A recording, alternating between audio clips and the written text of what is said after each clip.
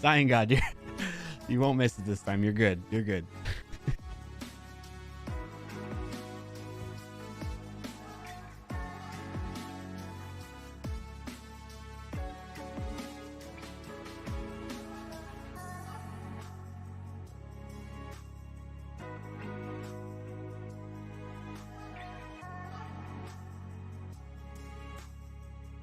Hello, good to see you. Good to see you. Thanks for being an early bird. Get the early bird special. Woo!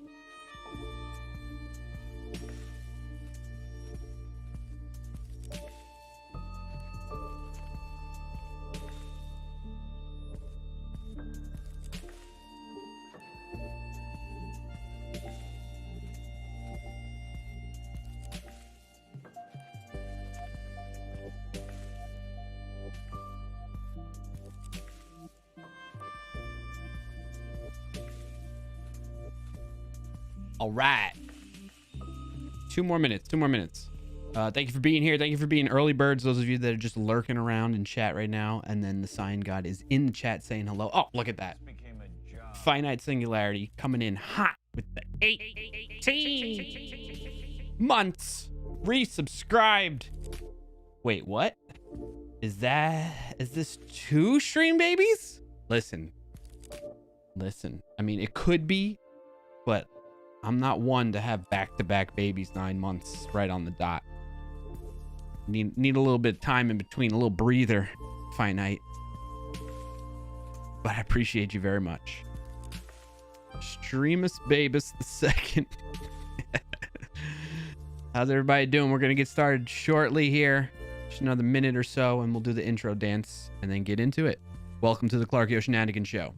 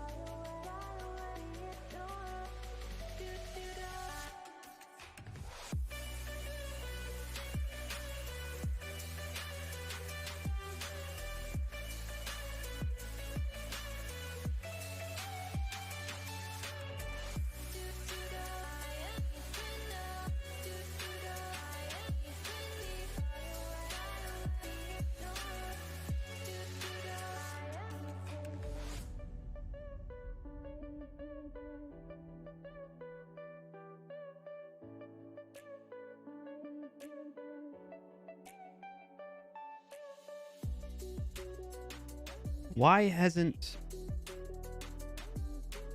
hasn't Discord bot announced that I'm live yet?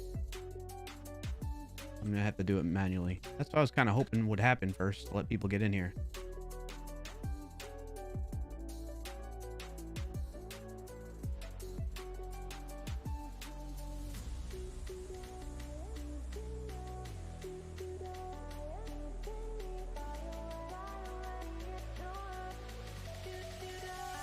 Silly, silly bots.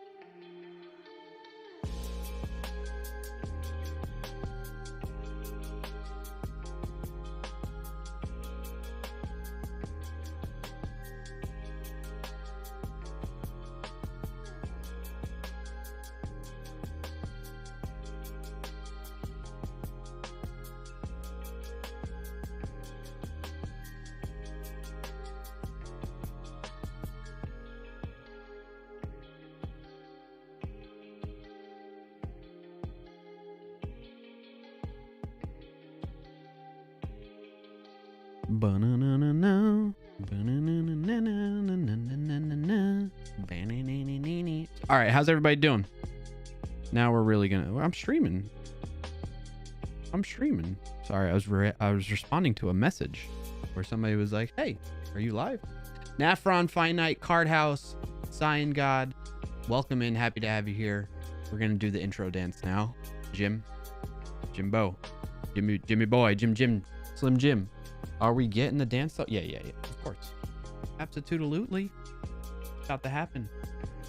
Right about meow. Pause it. Oh, wow, Jim. Look at you. Right when I said it, you did it. Cue the music. What? Is it gonna? Oh, yes. Yes, we can has dance. Who's ready? I'm ready.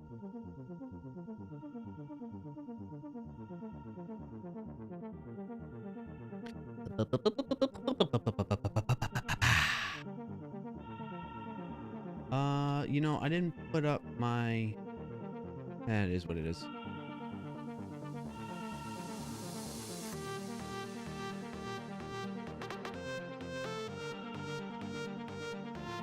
I see you over there.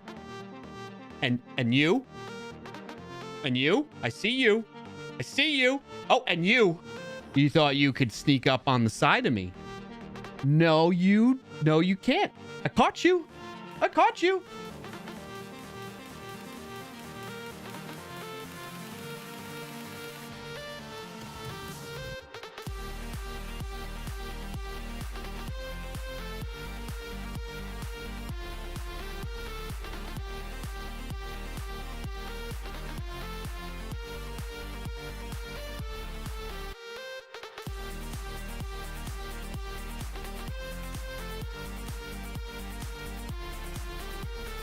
Get pumped. It's Friday. Going into the weekend. And clap.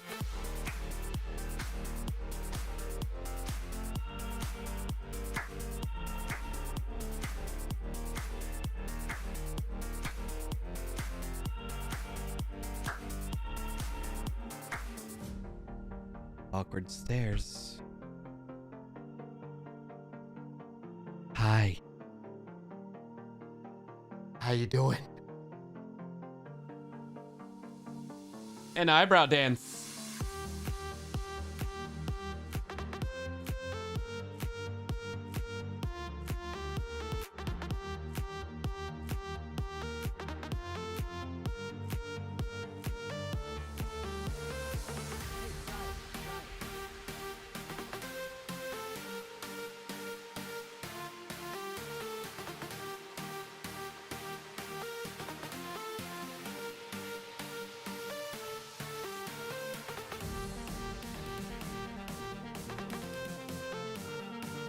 Hey, the niche. Hey, the niche.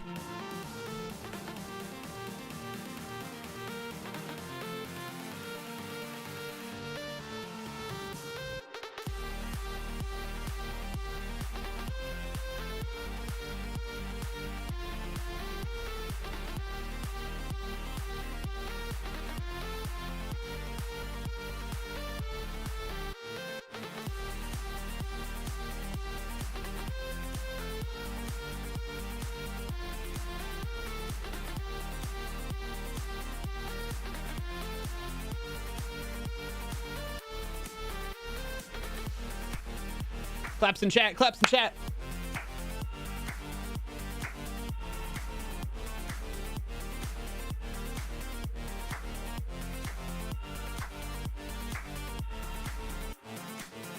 Woo! Yes! Friday. Stream day. Drum roll.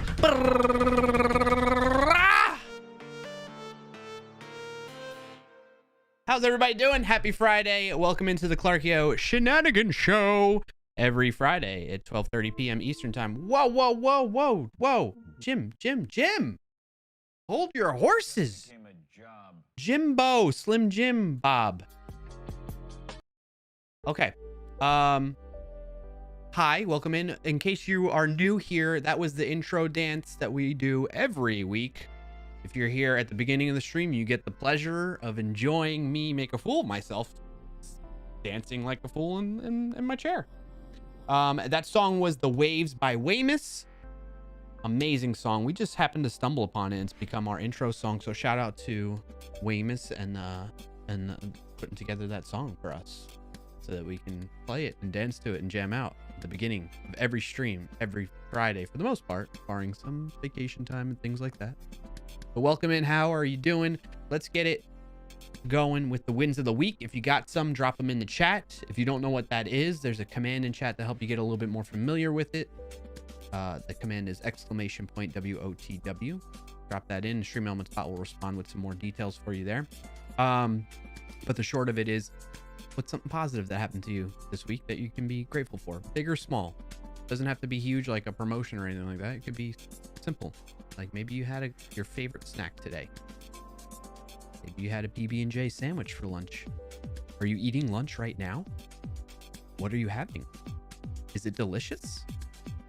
Or do you want to vomit? Those are two extremes, I know. But you never know. Somebody might be eating something they want to vomit. Luke, thank you for the hydrate request. Cheers. Appreciate you. After all that movement from the intro dance, of course I need to hydrate. So very appropriate and thank you. Well timed. Appreciate you thinking of me, Luke. Good to see you, by the way. Welcome in. Happy to have you here. What's your win of the week, man? I see Frackberg came in hot with 37 months resubscribed. Thank you for that heckin' long time. Wowzers. Got here just in time for the dance. Accidental shield mode. And to drop this back to work though. What is this shield mode? I had to turn it off. Frackberg, I saw you mention it too. What was that about? You don't know how to make the clap? Okay. Card House, good to see you as well. Nafron, welcome in. Happy to have you here. Clarkio disabled followers only mode for this room. Clarkio disabled slow mode for this room. Yeah, what was that? Why was that on by default? Slow mode during the dance. Yeah, like what? The niche was clearing chat. Enabled 1 month followers only mode and enabled 30-second slow. What the niche? What were you doing there? That was you.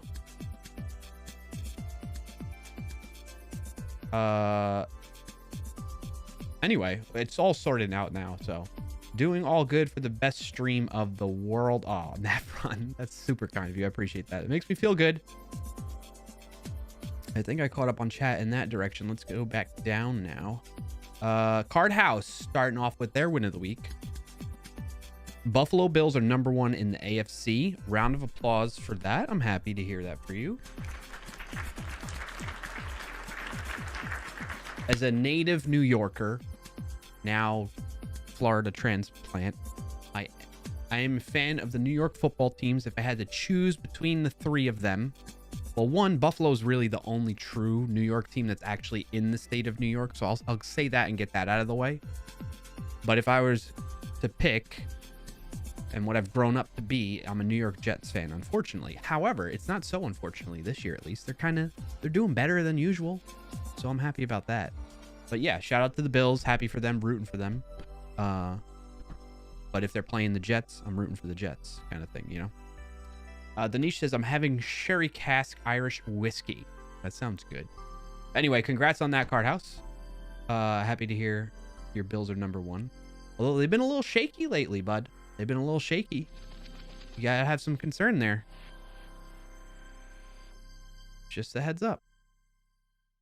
Win of the week from Finite. Thank you for sharing as well. Card House for that. Finite, thank you for sharing your win of the week. Got a Jetson Nano working for video encoding. Thus will have an amazing IRL ski stream rig that should be way more stable than last year. Ooh, I'm excited for that. I remember catching a little bit of the ski stream last year, and that was really cool to see, like all the metrics you got going on and like measuring your speed and all that fun stuff and the GPS. Oh, that's so cool. I'm excited to see what you got for this year. Good stuff. Congrats on that, Finite. Happy for you. Happy for you.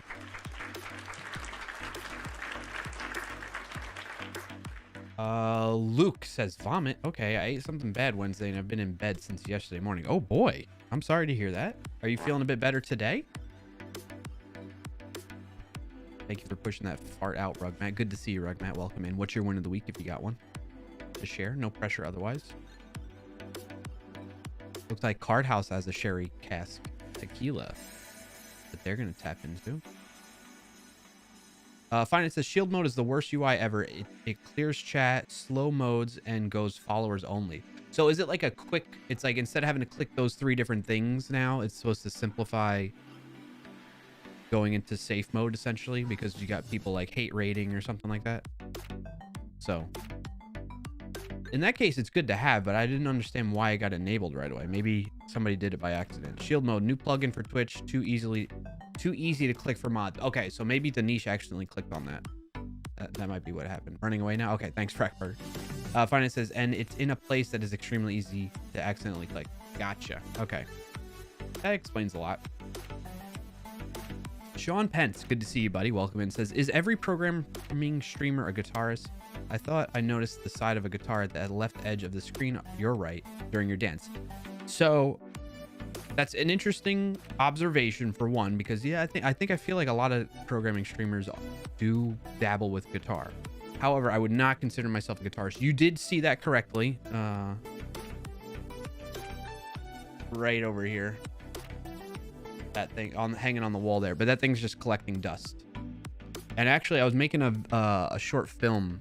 I took a film editing and recording class around January of earlier this year. And one of the projects I was working on that I didn't quite finish was about that guitar. And the story behind it was, well, I can get into it. But basically what it stands for now to me is the reminder of my failure to learn and play guitar better than just like strumming the different chords. Now I can't even do the chords, just strumming the different strings on it. That's about it that I can do. So, and I've had it for years, like since college kind of thing. So I've had plenty of time to learn and get better, but it's just there on the wall to remind me like, hey, you know, maybe don't always jump into things that you're not going to follow through on. That kind of thing. So good eye though, Sean Pence, good eye. The niche says, I didn't do anything. I just activated the shield mode. That's all. Yeah, it was by accident. We didn't need shield mode. But thank you for letting me know. Cardhouse says, you can watch us demolish the Jets this Sunday. Hey, you know, the Jets have been surprising people, so I'd be wary. You did miss the dance. Although I thought I saw you in the logs that you joined earlier. You might not have just been paying attention yet. Sorry you missed the dance, Rugman. I Dream of Memes, good to see you. Welcome in as well. Happy Friday to you too. What's your win of the week? If you got one to share, drop it in the chat. Rugmat's doing some bulb stuff. Finite says, hoping to have both GoPros hooked up with different views and allow chat to control the camera remotely while I'm scheming. Wait. Oh, because you'll have multiple GoPro views? Oh, okay. You're going to have like a front view, a back view, side views. You're gonna have like 360. That'd be kind of cool. Aren't there? You know what? Not to add to your challenges here. Wait, why is that happening? Hey, hey, what is that doing there? That's odd. I gotta fix that now. What's up, Bauer? I know, mommy went to the grocery store. You're all alone. How do I fix this? Hey, thanks for doing the shadow there, Rugmat, because I would not have noticed that before.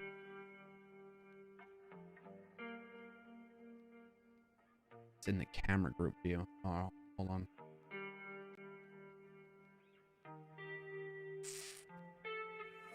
Ah, that shouldn't show up like that. It's weird that there's nothing here right now, you know? But then when you do the shadow, it comes up somehow. Very odd.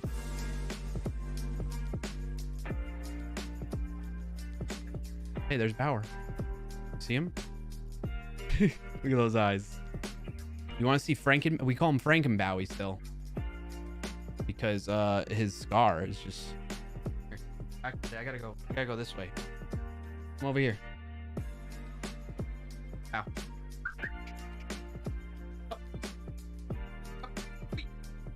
See right here?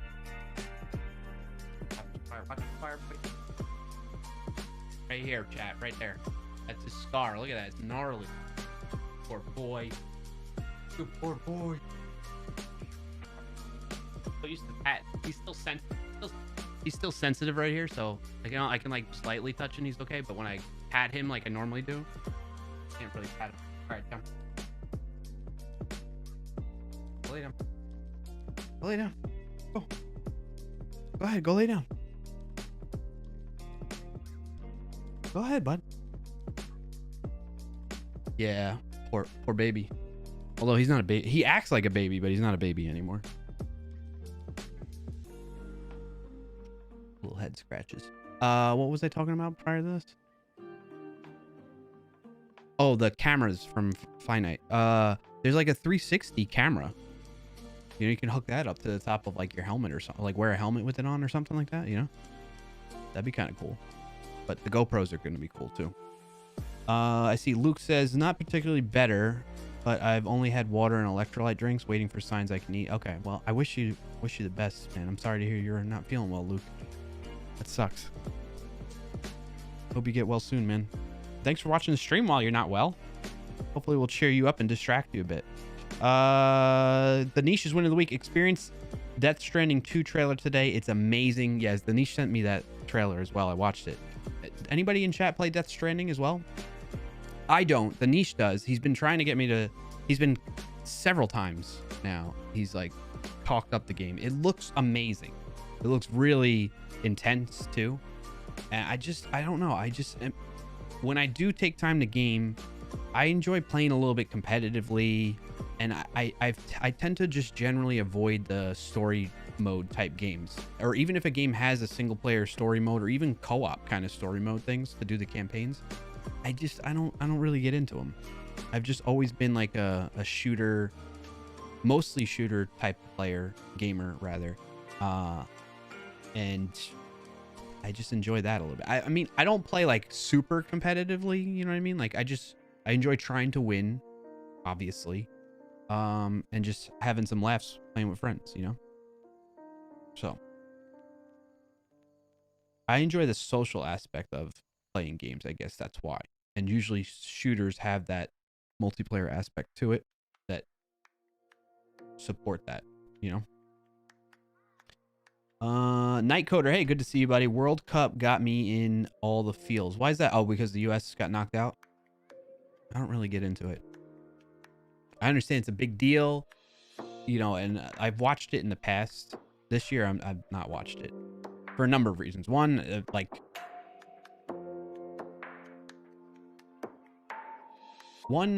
what's one reason why I'm not watching it this year? There's not really in particular. There's nothing really strong reason why I'm not watching it in particular. But the one thing that stands out to me is that it's where it's being hosted, and that country and having like human rights violations. So like,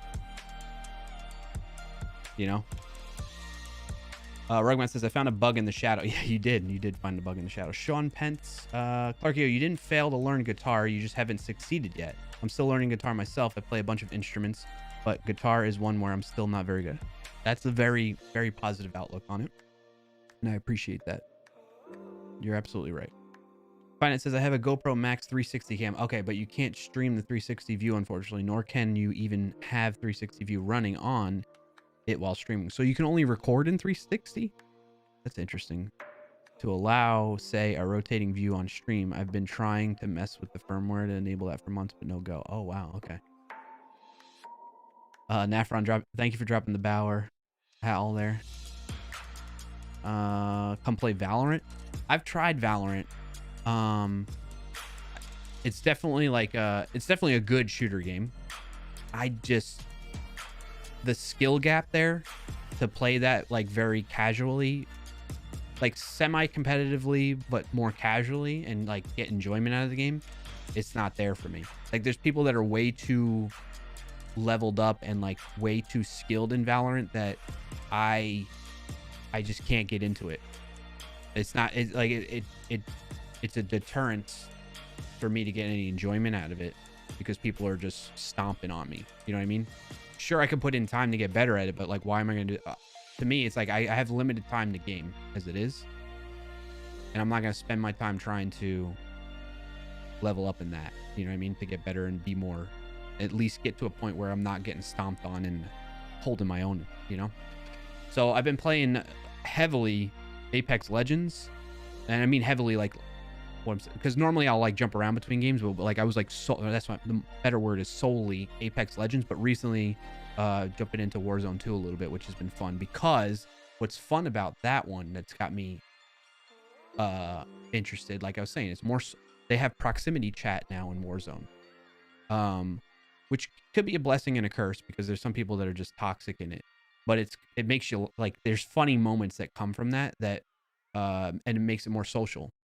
So I've been really enjoying that aspect of it, where you're like talking to people that are around you, and sometimes you can team up, or, you know, whatever. There's all kinds of different things different events that can occur as a result of that. So it makes it interesting to play. So I'm trying to get my bearings there. And I used to play a Warzone 1 for a long time, and then I got tired of that and bored with it. We jumped into Apex, and I've been playing more competitively there, ranking up, because they have a great ranking system on Apex. So just a little insight. I used to play a lot more Rocket League, like a non-shooter game, Rocket League. I love that game. Still love it. I just haven't been playing it. And I used to be pretty decent at that. And that, like, even though I could rank up fairly well in that, I got to like Champions League in that one. That was the highest I ever got, like champion, whatever the lowest level of champion is in that rank system. Whatchamacallit. I always played that more casually, even though it was like competitive. I would always play ranked mode, but I felt more relaxed playing that. It wasn't as intense so much. I would just jam out, listen to music, because that's the one game where you can like listen to music and you can play. You don't need to hear things around you. So that's why I enjoyed playing that. I would even play that by myself a lot. So anyway, that's all in response to Nightcoder saying, come play Valorant. Hellraiser says, I'm stoked after seeing the Hades 2 reveal trailer. I heard good things about the first one. Again, another great, amazing game that, like, these single player games are winning awards, right? What was it? What's that game that won Game of the Year? Oh man, I'm blanking on it. But it's like a story mode fighter game, right? Very fictional, obviously. Oh, I'm blanking on it. I saw, well, like Ragnarok, God of War Ragnarok won a lot, but then there was that other one that's very similar type of style game that won Game of the Year. Luke, you love Rocket League? Nice. Me too. Me too. Cardell says, I have seen the game played, but have not done myself. I did just get into my first playthrough of Portal 1 and 2. Freaking awesome. Yes. Puzzle games are great to play on your own or with people. Portal being a great example of a game that does that well. I do get into those types of games. I don't have a lot of, like, again, when I game, I prefer to not game by myself, and I like to use it as an avenue to be social virtually. So that's why I tend to lean on those games that have more of that social capabilities in it. And Portal can be that. But if I'm gonna play a single player game, I'll probably go to like a puzzle game or maybe a real-time strategy game like Age of Empires, which that one had a recent release earlier this year or something like that, right? Night Curse says Brazil just lost to Croatia with both goals in extra time, and they lost in penalties. Ouch. Luke says the new Modern Warfare game is brilliant multiplayer. I haven't played the multiplayer because that thing's, they're still charging $60, which I understand in those types. You know, they gotta make money. But why would I do that when I can play like Battle Royale style, which I like that style of a multiplayer game, and it's free, you know?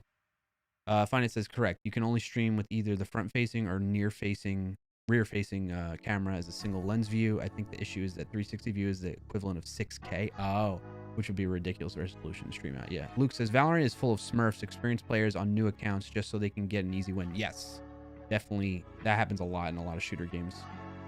Finance says, and there isn't enough processing power on the camera itself to crop/transform a frame of the 360. I got you. Yeah, yeah. Hellraiser, is there no downside? Are you talking to that? Good to see Hellraiser. Welcome in, by the way. Niker says, thank you, QT. Love Rocket League, Luke. Me too. Finite's talking to... the problem with the 360 view is that it needs to stitch together the view from the two cameras. Yeah, and it gets severe fisheye on style on it. So then you need to crop and transform. Yeah, I feel you. I feel you. The algorithm running in the PC GoPro software takes about 2x the video time to reframe. Oh, wow. So at half X rate. So on the camera itself, it'd be stupid slow. Yeah. Elden Ring. Yes, that was it. I dream in memes. Hey, Mary Jo, good to see you. And thank you for the 21 months.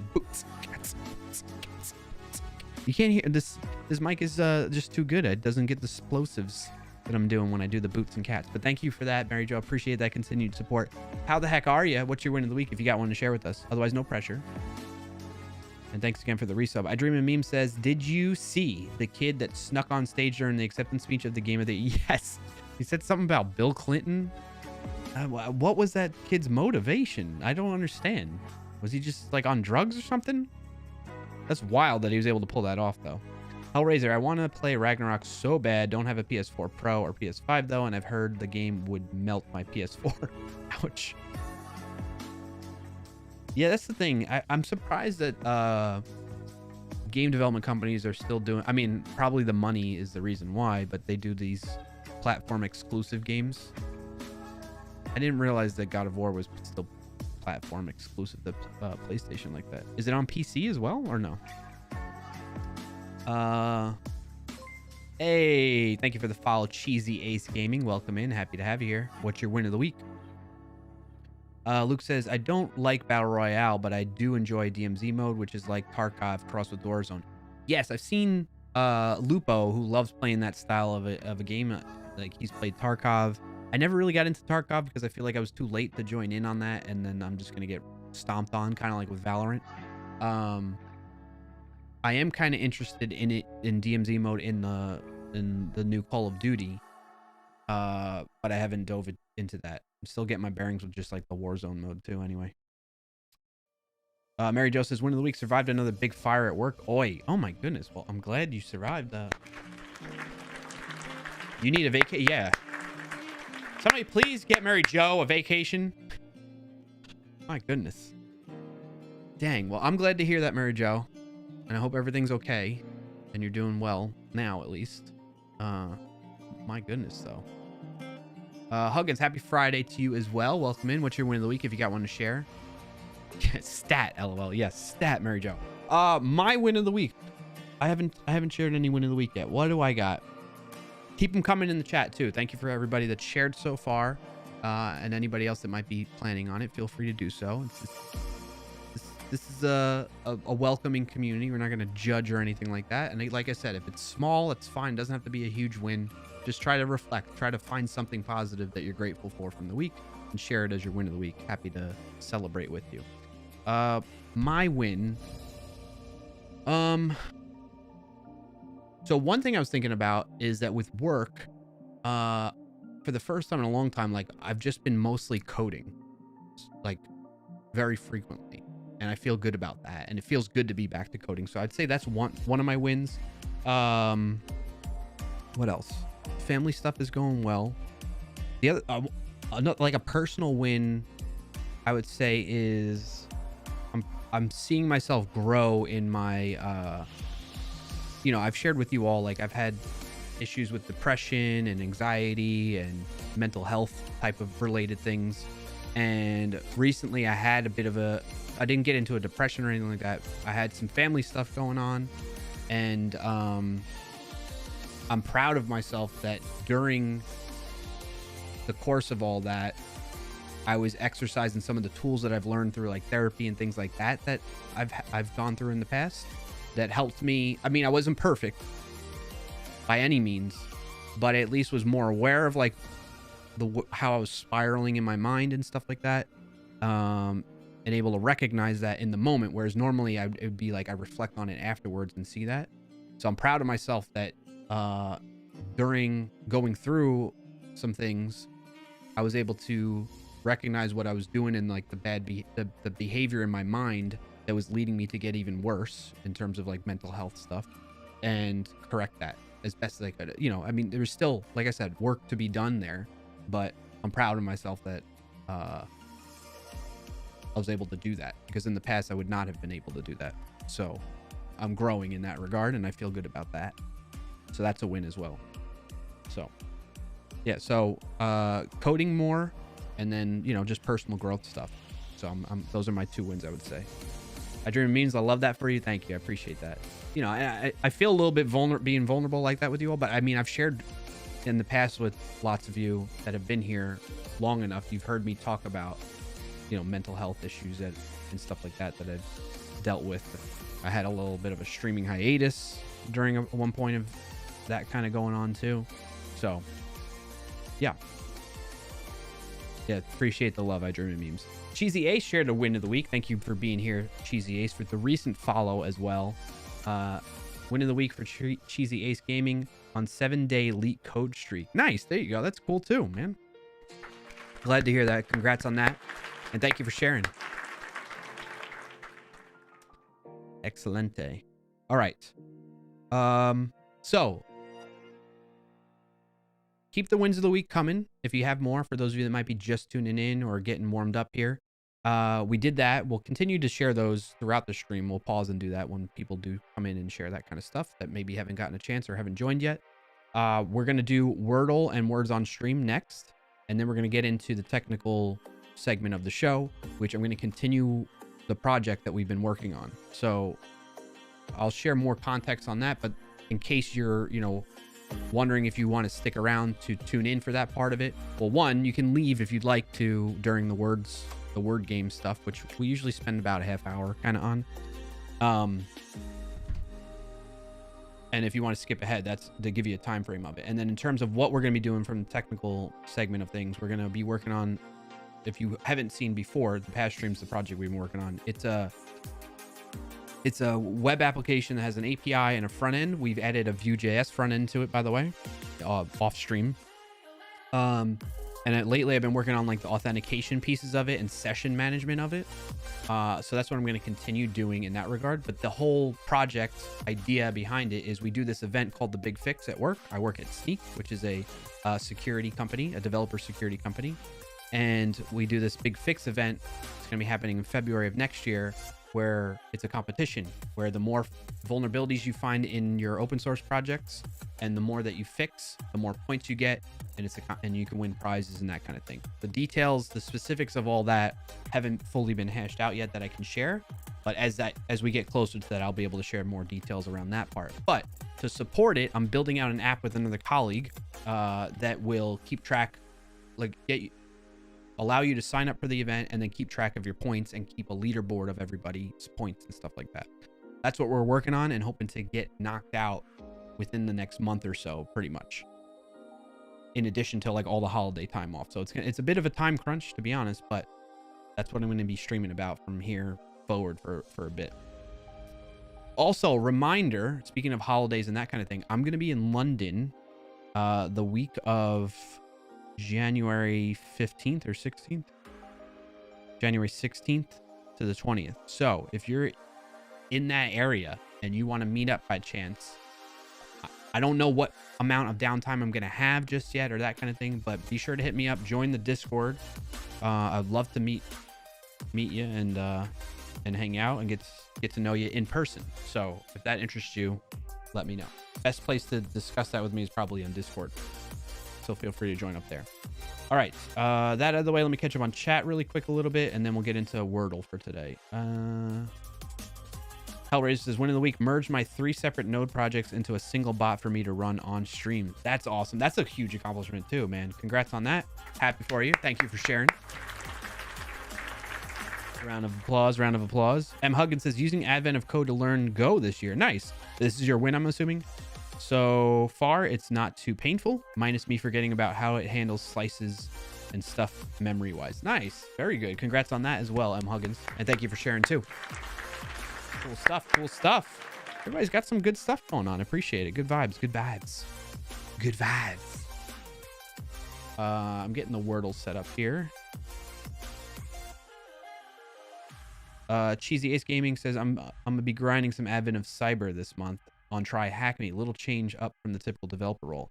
Nice. I didn't know Try Hack Me did that. So that's cool. If you have a link, feel free to share that. So the others that maybe are interested could check it out too. You're welcome to share a link in the chat is what I'm getting at, in case you wouldn't mind doing that. Ryan Hawkins, good to see you. Hey, what's up? Okay. Welcome in, buddy. How are you? How was your week? What's your win of the week, Ryan Hawkins, if you got one to share? Otherwise, no pressure, no pressure. All right. I'm going to do the Wordle, then we'll play a round or 2 of words on stream, and then we'll get into the working on the project. All right, chat. Thanks, everybody that's here right now and has been here, and everybody that shared their win of the week so far. If you do have a new one to share or you just tune in, feel free to drop it in. No pressure. All right. Switching scenes now. We are playing Wordle, friends, and yes, I have way too many tabs open. In fact, we're gonna do this. We're gonna close all tabs to the right of this. Boom. That's a little bit better. That's a lot bit better. Excuse me. All right. As always, well, one, if you haven't played Wordle before, I'll explain what's happening as I go through it. You got the Wordle in 2 today. I did see that. M. Huggins. Congrats on that. And thank you for sharing the link there, Cheesy Ace Gaming. So, folks, if you want to do not just advent of code, but advent of cyber for cybersecurity related stuff, the tryhackme.com/Christmas link that Cheesy Ace Gaming dropped in the chat will bring you to that. And thank you. I'm going to check that out. All right. Wordle. So I'm not going to be looking at you, chat. I'm not ignoring you. I am just focused on not having any spoilers here. You can feel free to guess along with me if you'd like. All right. So I always start with my first guess, which is farts. And one day it will be that word. All right. So what this is telling me here, basically, if you haven't played Wordle before, you got to guess what the word is. There's a new word every day. It's a 5-letter word. You get 6 chances to try and get it. You want to try and solve it in as little tries as possible. So already I've used 1 try on my farts guess. Now what this tells me is it gives me a little bit more information after each try. And what this tells me now is F, T, and S is not in the word, but A and R are in the word. They're just in the incorrect position. That's what the yellow background indicates to me. If they were in the correct position, it would be green. Good, yeah, I know. Get good. So it could be like arrow. I generally don't want to go that direction, but that's the first word that comes to mind after that to try and include. I play in hard mode, by the way, which, in case you don't know, you don't have to have. Basically, hard mode makes it so that you have to use the hints that were previously given to you in your subsequent guesses. So I have to use A and R in my next guess, which can make it more difficult because I could skip that and just try to get a bunch of other letters in here to get closer to find out what the other letters are in the word without guessing those letters in it. You know what I'm saying? It allows you to eliminate more letters from your guesses if you don't do hard mode. But I was already trying, I found my habit and behavior when I'm playing Wordle was already doing hard mode, so that way I don't accidentally, and then I would get mad at myself when I would accidentally not use the letters the hints that were provided to me in the previous guess. So I turned hard mode on to make me stay with that. All right, so I'm thinking arrow because it'll let me know if there's another R in there and if there's an O and a W. However, I want to try and get as much, something like that, where I'm getting more letters in there to guess and more positions, and I'm not using a double R yet. Might be a better guess for me. So I'm going to go with this. Oh, I hit the wrong button, I guess. Okay, so that was a good guess because now I know that the A, that would have been bad because A is not in the beginning. A is here. And R is now either here, here, or here. So my other thought was going to be erase, but I already know like E is not in there and S is not in there.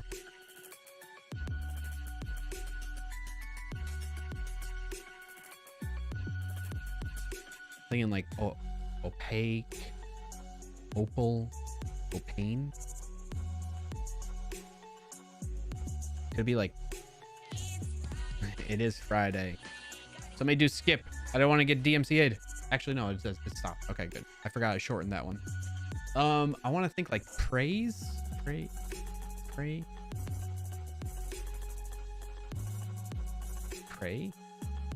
No. Because S is not in there. So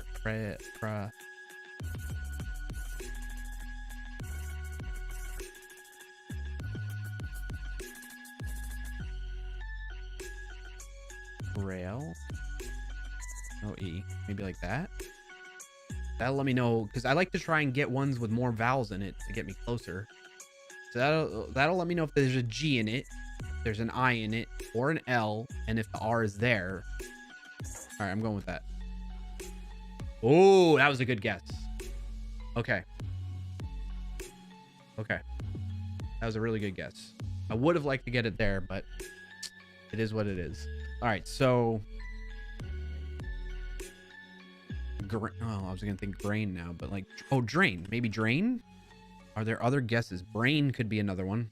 Shoot, there's so many options. This is where I get really messed up and could potentially, this is usually when the way I lose is when there's so many different word possibilities with the letters that I've gotten. Lots of times I'll have just one letter left. Oh, there's drain, brain, Schmerple. Was that JT? Yes. I think I've come to learn that you usually pop in and first make it notice with the Schmerple. Drain, brain, crane? No, C's not in there. All right. I think I'm going to go with drain. Oh. Okay, that's better. Do it. Just do it. Shy. Yesterday, you said tomorrow. All right, skip it. That's going to be a long one. Make dreams I'm doing it. true. Nothing is impossible. No, what are you waiting for? Do it. Oh, is it braid? Do it. Is it like that? Flashbang.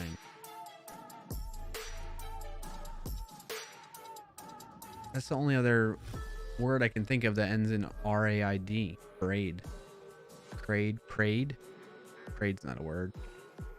Yeah. Raid? W-R-A-I-D? No, it's gotta be braid. Okay, wow. There we go. Man. It's tough when it's like that.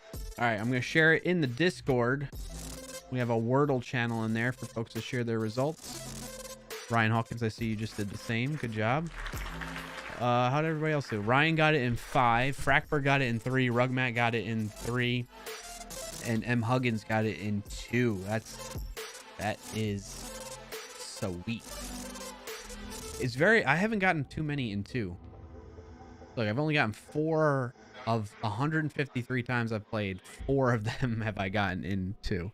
I think I got a little bit more because I don't have like a profile and I do some of them on my phone. In fact, let me look on my phone and see how many I got in 2. We can just add them up. Let's see. I've gotten 2 in 2 on my phone. 21 in 3, 32 in 4. I mostly get them in 4 tries. and then 26 and 5 and 13 and 6. So pretty similar distribution on my phone as well. All right, let me catch up in chat here.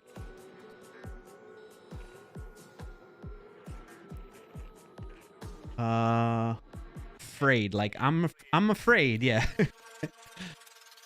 Cheesy Ace Gaming, this theme is hilarious. I'm gonna get back to work. This stream is hilarious. I'm gonna get back to work, but this is a fun community. You all take care. I'm glad to hear that, Chase. That's our cheesy. I combined Cheesy Ace with Chase. Appreciate that. That's the vibe you get from us, because that's what we're going for. And welcome in. Huggins, I've played 228 times and only have gotten it 5 times in 2 tries. Nice. Okay, there you go. Enjoy the rest of your day, though, Cheesy Ace. Appreciate you. I see Night Coder. You guessed Braid as well.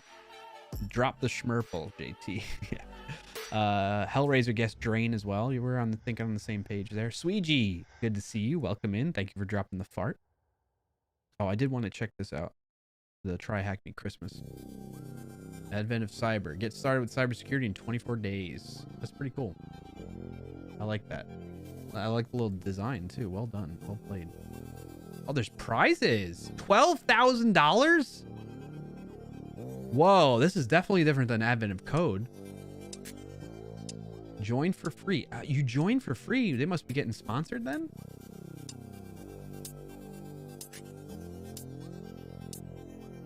So they must judge based on how many hacks you complete. Total prize pool is $40,000. Wow. So 6 people will get 6 offensive security, learn 1. Oh, okay. It's not like cash. You're getting... All right, so people must, like, companies must have donated this stuff. Offensive security, learn 1 subscriptions. Okay. 1 Try Hack Me will donate to your favorite charity of $2,000. Nice. 5 Raspberry Pi 400s. Nice. 10 AirPods 2nd Gen Pro. A DJI drone. GoPros. Comp TIA Security Plus vouchers. Wow. Oh, that's the certification, right? Remarkable 2, Flipper 0. These are like hackable hack tools. I've heard of the Flipper. I don't know about the Remarkable. Asus ZenBook. A computer? 12 of those? Wow. Hack 5 Wi-Fi Pineapple. I got one of those. Probably like an older model though. Rubber ducky. I haven't cracked this bad boy out in a while. I should do that again sometime. THM swag vouchers. Try Hack Me swag vouchers. I like that. I would go for that for sure. Try Hack Me monthly subscriptions as well. Very cool. I don't like Advent of Code is fun. And the motivation is just you wanting to learn and challenge yourself, right? But this is like that, plus you can win stuff. That's pretty cool. Thanks again for sharing that, Cheesy Ace Gaming. That's not the name. All right, with that, we've completed the Wordle segment. Now we're going to play a little words on stream. Let me get that set up here.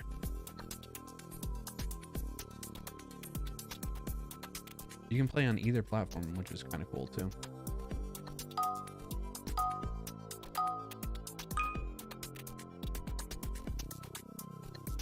All right, go for it, chat.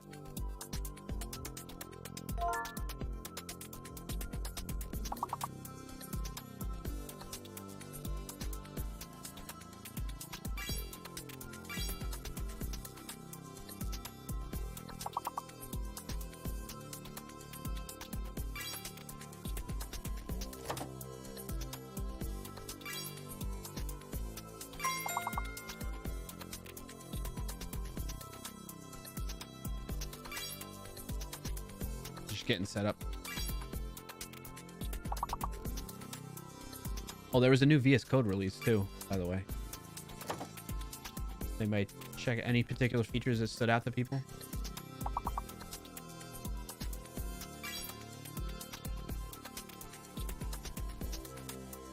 Oh, this ain't the right.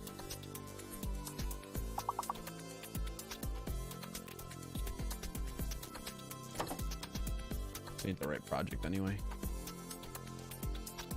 Well done so far, chat. I haven't played yet. I haven't been playing, so. All right, we are all set now.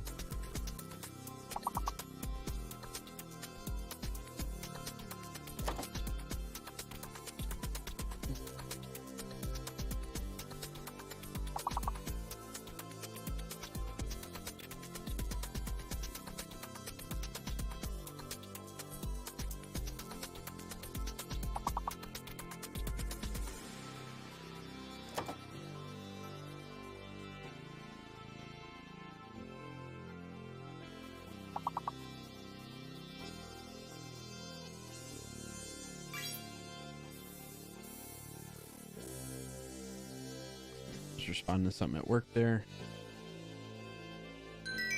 Well done. Skipping 2 levels, going to level 3. Ryan Hawkins, JT, Rugmat, Sean Pence, and M. Huggins, and Night Coder, thank you for helping get us to that level. Let's keep it going. I'm going to say Juicy, but there's no J.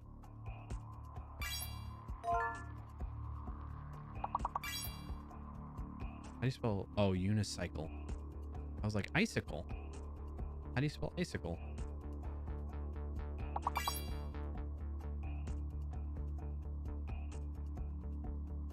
Dang.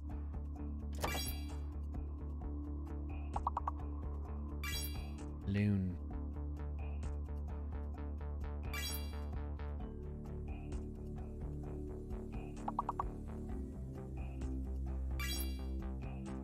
Nice.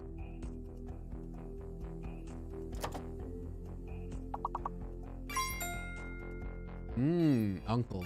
Good. Good guesses.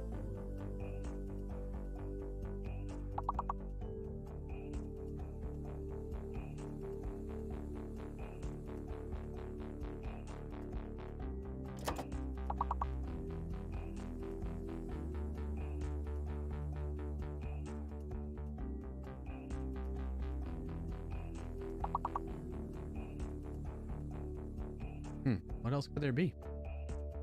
There's more 5-letter and 6-letter words. Cycle and uncle. In lieu. Wasabi. Hey, Wasabi. How you doing, man? Welcome back. Welcome in. All right. Alphabetically 4-letter word between clue and lice. Alphabetically 5-letter word between cycle and uncle.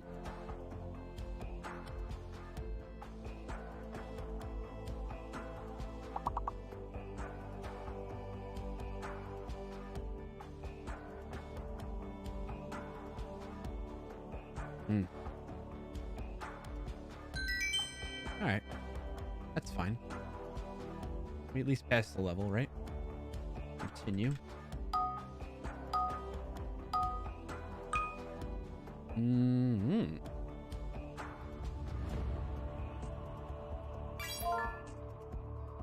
Nice, Ryan Hawkins.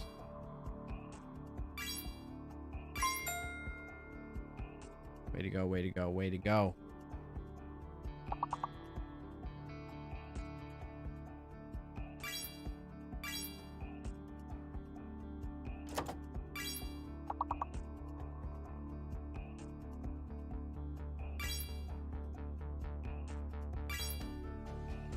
Oh, we're gonna knock this one out. All right, one more 4-letter word between alphabetically between dins and lids. Something that starts with a D or an L. Dills? Libs. There we go. That was a quick round right there, chat. Way to knock it out. Continue.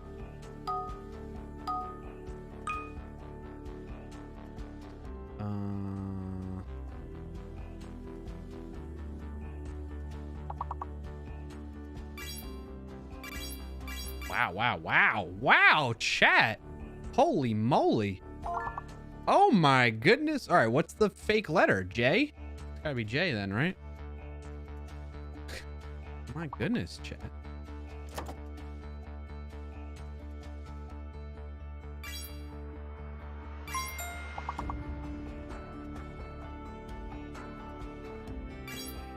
Oh, somebody guessed hatchet. Chat. You are...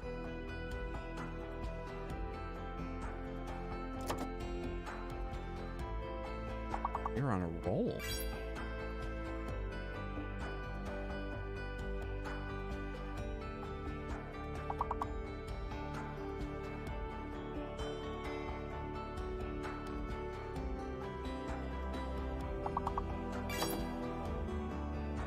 All right.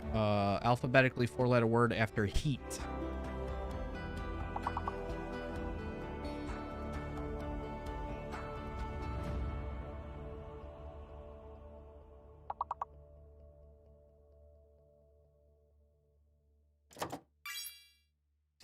The nice job, Wasabi Dev.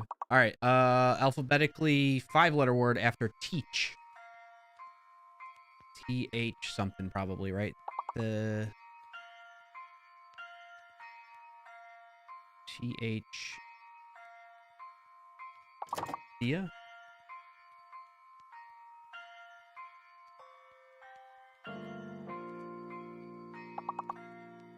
Face? Theka? Okay, I just threw that word out there. Theka. All right, now we got a 6-letter word. Oh, never mind. What the heck's a Theka? I just threw letters together for that one. Pause here for a second. We got Ryan Hawkins, Rug Matt, Sean Penn's, Wasabi Dev, M. Huggins, JT, myself, Nightcoder, and Hellraiser. Thanks everybody for getting us this far. Let's keep it going. See if we can get close to our record of level 27 without cheats, 28 with cheats. The loose sheath enclosing the spinal cord. Theka. Okay. J is not fake anymore.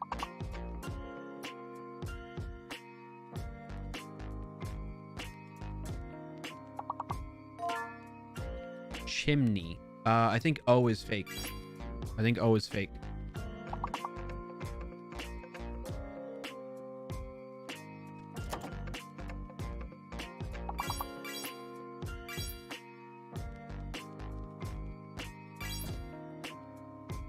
Well done, chat. Keep it going.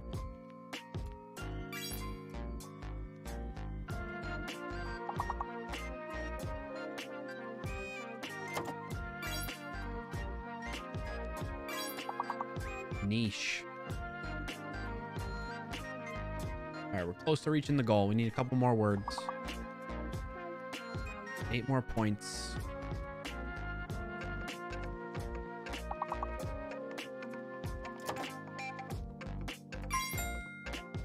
Nice. We just did it right there. Ryan Hawkins pushed us over the goal line. Micey? Is that a word? Hyman? Okay. Miney? Hermione?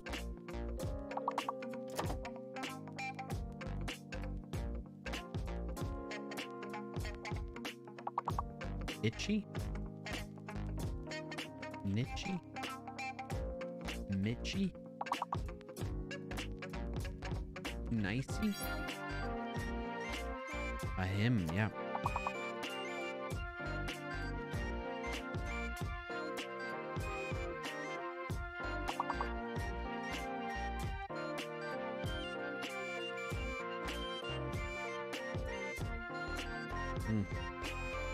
That was a decent round. I mean, definitely a good round. What am I saying? 127 over 92. Skip 2 levels? Heck yeah. We're going to level 12, boys and girls. Here we go. Continue. All right. I think we're going to have... Nope, we're still on just fake letters right now.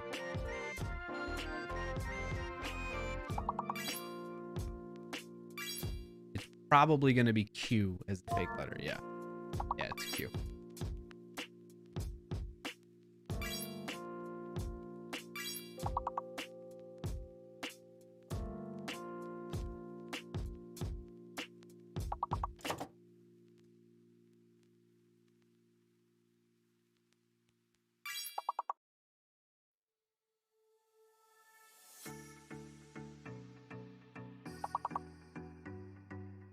Dang.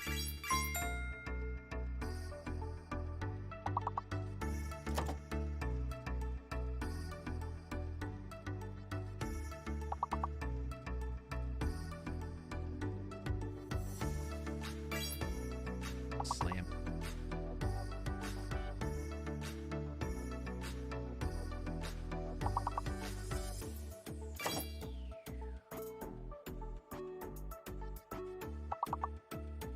Slammo. What? Alamo.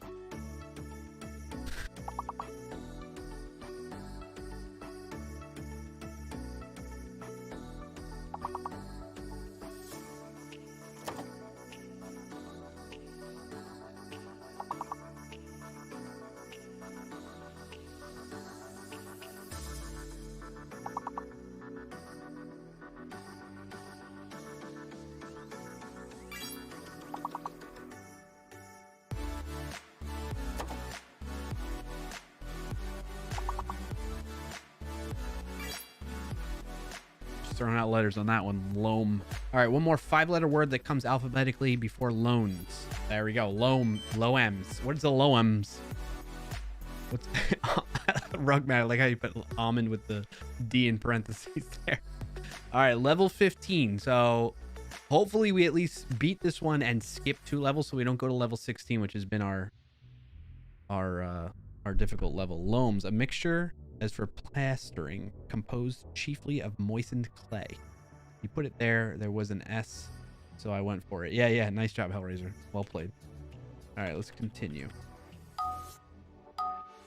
All right, now we're dealing with fake and hidden letters.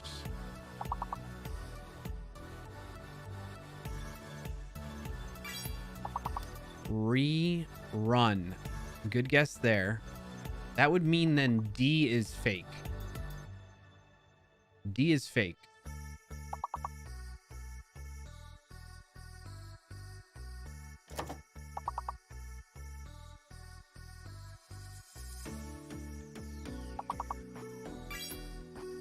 R-U-N-E. Nice. Okay.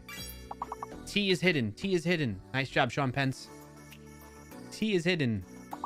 Return. Hellraiser, you beat me to it. Turn, yep. Turner. Nice job, nice. Night Coder. 3 more points. One more guess. One more correct guess. Yes. Yes.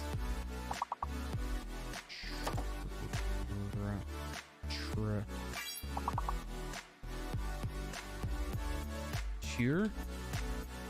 Trun. What comes alphabetically between true and turn? 4-letter word. Tune. Way to go, chat. We're skipping 3 levels. We're going to level 18. Forget level 16. All right, let's take a moment here. Brian Hawkins with 104. Hellraiser shortly behind on that one. Rugmat, Sean Pence, Wasabi, M. Huggins, myself, JT, and Night Coder. Good job, team. Go, team, go. All right, we're going to go to the next one. Level 18. We're on a good run, chat. Let's keep it going. Oh, boy. And it all 5-letter words. 5-letter words.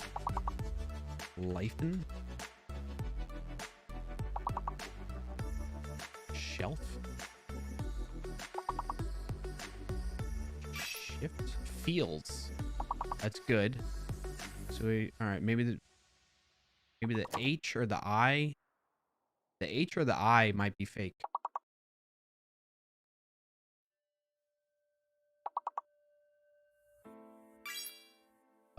Fleas.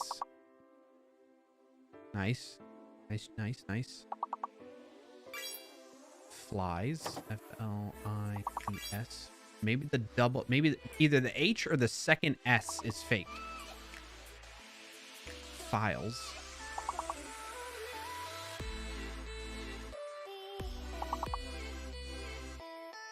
What's the hidden? I think we need to get this hidden letter. And that'll open up the floodgates. H is fake? Okay, H is fake. Good call, good call. Are you sure there's 2 S's in there? Lifeless. L-I-F-E-L-E-S-S. You used all the correct letters there. Oh, there's an extra L. There's a hidden L. Hidden L. 2 L's.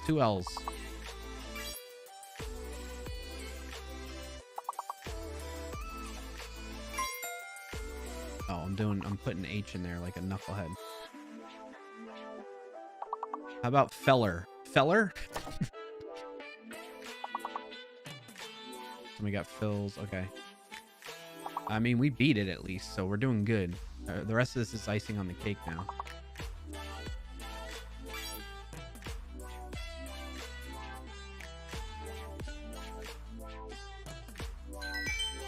Nice job, chat. I did not help very much there.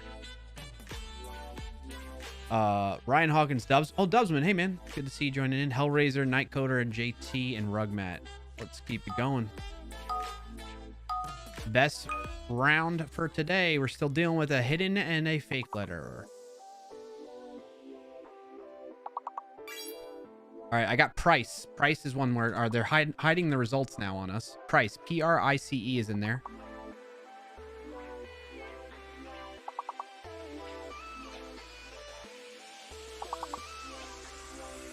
All 5-letter guesses, by the way. 5-letter words, I mean.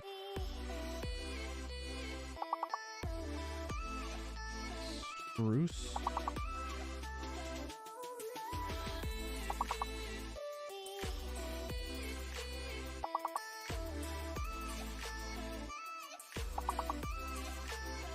Do we know what's hidden or fake?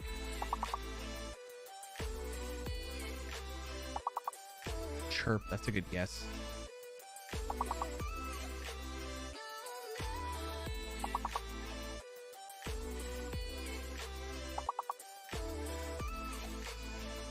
H might be fake again. All right, let's put it up there in case it is.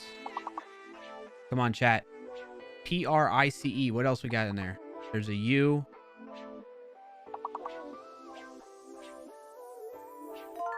Oh, what was that, Hellraiser? Picture. Picture. T is hidden. T is hidden. Use T words. Words with T in it.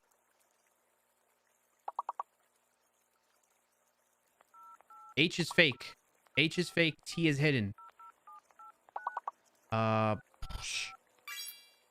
Rugmat got tripe. Tripe or troop? Oh, there we go. Trice. Yes. All right, come on, chat. Throw it. Throw words out there. Go, go, go.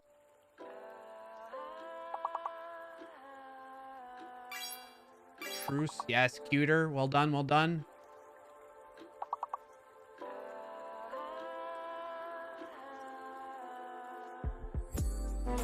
Oh. Hey, level 20 is really good, chat. That's our best in a couple weeks now. That's our best in a couple weeks. Good job. We didn't get stuck on level 16. We just cruised right by that and we made it to level 20. That's pretty good. Shout out to Hellraiser, Ryan Hawkins, and Rugmat leading the way in the first 3 positions. Then Sean Pence, Wasabi, myself, M. Huggins, JT, Nightcoder, and Dubsman. We're gonna play another round and then I'll get into the coding stuff, okay? Cutie, that was fun. It is fun, right, Wasabi? How you been, man? You got a win of the week to share with us? If not, no pressure. GG, everyone. Yes, Ryan Hawkins. All right, we'll play one more session of it and then we're gonna get into coding on the project, okay? Restart. Let's see if we can beat 20.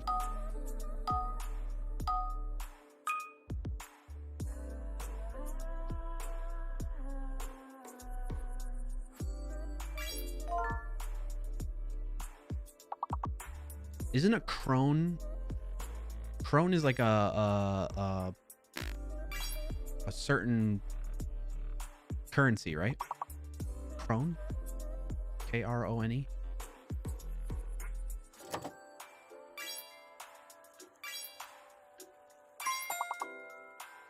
Tubsman. Why did it let you say? Oh, because you're VIP. You're allowed to say that kind of stuff.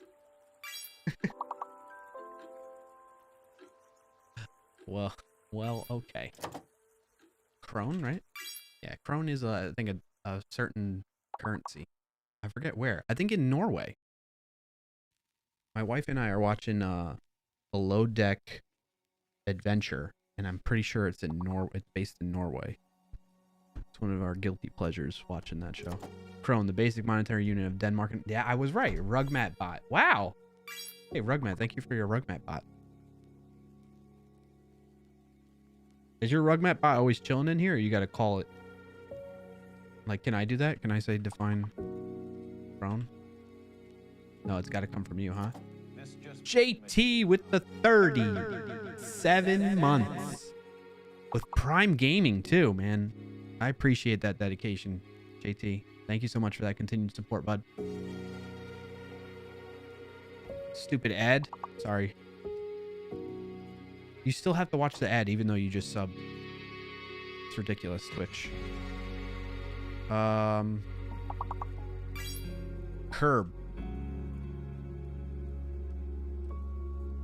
Nerb. Norb. Nork. Orc. Man, what was that 4-letter word? All right, nice job. We skipped 3 levels right off the bat. Let's keep it going. Keep it going. Brian Hawkins, JT, myself, Dubsman, and M. Huggins, and Hellraiser. Good round. Good round. Ads? Oh, shoot. I should have waited then. Sorry. Slice.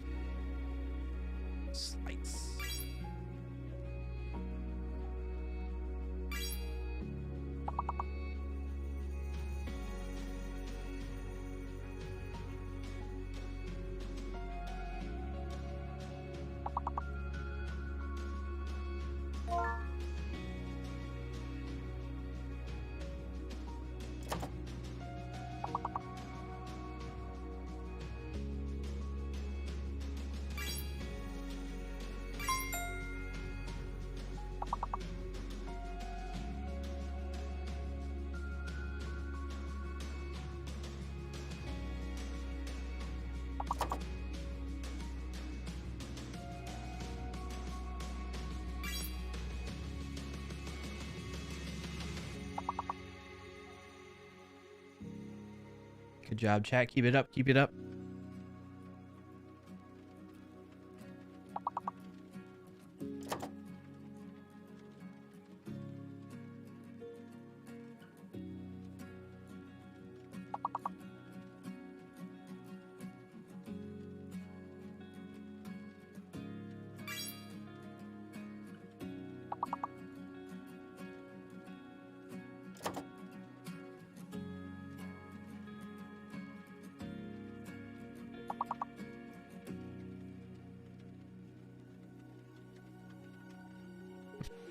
Throwing out random letters.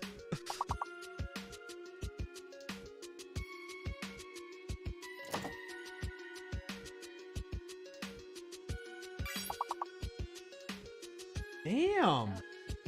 Wait, what? What is this, a gourmet lunch? What are you do? What are you doing? Thank you. Chat. Man, I love when my wife works from home. Check out my lunch here, chat. Oh. Salmon and noodles and carrots and broccoli and cabbage and wow. I was like, I mean, I was smelling all this stuff, but I was just like, oh, maybe, you know, I don't know. I didn't know what was going on. Damn. All right, we might play another round. Oh, there's peas in here too. We might play another round so I could eat this because I'm not letting this go to waste and get cold. In fact, I'm putting a lunch break on. Can you have some? I mean, if I could virtually deliver it somehow. And green screen cabbage, yeah.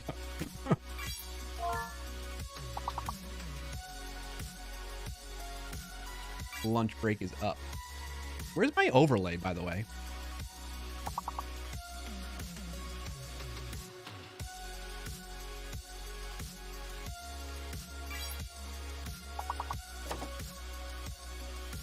What happened to the overlay?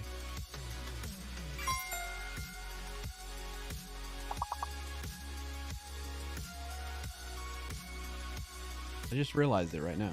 My overlay is not below me here, which is fine. Like but it breaks away the whole theming that I got going, you know?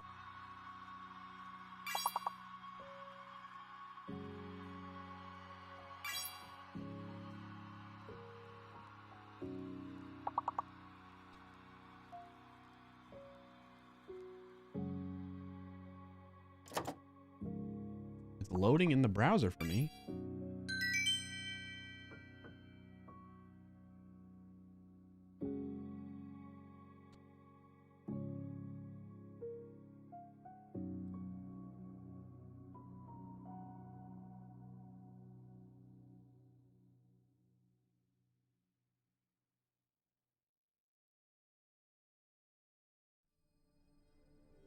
Well, this is annoying that it's doing that.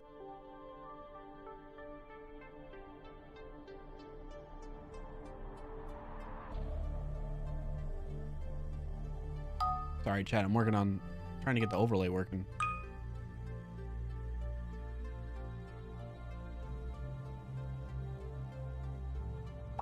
Like it's literally working in my browser, but it's not working in OBS for some reason.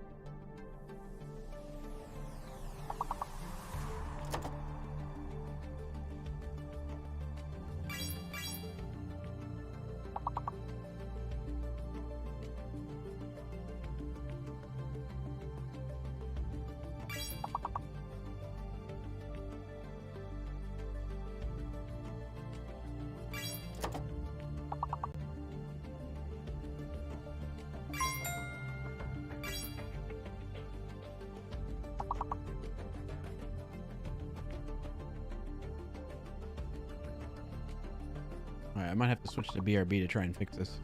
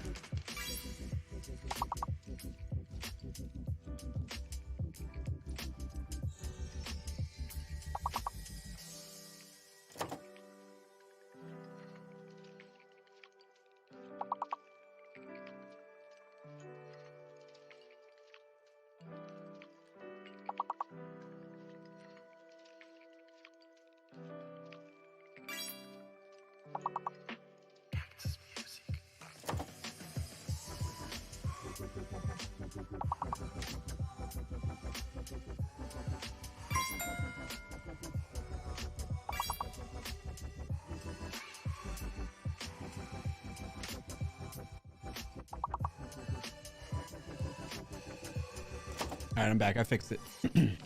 There we go. All right, I'm still trying to eat my lunch. You all are doing great, though.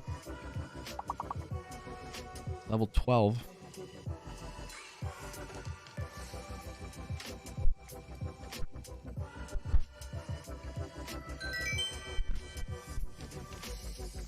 Keep it up, chat. Keep it up.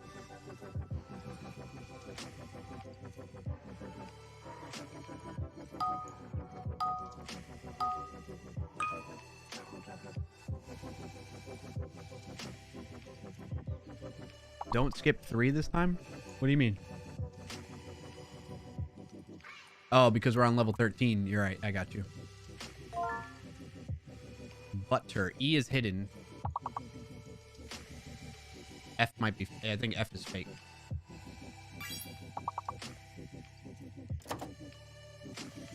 Nobody guessed butt? About rut.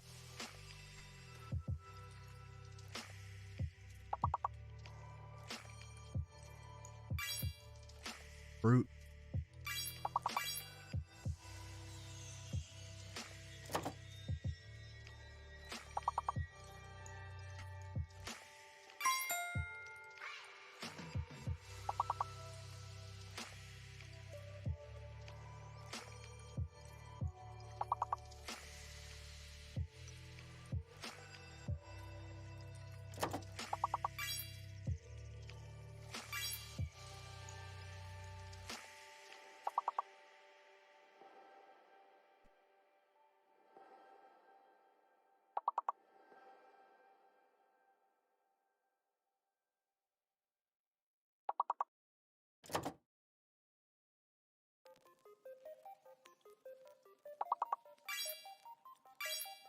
Boom.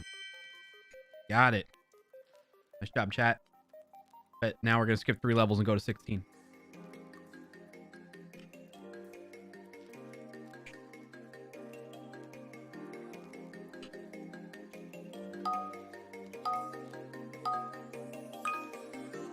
Sabotage.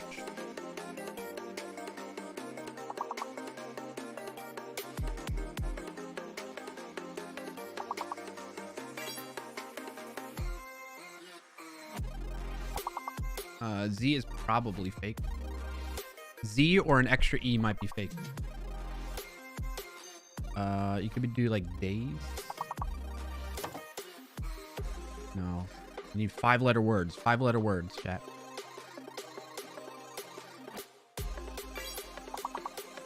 Batch. Cheer. So, all right, there's 2 E's. The hidden letter is R. Nice job. Nice job. Hellraiser and Rugmat. Figuring that one out.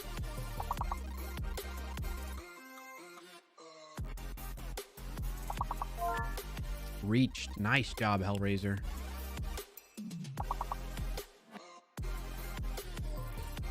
Shared.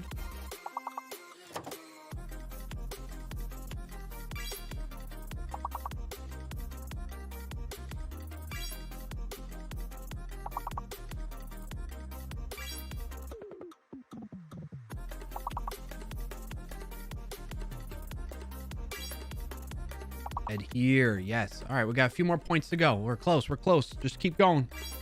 Keep going.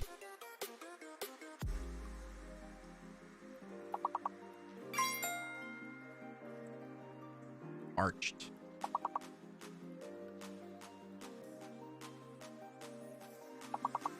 Wow, we got it. We got the goal by 1 point. Level 16 can kiss our butts.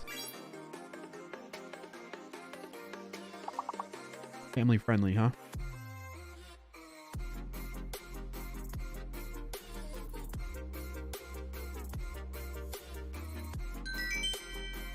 Put that in your pipe and smoke it, level 16.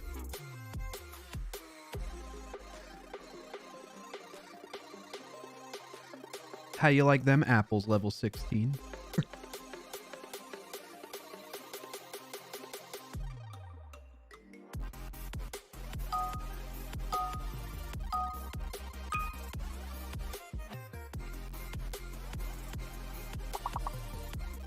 I'm going down on the bowl.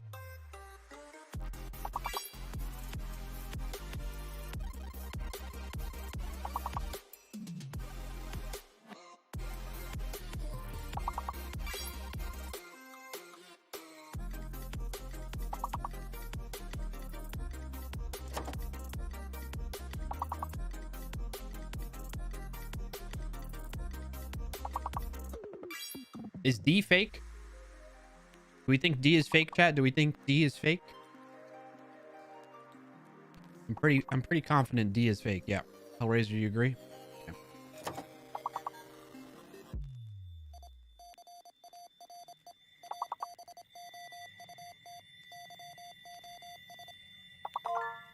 Tourist, Hellraiser. Wow. I is hidden. I is hidden from that.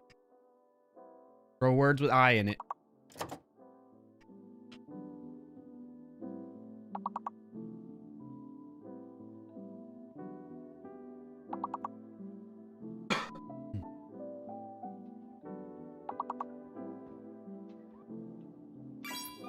Tudor, nice. Frogmat, nice job. Trouts, very good, very good. We need more I. Words with I in it.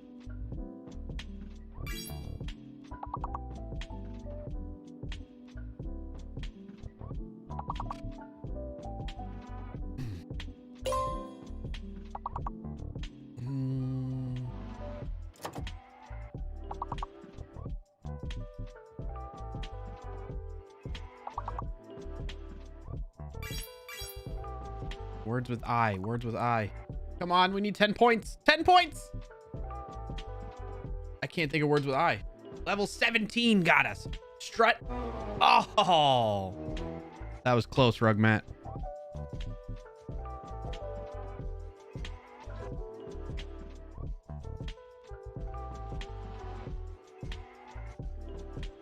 Hellraiser with the big carry.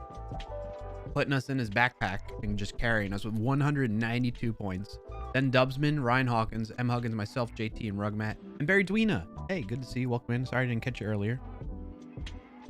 All right, let's play another one, and then I'll be done eating. Should be done eating by then.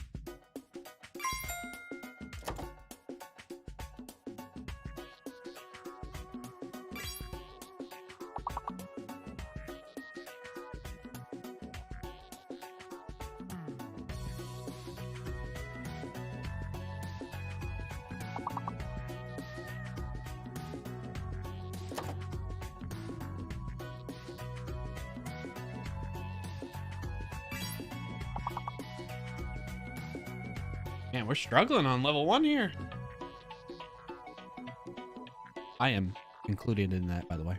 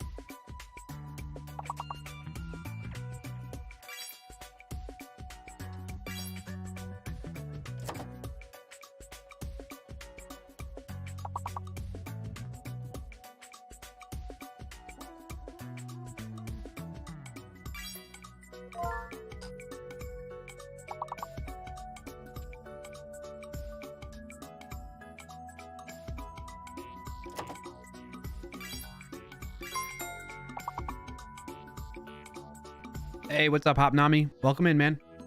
Good to see you again.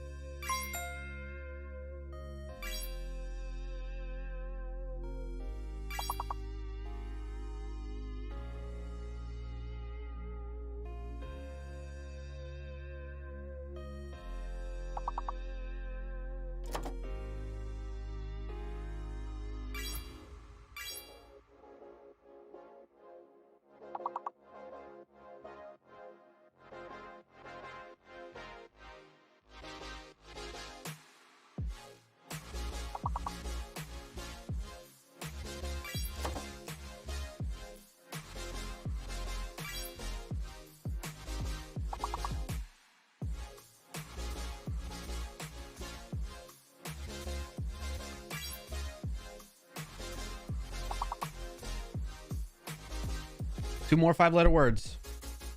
Alphabetically before temp. Muter?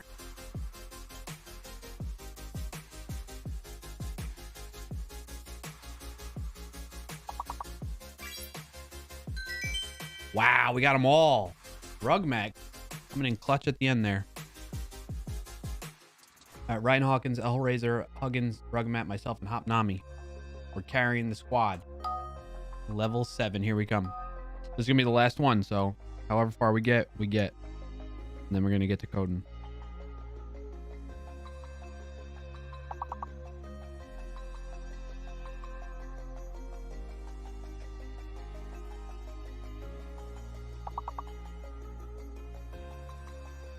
I'll be right back, chat.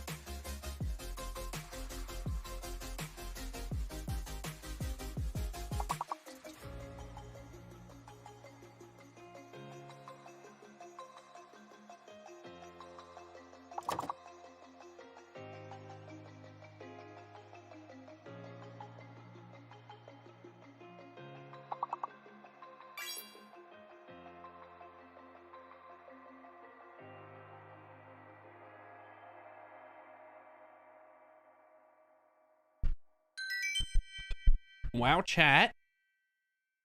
You're doing well without me, huh? You don't even need me, huh? All right, let's see if we can beat the record for today of level 20.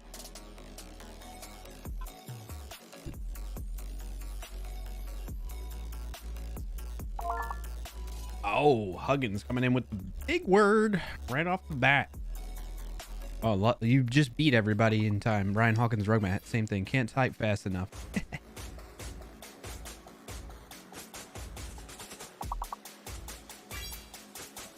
All right, what is the fake letter's got to be J. Easy. Easy peasy lemon squeezy.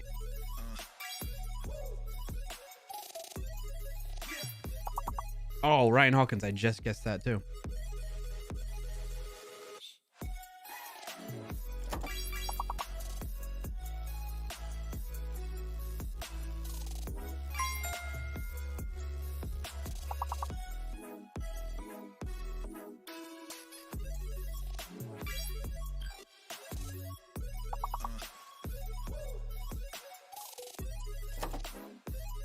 What? Oh, there's no... Not 2 Ks.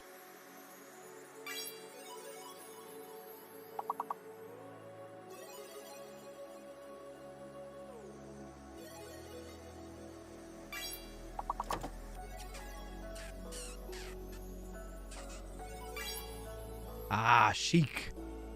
It's so chic, Hellraiser. So chic. All right, alphabetically 4-letter word between inch and neck. Icky? Itchy? Niece?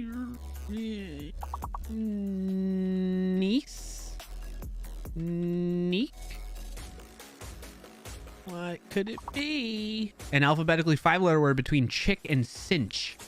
Oh man, why do they do that with the last sinking? Just like do the sinking last hits below the letters. Oh, Bauer, you got stuck in here, bud. Sorry.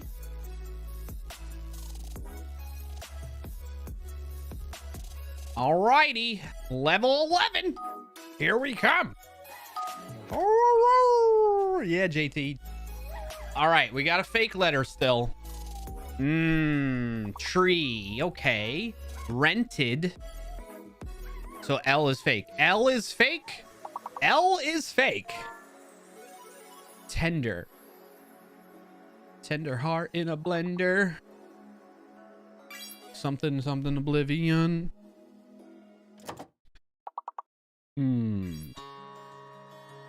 Near. Dret. Tread.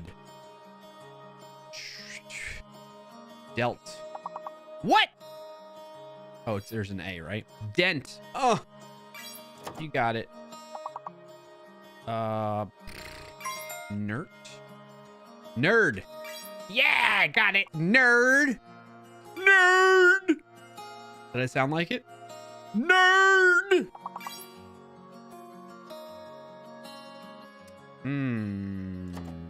Tend. Rend.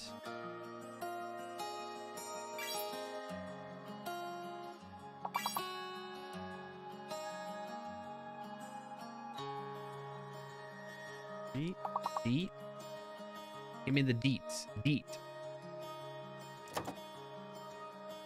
Something alphabetically 4-letter word between dent and nerd. Near. Nice. Teed.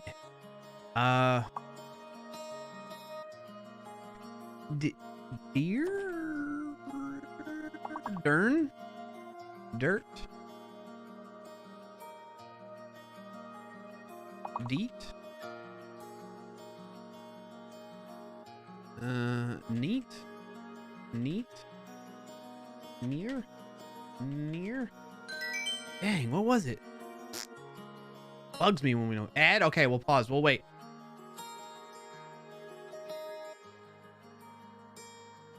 Usually when the ad, doesn't it pop me up into the, like the far corner, right? It plays the ad on the main screen of Twitch and then it pops the actual what's going on in the stream in the corner.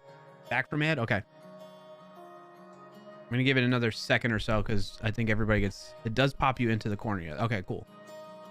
Yeah, but you can't read it. Too small. Okay. I think I could zoom in maybe. No, this game stays the same size. Good job on the CSS, the folks behind this game. Press. Nope. Suze.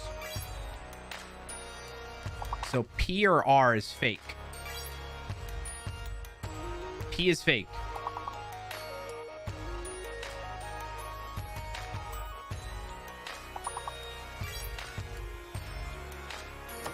Wait, why doesn't user work? Okay, I was locked. That's why.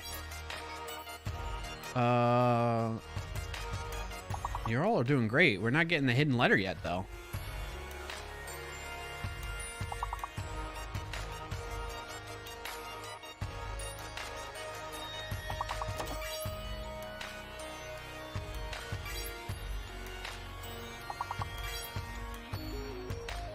Wow, chat, you're great. What's the hidden letter? Did we get it yet? Or am I just missing it? You're all just getting all the right words without the hidden letter. What is this hidden letter? V. Wow. I don't think we've ever had V as the hidden letter, have we?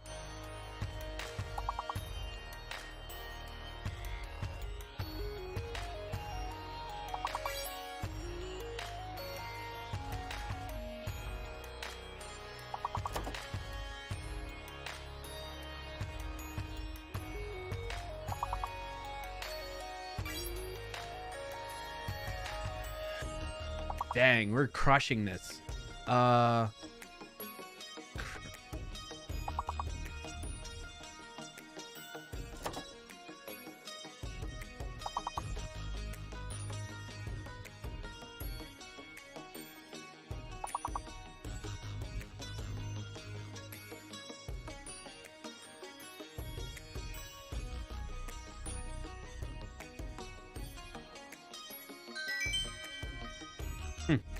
I wonder what that last one was. I want to test like an anagram thingy. Anagram solver. So if I put in, what were the letters again? It was like SSUERV. And it was a 4-letter word between RUS and SERS. SERS or sewer. SUER. That's what it was. Something like that. All right. We got new fake, new hidden.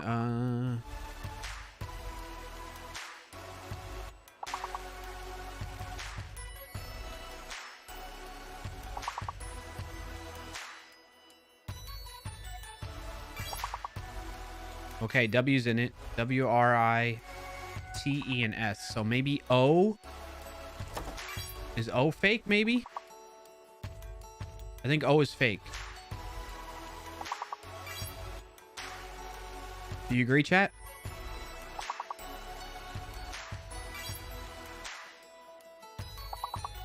Yeah. O is fake.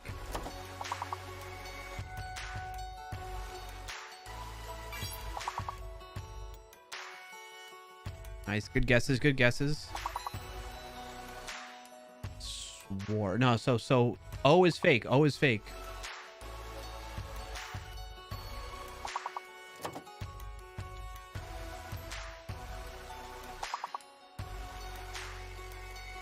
Somebody got rights.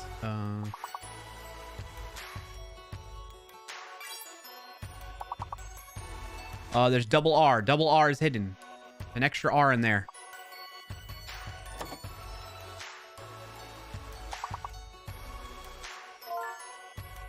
Writers. Yes, Hellraiser. Good job. That was a big win. Big win right there.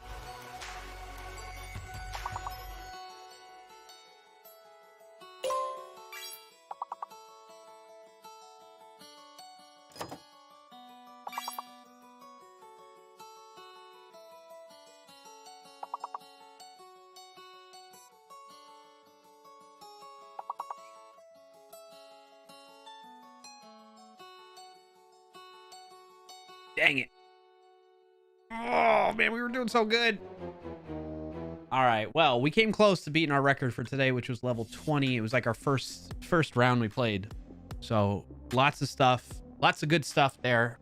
Great job playing as a team. Way to go.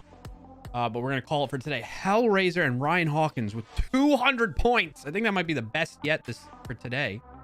M. Huggins, pretty close there as well to round out level number 3 there. 145. Rug Matt, Hopnami, myself, and JT. Great job, everybody. Thank you for playing. Tune in next week to play again. Lunch break is now over, and we are going to code. So that's what we're going to do here. Close that down. All right, to get everybody acquainted, I'm going to open up the project, do a little level setting, make sure everybody's up to speed with what we changed from last stream to now, because I've been working on it. Wife, bring dessert. No. Yeah. You want her to, like, just keep feeding me so that I keep eating and we keep playing? Is that what you're saying? I understand. It is a fun game. I do love playing it. I need to switch branches here. It's changed. I'm going to undo all this.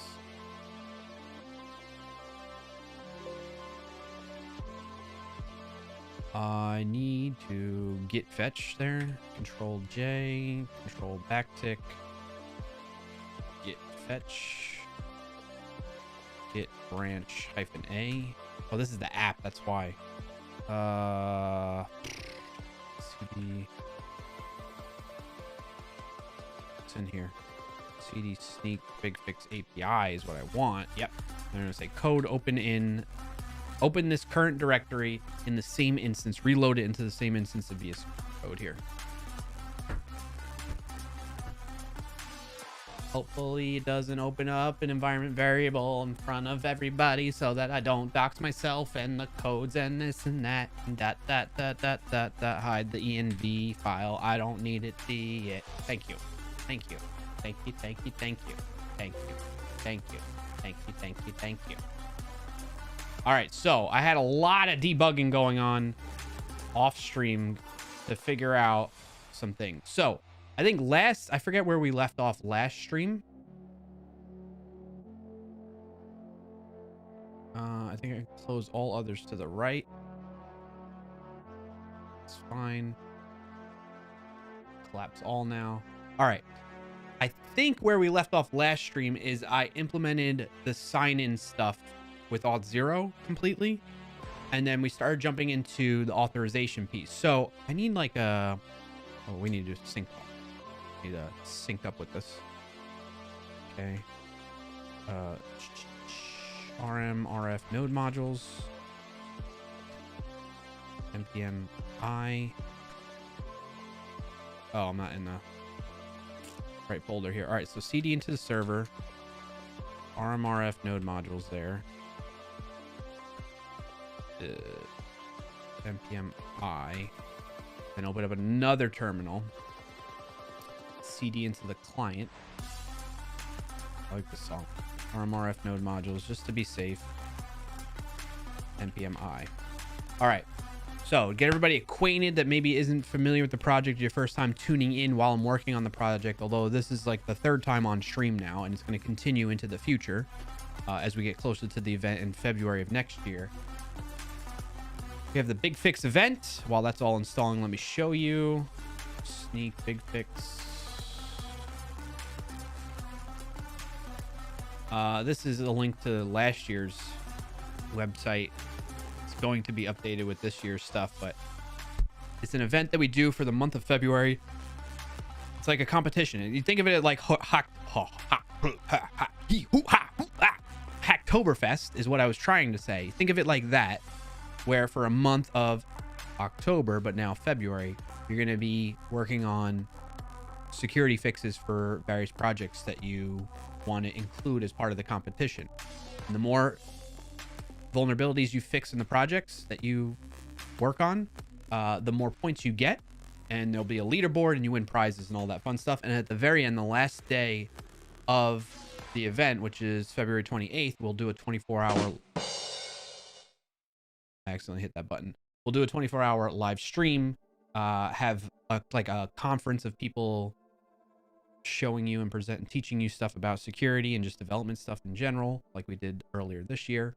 And yeah, so, but we're working on an application to support it, because last year we didn't really have a lot of stuff available to us to provide to participants to let them know, like, what's your current score, or, you know, how are you progressing in the event? How well are you doing, that kind of thing.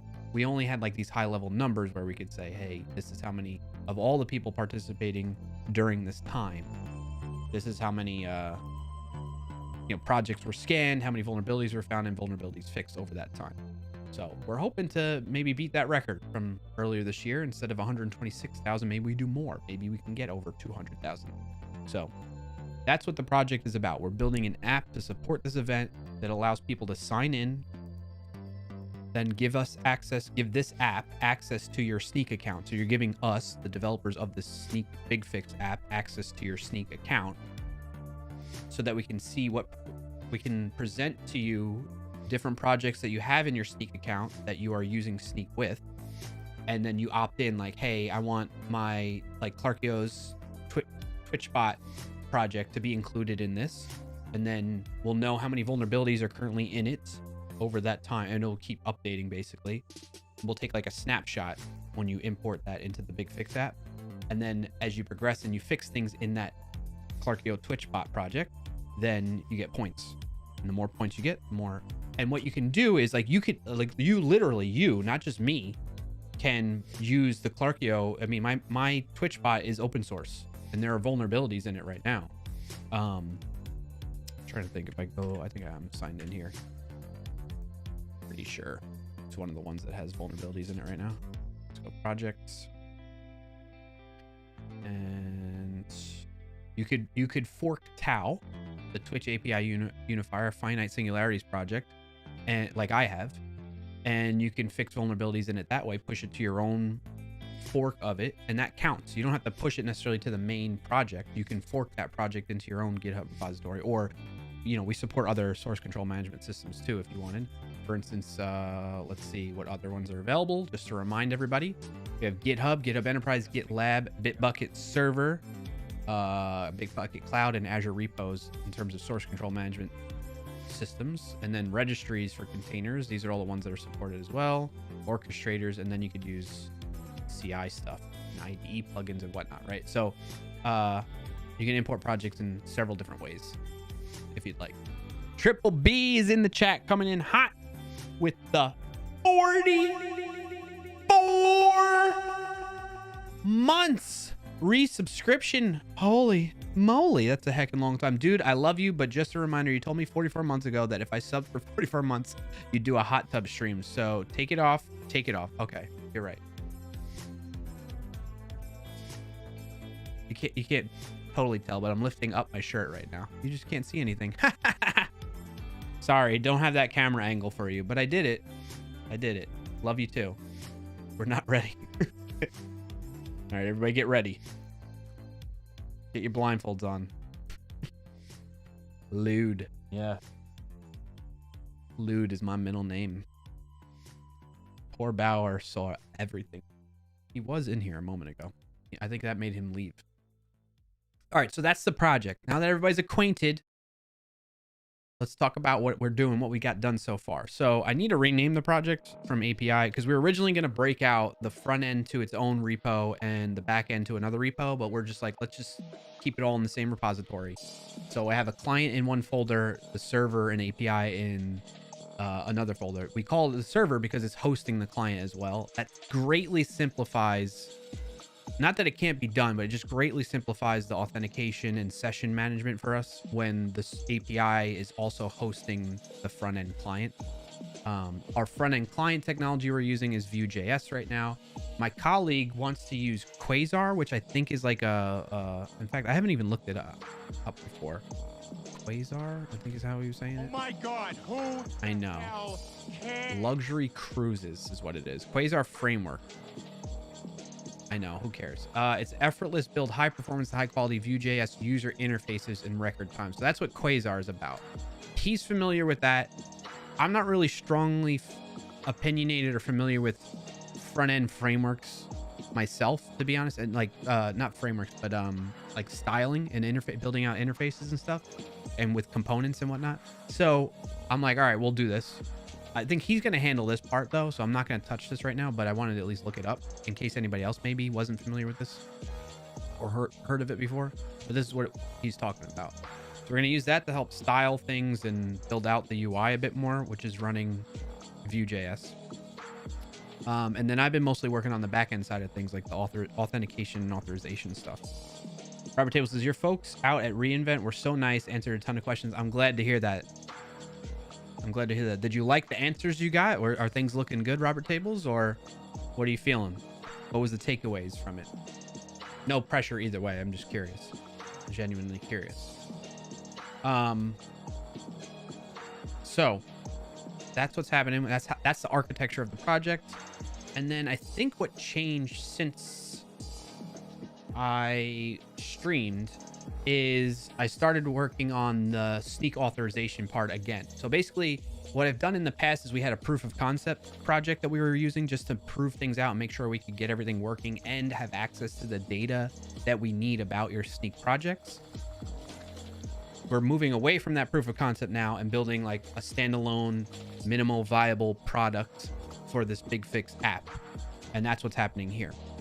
So what was a stumbling block as I was working on this though is the proof of concept and the way it integrates with the Sneak API to do authorization with Sneak accounts is using like an older version of things. And I'm using newer versions of like Passport, for instance, and a newer version of even the Sneak SDK, basically the Sneak Passport OAuth 2 thing. I'm using like version 2, I think, and then in the proof of concept and the demo app that they have, it uses version 1 dot something, 1.0.3 or whatever. So there's some significant differences going on there that I think we still haven't quite hashed out, but we have something working. So I'm going to show you that, and then we're going to work from there. Robert Tables. Oh, hey, what's up, Frank? Good to see you, buddy. Things are looking good, says Robert Tables. I'm looking to set it up in an Azure DevOps pipeline to get my team to try it out. Nice. Okay, cool. Hellraiser says, I do have a question if you have time. Sure, that's fine. But I've been trying to wrap my head around how to get my Node bot project to get a Twitch security token. I want to get an app access token and use the refresh token to generate new ones when it is needed. I'm having problems figuring out how that works though. Are there any packages or projects you're aware of that can help with that in Node?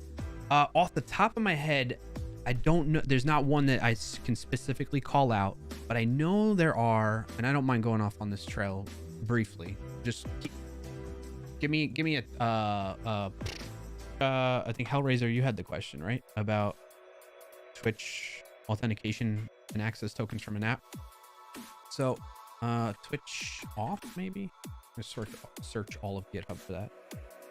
Share my screen again.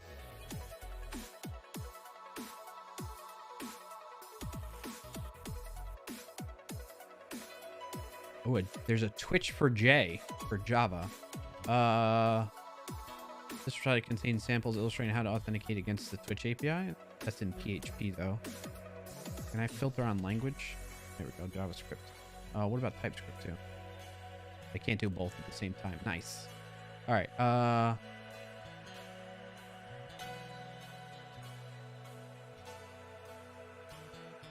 I'm assuming you went to their docs already. dev.twitch.tv and docs and authentication.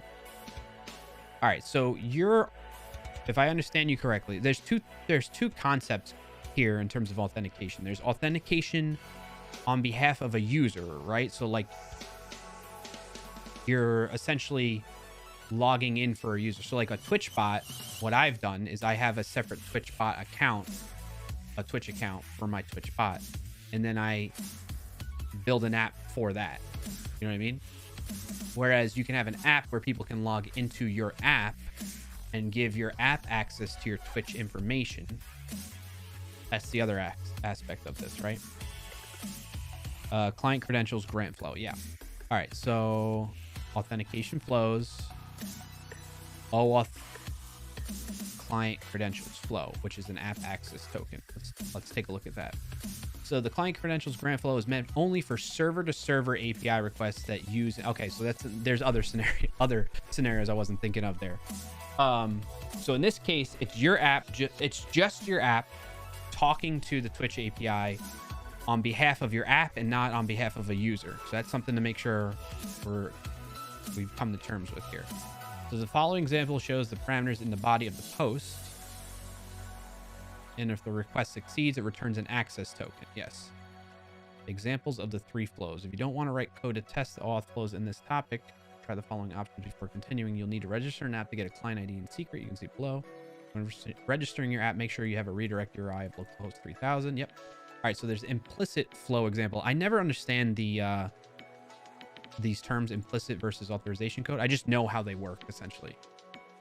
So in terms of the first one, you open your favorite browser and enter the following URI and address. Substitute your client ID for the placeholder strings. So right here, you got to put your client ID in there.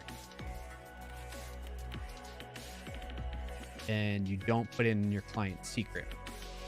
So if you're not already signed into your Twitch account, you'll be asked to sign in. If this client ID hasn't previously requested access to your poll resource, you'll be asked to.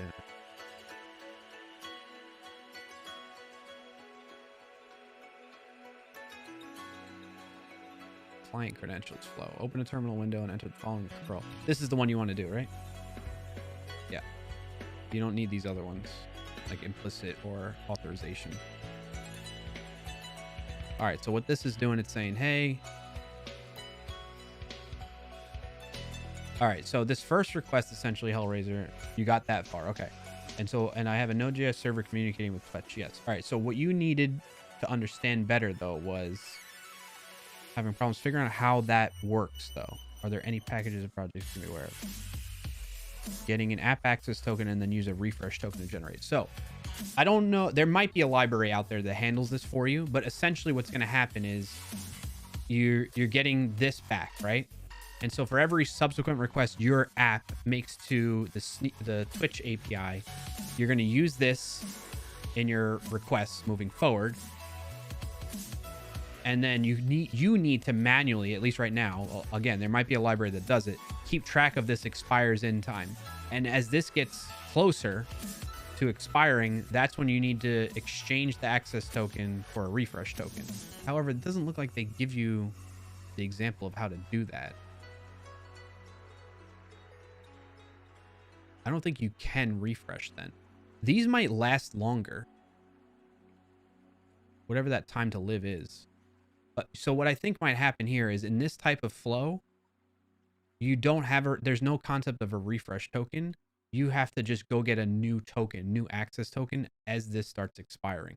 Whereas with this one, you use the refresh token to keep that authenticated state and not have to go through all these other steps that are prior to this. You know what I mean? Because with this one, you're making one request and you're immediately getting back an access token. With these other flows, there's more steps involved where I think you need to get a Twitch account that has to approve these things. You know what I'm saying?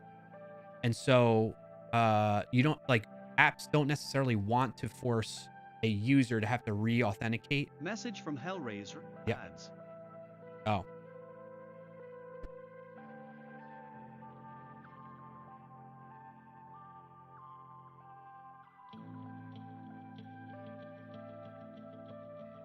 All right, we gotta wait a minute. Stinking ads.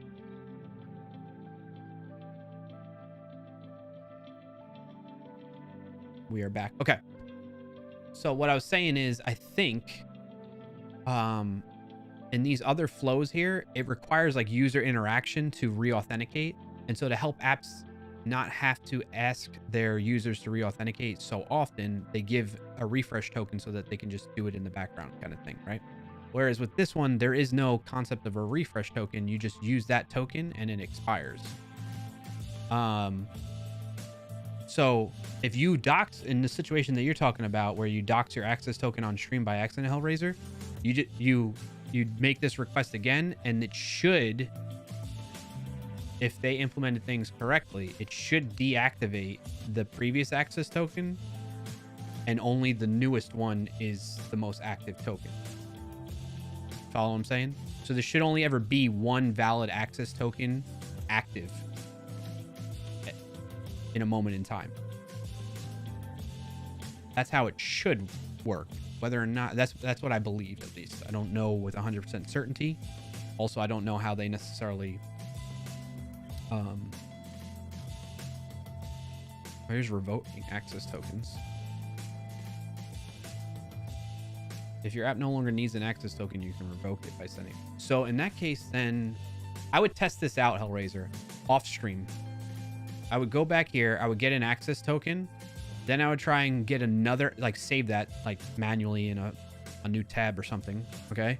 Then I would go get another access token and see if both of them still work. If they do, then what you're going to need to do is you're going to need to take note and build out this request essentially in your bot, where you go and you deactivate, you revoke that token. You've tested, that's how it works. You've tested by using PowerShell to pull StreamerBot's token before launching Node. Okay. Wait, are you working on StreamerBot? Is that what you're telling me? That's your project? Or you're just using that to help you get access tokens more easily instead of having to make your own requests? Is that what you're saying? Anyway, that's how I would probably go about it. Yeah, okay. That's how I would go about it. Now, is there a... That's where I was like searching GitHub. I might even just Google too, like Twitch authorization. Twitch, what did they call it?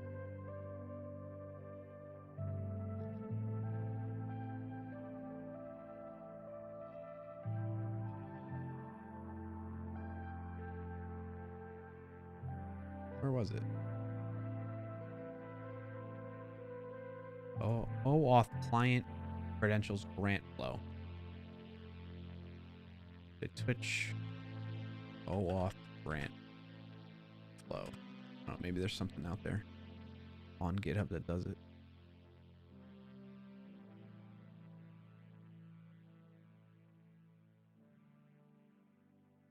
You know, the other thing is there's OpenID Connect, which is the more modern stuff too. This seems like a good article from Twitch. Understanding which protocol and flow is right for you. So if you have a backend and you need an ID token, you need a user access or app access token. Oh, you're on the right track. OAuth client credential.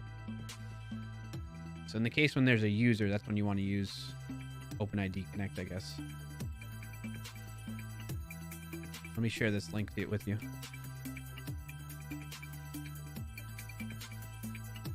Oh, yeah. Oh, okay. So to make web requests from a Node.js application, yes, I would use something like there's Axios. I think nowadays, depending on which version of Node you're using, there's fetches built into it. Node.js native fetch.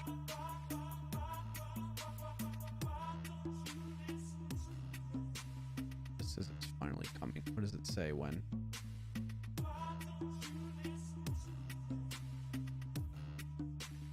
Because fetch is built into browsers nowadays too for the front end side of things. So that's why I was like, you know, that way you don't, and it's one less thing you need to npm install if it's start. All right, so if you're using node 17 or higher, basically it seems. Probably node 18.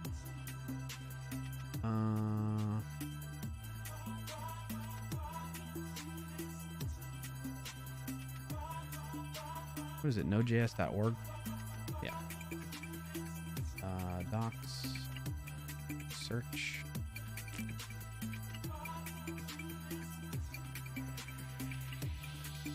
How do I search? Fetch might be in here. No. Dang it.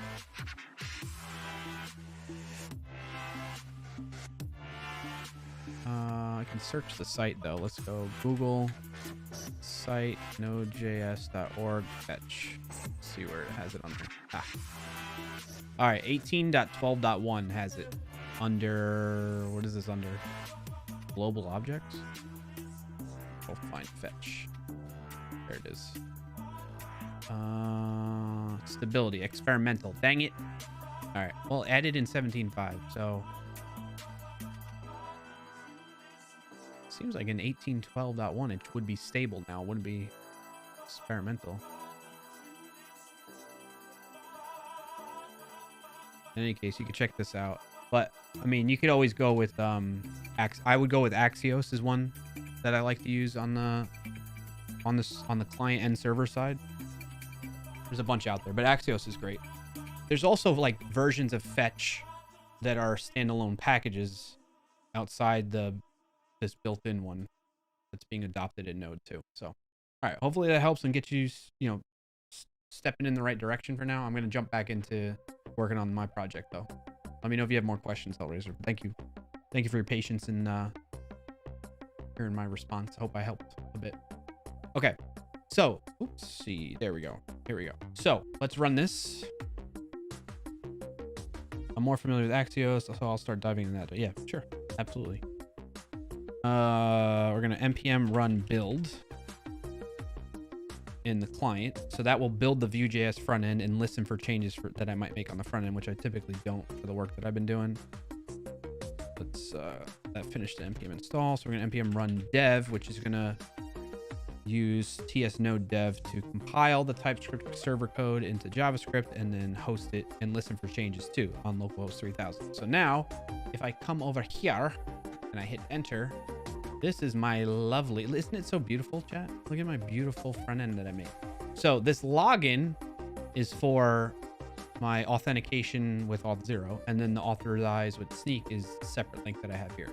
So I'm going to click on this, and then I got to put in my email, which is going to give me a magic link to log in. That gets emailed to me, which, where do I have that? Over here. Refresh. Got the link. I'm going to copy pasta.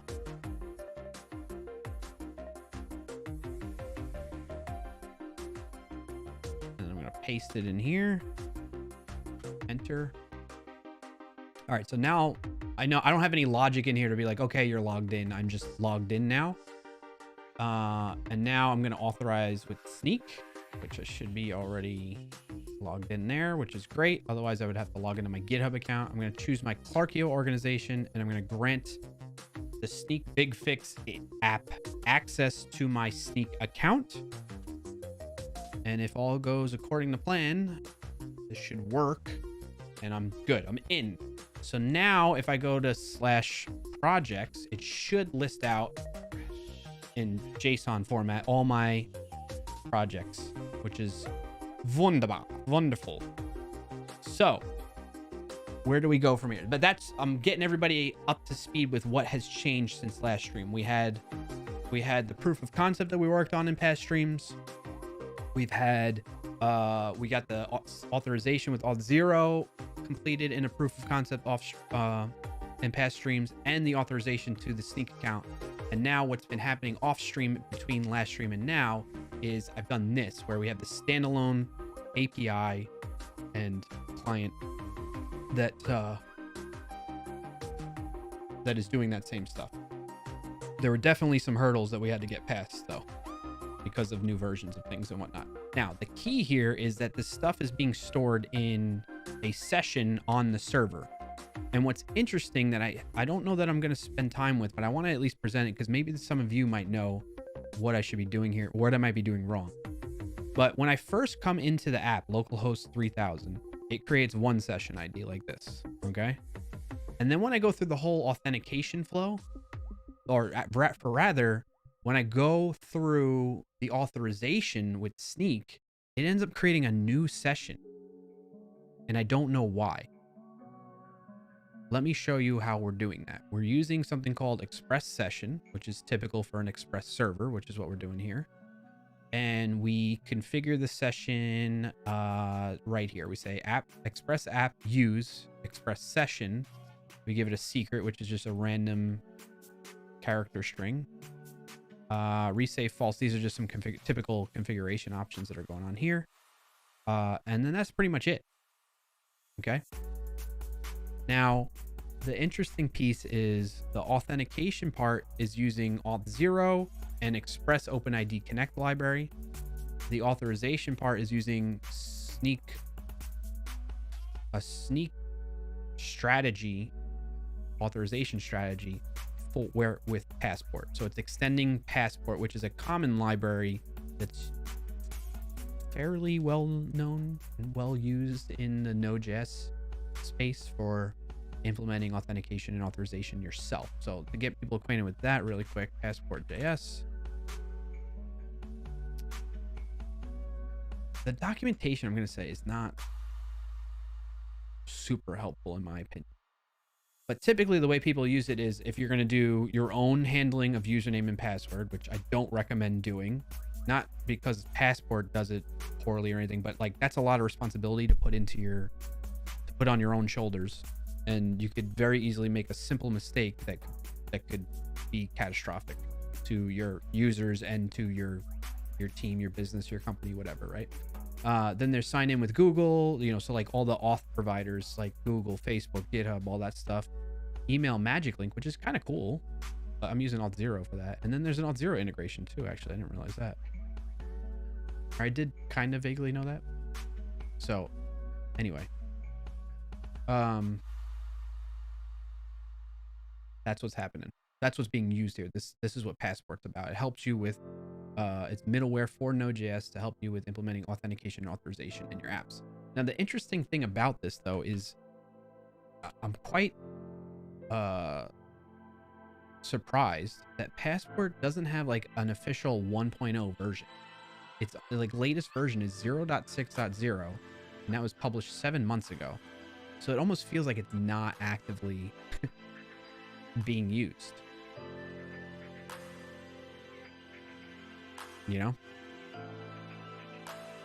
It feels weird.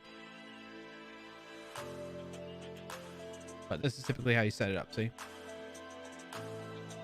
You don't need cookie parser anymore, by the way, because Express Session has that bundled in now.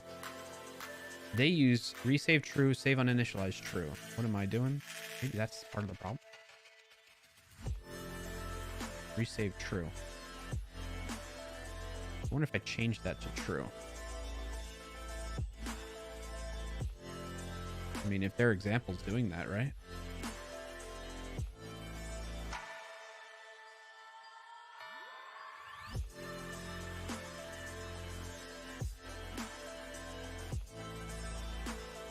Look at that. You can even use Azure Active Directory as a strategy.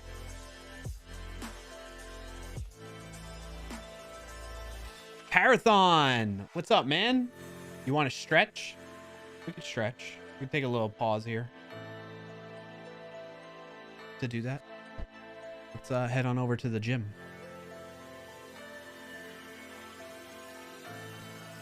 Ah! The illusion is broken. Because I just need to turn the camera away. There we go. All right. We're going to stretch. Everybody, thank you to Parathon for this. Redeeming stretch. Get your arms out. You can do this sitting down, standing up, wherever you are in the world. join in with me. Take a moment, take a break. You've probably been sitting for a while, like me. You need to stretch. You need to move, get some blood flowing in the rest of more parts of your body. Okay. So this feels good just doing this actually. Oh. All right. Arms out, parallel to the floor. Pull them back behind your back a little bit. Thumbs up with your fingers clasped into the palm of your hand. Okay. And then you're going to rotate your thumbs down. Oh, yeah. There we go. Rotate them back up. Do it slow. Don't go too crazy. Nice and slow one more time. And back. Whoa. Woo. All right. Ooh. Stretch it out. Any other stretches you'd like to do? Go for it. I'm clasping my hands behind my back and just pulling back a little bit. Pull up a little. Oh. Man, I didn't realize how much I needed that. Thank you, Parathon. Oh, the other one we always do is back to back, hands back to back, push towards each other and bend at the wrist a little bit and hold that for a few seconds for carpal tunnel.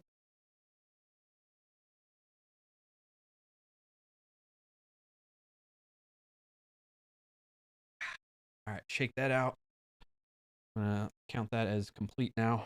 Thank you, Parathon. Parathon says, you look like you needed it. Been a long while. Glad to catch a stream. Yeah, I'm glad to have you. How have you been, man? Hope things are going well by you. And if you got a win of the week to share or win of the month or whatever it may be, let us know. We'll celebrate with you. Jim, where's the music, bud? Let's get a little more upbeat going.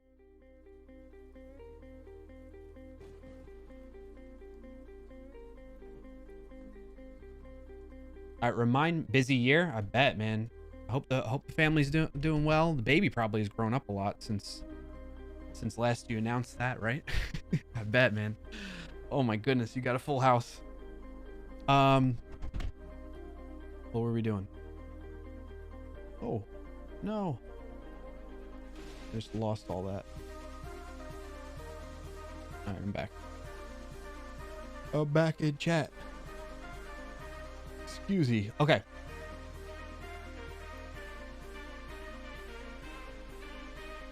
I wanted to look up what these are again, just to double check those configuration options. So we're going to go to Express Session.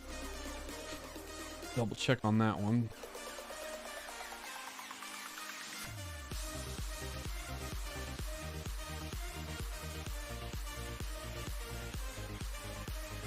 Resave. Resave forces the session to be saved back to the session store, even if the session was never modified during the request.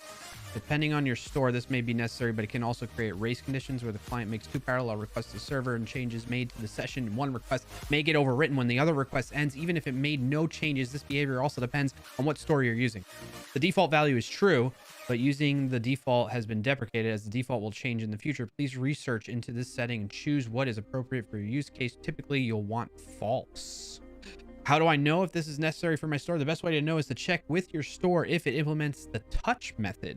If it does, then you can safely set resave false. If it does not implement the touch method, what is the touch method? And your store sets an expiration date on stored sessions, then you likely need resave true. Okay. Force. Rolling. Force the session identifier cookie to be set on every response. The expiration is reset to original max age. Reset. The default is false. With this enabled, the session identifier cookie will expire in max age since the last response was sent instead of max age, since the session was last modified by what?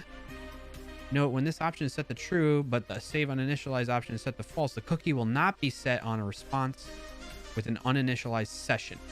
Okay, save uninitialized forces the session that is uninitialized to be saved to the store.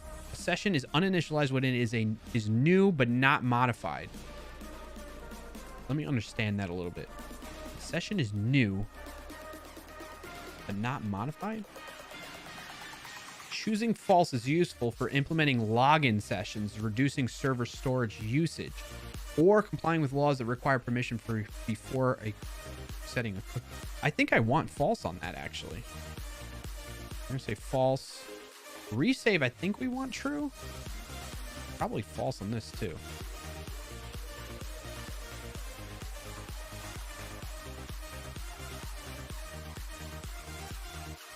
The default value is true, but using the default has been deprecated as the default will change in the future. Please research into this setting and choose what is appropriate. Okay. If you're using session in conjunction with passport.js, passport, oh, this is interesting, will add an empty passport object to the session for use after a user is authenticated, which will be treated as a modification to the session, causing it to be saved. This has been fixed in passport 0.3.0.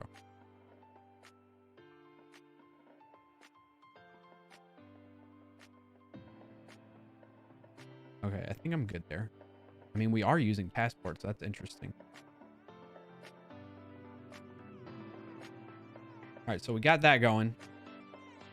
Then we say passport use, and we're going to use the sneak OAuth 2 strategy, right?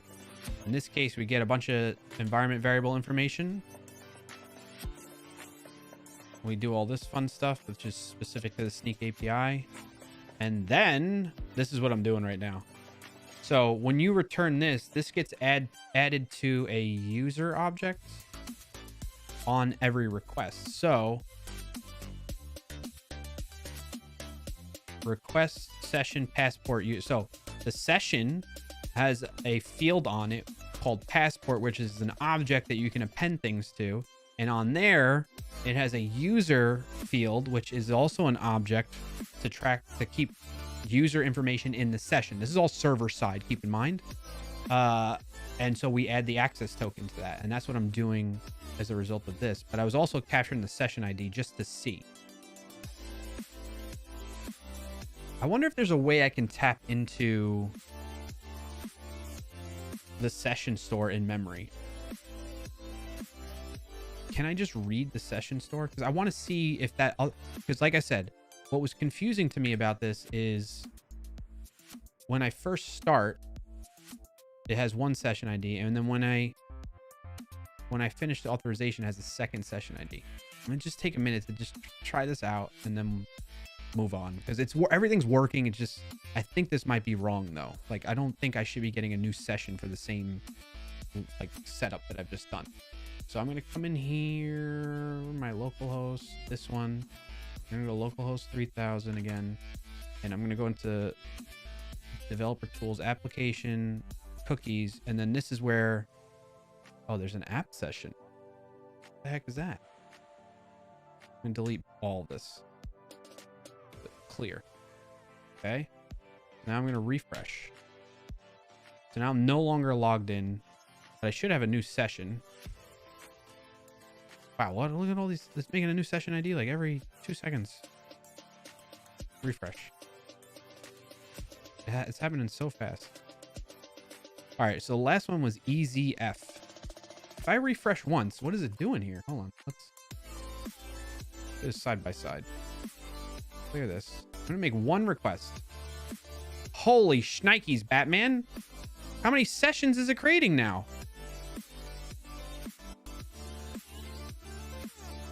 That's going to like blow up any session store I might be using.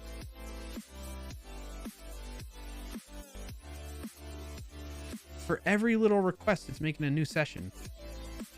1, 2, 3, 4, 5. Those are all, that's 5 requests it's making for, you know, JavaScript code and assets like logos and a favicon. Hellraiser, any alternatives to request you recommend? This is also very relevant to what I'm trying to do as well. We're trying to use passport in conjunction with request for the Twitch OAuth token handling. Alternative to so you're using the request library, Node.js library. I wouldn't use request Node.js library anymore. I don't think it's even. I mean, I know of it and used it in the past, but I don't think. Let's go npm.js again. Request.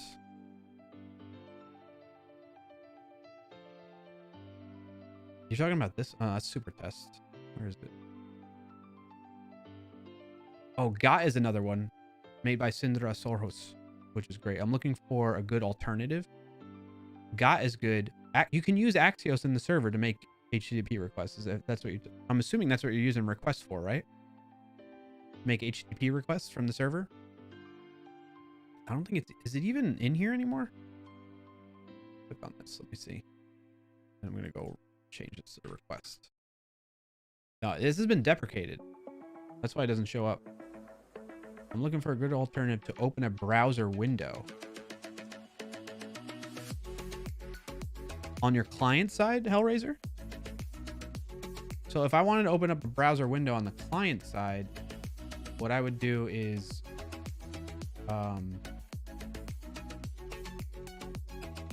there's ways you can set up your anchor tags to be like, where's the HTML for this? All right, put like an anchor tag in here, close that out, and then you say like href equals whatever, like google.com, let's say, and then you do target, and then the target for that I think is, I always forget, I think blank will open up a new tab.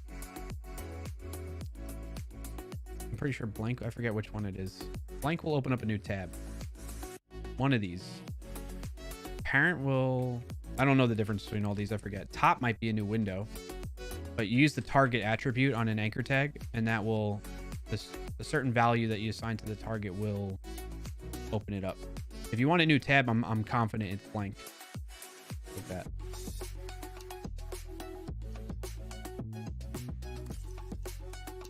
Let me know if that helps.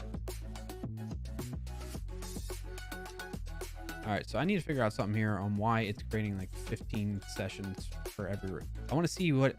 Let's count how many changed actually. So we got QOMN is the last one. So if I come back here and let's clear that out and we refresh. 1, 2, 3, 4, 5. 1, 2, 3, 4, 5. It's creating a session for every. No, we don't want that. So what's going to be the right configuration here then?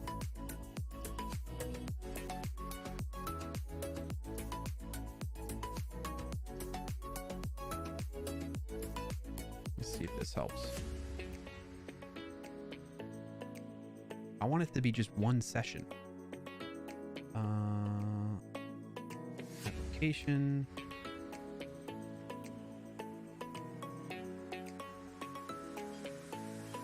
Clear site data. Okay. Network. Clear this. If I refresh now. Still 1, 2, 3, 4, 5. It's still doing 5 different sessions.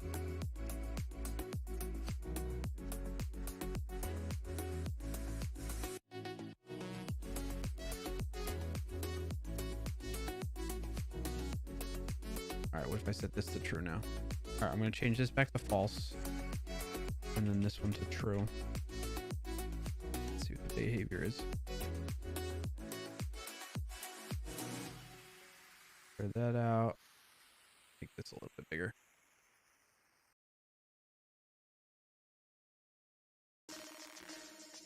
Clear site data. Network. Refresh. Okay. So it keeps the same one though, at least for every, there were 5 requests that came in, but it's the same session. So save uninitialized true is correct. I think that's what we want. Hellraiser, I gotcha. I think I'm overcomplicating it in my mind. Keep forgetting what I'm doing is server side and need some additional client side independent interactions. Okay. I mean, yeah, keep, the more questions you have, it's fine. I don't mind fielding your questions. So I want this so that I make sure we don't create unnecessary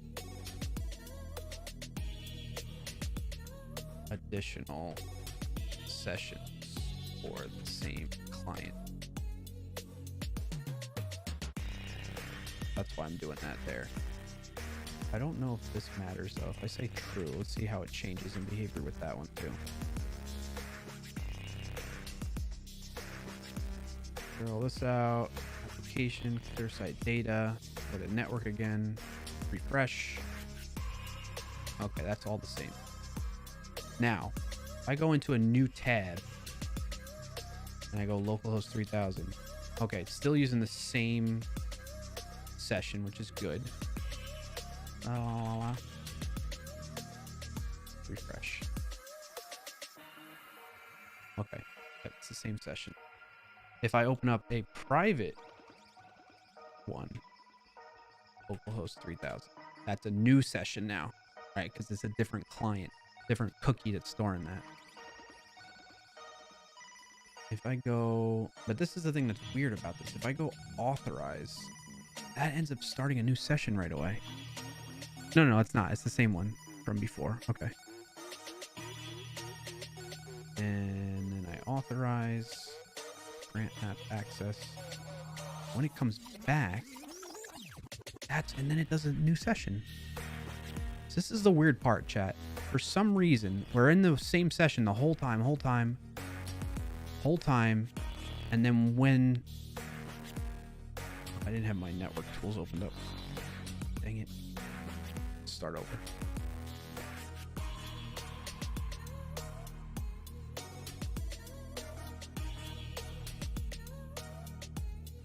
Save that so it starts over. All right. Refresh. All right, so we have this session JQDOS, right? That was those network requests. I'm gonna authorize sneak. Still in the same session, but when this ends up redirecting back to me, back to my server, watch the network flow. Let's clear this out. This is gonna go back to one of my routes. In particular, it's gonna go back to this callback route, which is then gonna go through this whole flow, and it's gonna go back to callback success because it worked. Success. So authorize still had that same session. Callback code still had the same session. But then once I go to this success, you notice that? Does anybody know why that's happening? It's hard to really correlate the two, but like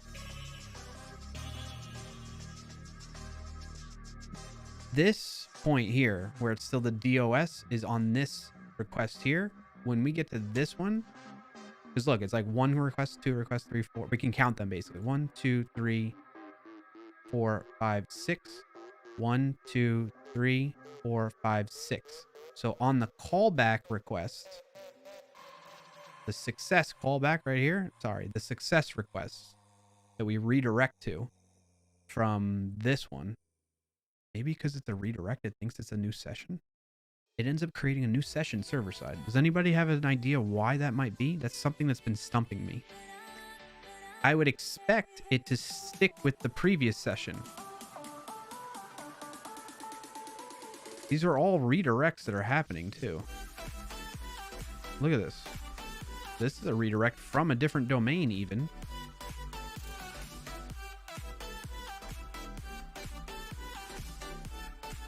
Maybe there's some options on this that I need to include.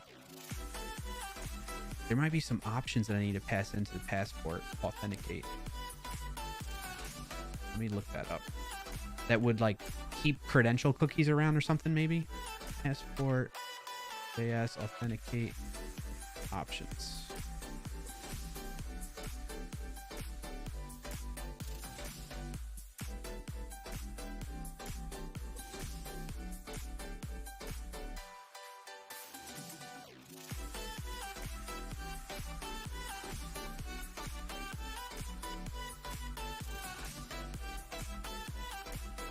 I think I can step into this.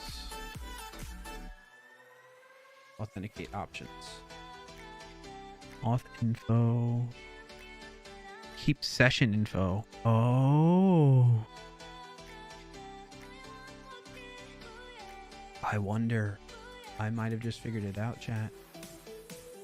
Keep session info true. What if that does it? I might have just figured this out live with you guys and gals.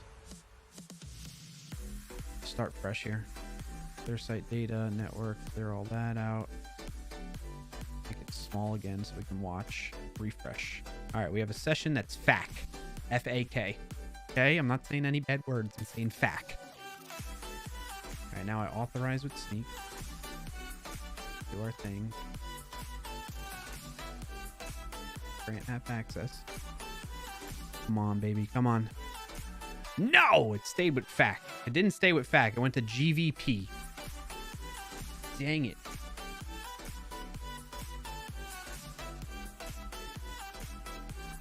All right, so maybe there's other options that we need to look into. Where was I actually? I think I was in the source code of this.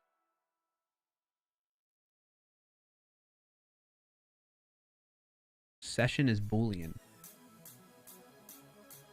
All right, let's try and just change this to session. And start over again. A little trial and error, chat. Don't you just love it? This is real life debugging. Now we're on to the TOT session. T-O-T.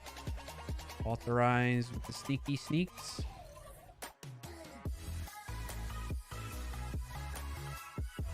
Grant app access. Show me more TOTs. Give me all your TOTs. Dang it! W4X.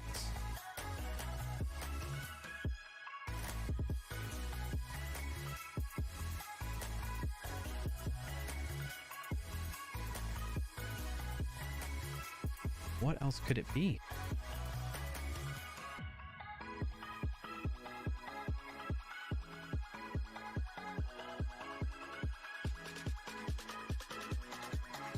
Does the session get lost? Let's look at like cookies. Yes.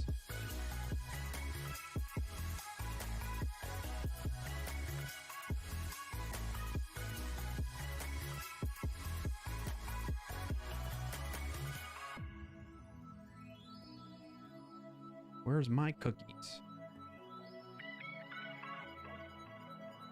This is... Where's my auth? Auth. Cookies. Connect SID.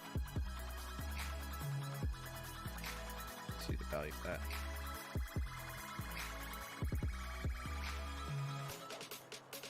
How do I filter?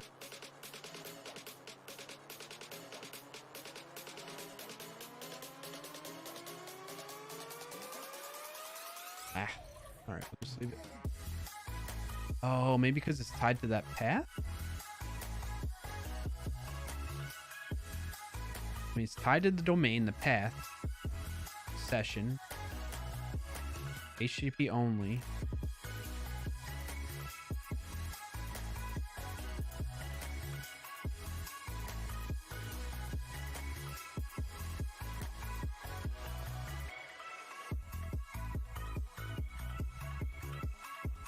I mean, it's still there on an auth path too, so that shouldn't impact it.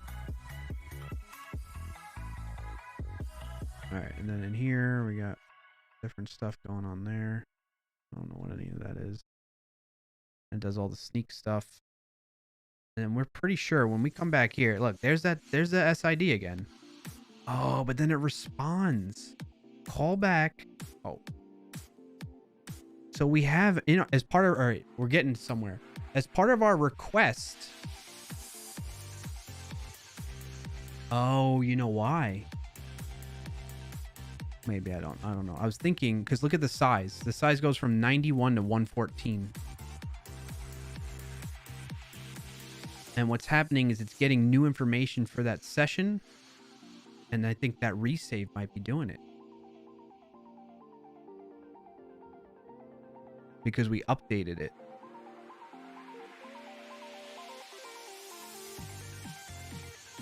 All right, so at least I'm narrowing in on this, right? You're all following along with me? I hope so. So this callback is back on my server, localhost. The authorize is Sneak side of things. Sneak comes back to localhost domain. And that first, the Sneak is through the request flow that we have. We say Sneak call back to localhost 3000 callback. And when that happens, the browser's like, okay, I'm about to redirect back to this domain, localhost 3000, and this route callback. What cookies do I have for that domain? I have this connect.sid cookie. So as part of the request, it's there. The response from the callback route, which is this one,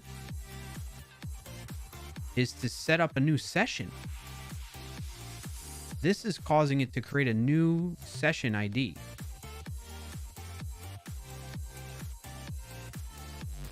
This is causing a new session to be created for some reason. It responds with a set cookie header for the session. Which is wild to me. How do I prevent that from happening? Why wouldn't it just update the existing session? You know? There's 91 there. If I go back to my /off, what was it there? 91 as well. Okay. Getting somewhere. And then it slims down to 95. So it's changing again almost. That's so wild. It's the same. It's the same client at least, which is good. But like if there was stuff in that previous session, is it getting lost?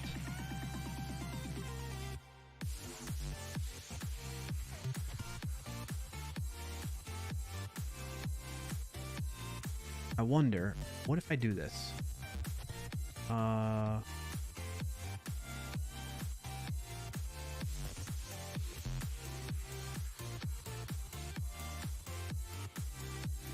What if I grab...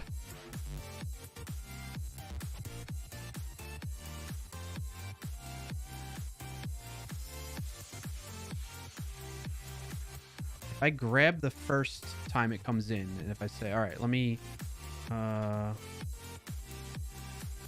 set a variable up here, right? So let's say let session ID, let's say first, let first session ID just equal an empty string, okay? And then I'm gonna, on the first request, just say if, actually I should make that undefined at the top. I'll just leave it like that, blank. Go back and say if first session ID, if we don't have a value, it's undefined, it's falsy. Then we're going to say first session ID equals request.session.id, right?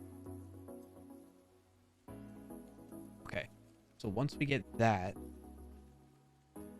then we'll also say request.session.first session equals true. Let's just say that. We're going to throw that in there.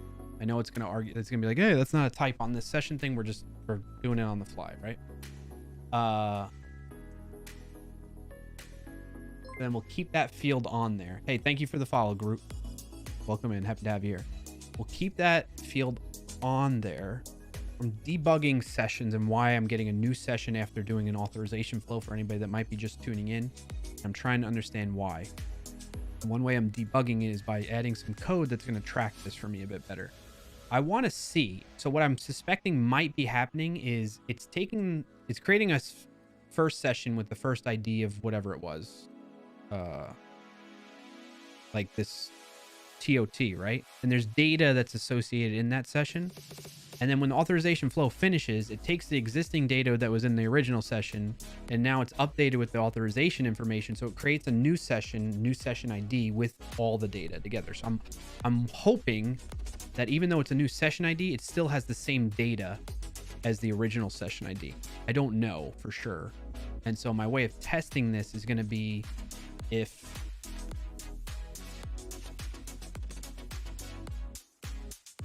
this ends up being found. So I'm going to console log that, and then I'm going to console.log is first, comma, and then request.session.first session equals true. If it's even there, right?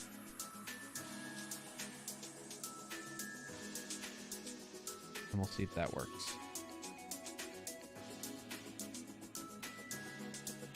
And then what we'll see is we'll see the session ID along with whether this shows true or false, basically, on there. Let's test that out. Small, clear all app data. refresh. All right, so it is the first session, right? 1ZJ is still there. If it still shows as the first session for like a new session ID, then to me it is, then that will validate whether it's taking the session data from the original session and adding it to the new one, right? That's what we're testing out here. So let's see. Let's go through the authorization flow. That ends up triggering a new session for some reason. Grant app access. Ah, it's no longer there. So it's not carrying over the data, which is not great. And the reasons that that's not great is like if I start storing, because this is the authorization flow with Sneak. But before that, the step that happens before that is somebody's going to be logging into the application, and that's going to create a session for that logged in state. That's going to be in this one session ID of 1ZJ, right? And then it's going to disappear. And it won't, that will be in that session ID separate, like session ID 1 over here. And then the authorization for Sneak app is going to be in a separate session ID, and then I'm not going to be able to merge the two.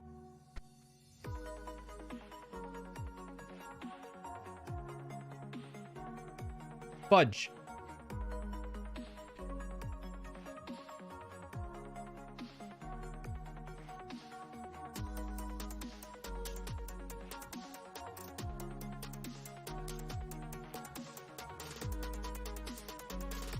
I need to figure out these passport options and what they're doing.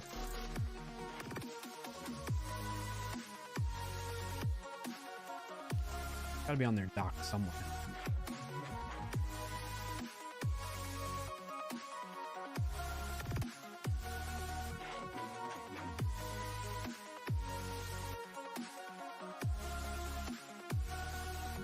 It's gotta be under their authenticate documentation somewhere.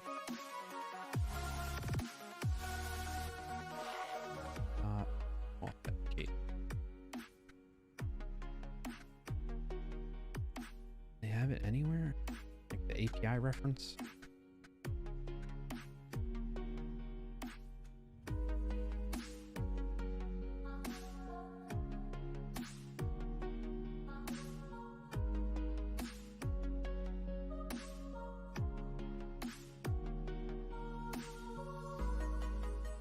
See why I think this is not the best document? Like, it shows you how to use it, but like for these situations like this, I need more.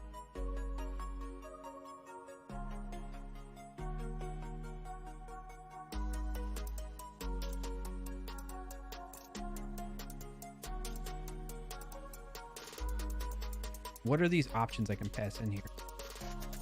What do they do? I mean, I can look at them in here, but it doesn't really tell me what they're for. Let me hover over it, maybe. Yeah.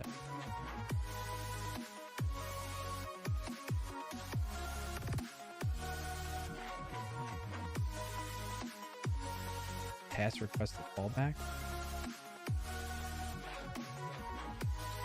Like, what I need to figure out what these do. Do they have documentation somewhere on what these options do in the authentication option? Authenticate passport. Authenticate options, you know?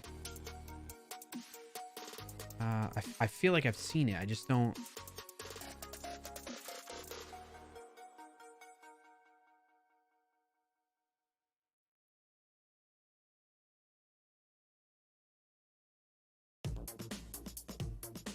Configure. Register.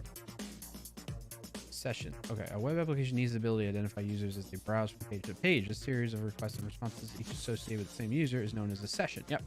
HTTP is a stateless protocol, meaning blah, blah, blah, blah. All right, so applications must initialize session support in order to make use of login sessions in an Express app. Resave false, save uninitialized false. So they're doing false and false in their examples.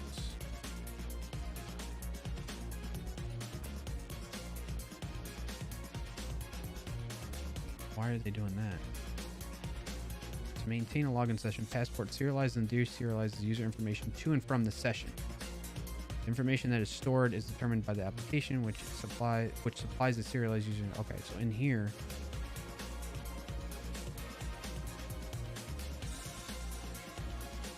they do have that.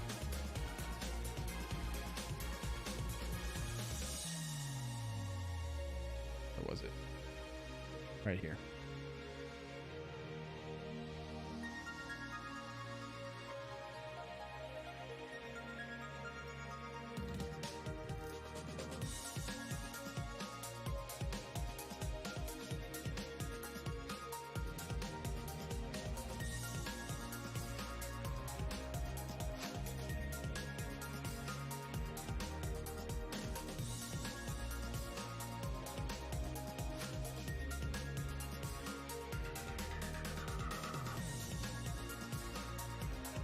Any other properties of the user, such as an address or birthday, are not stored. Yep. As the user navigates from page to page, the session itself can be authenticated by using the built-in session strategy. Because an authenticated session is typically needed for the majority of routes in an application, it is common to use the application level middleware after session. This can be accomplished more succinctly using the session alias. When the session is authenticated, passport will call the deserialized function, which in the above example is yielding the previously stored user ID, username, and picture. The request.user property is then set to the yielded information.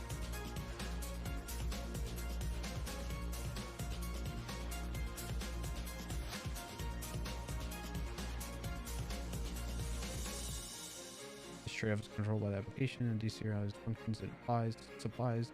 In contrast to the above example, the following example minimizes data stored in the session at the expense of querying the database.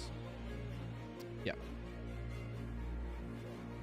All right, so on deserialization, it's just grabbing the user too.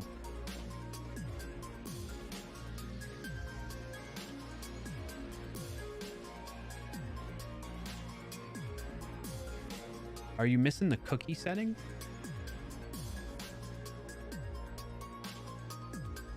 This one here? I think that's on by default, but that's a good point too. I wonder. I think, so this is using express session, so let's look that up. It's a good question. Control find cookie. Oh, I need to go like to the top.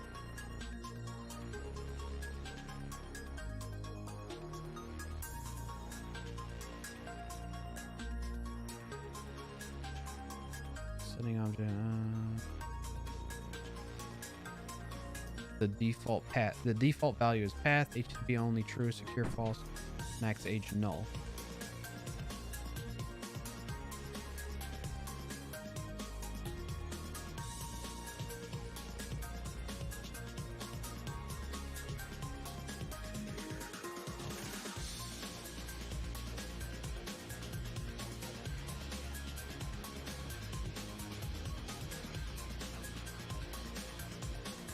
All right, note, be careful when setting that. Please note that secure true is recommended option. However, it requires HTTPS enable website. Yeah.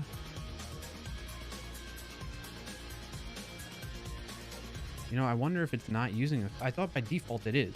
I mean, that's what's causing it to... You know what? You might be right. Can I just say cookie true? Where did it say this? A settings object for the session ID cookie. I think by default it uses cookie. I thought I saw create a session middleware with the options given. Session data is not. You used to need this cookie parser middleware external package, but no longer needed for this module to work. The module now directly reads and writes cookies on request and res using cookie parser. May result in issues if the seeker is not the same. Warning, the default server-side session storage memory store is purposely not designed for production environment. It will leak memory under most conditions, does not scale. For a list of compatible session stores, do this.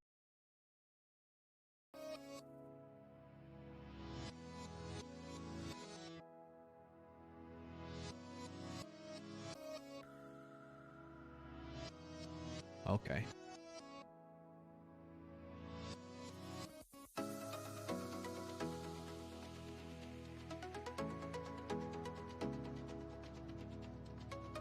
Let's try putting the cookie.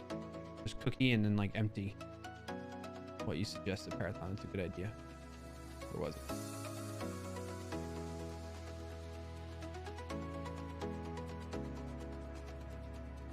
Key. If I do this.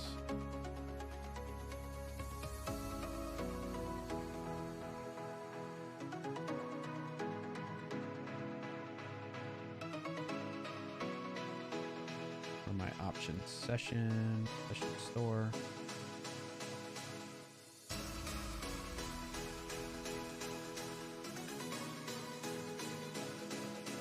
Session options, secret, gen ID, name, store, cookie. Setting object for the session ID, cookie options.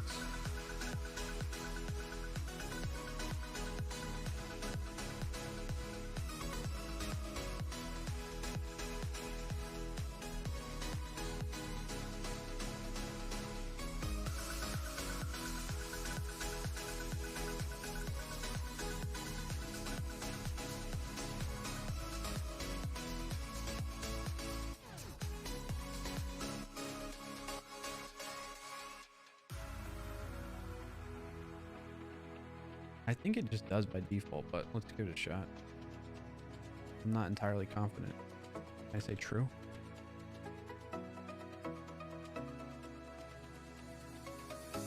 Yeah. Let's do that.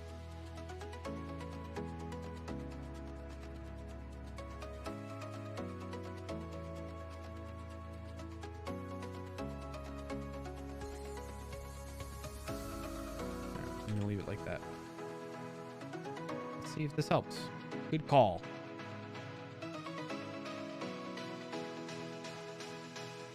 Let's clear all this, make it small so we can watch the terminal. Clear site data. Refresh network. All right, we got session ID TQJ. Let's go through the authorization flow.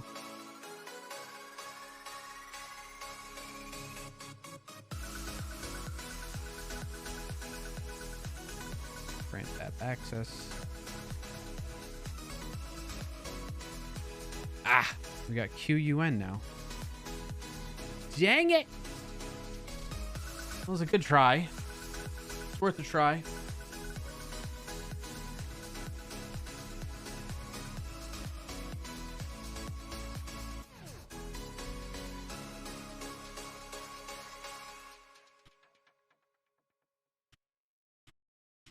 And I'm getting another one now. Well, like third site data. Ugh. What is the deal?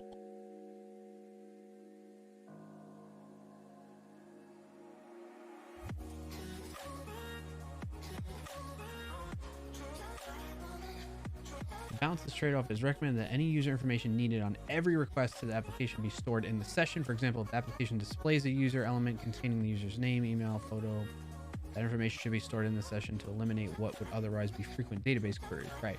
Specific routes, such as a checkout page that need additional information, like the shipping address, can query the database for that. Yeah.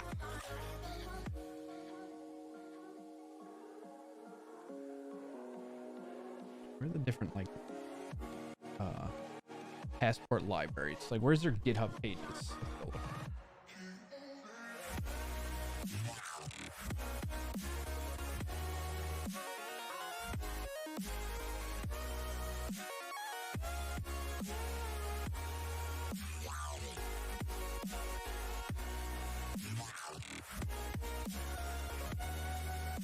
All right, here's the authenticate function.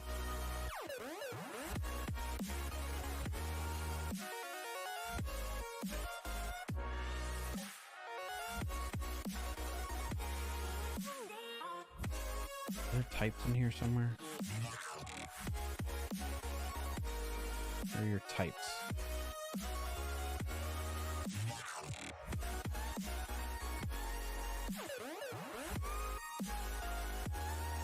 Types. Where are the types?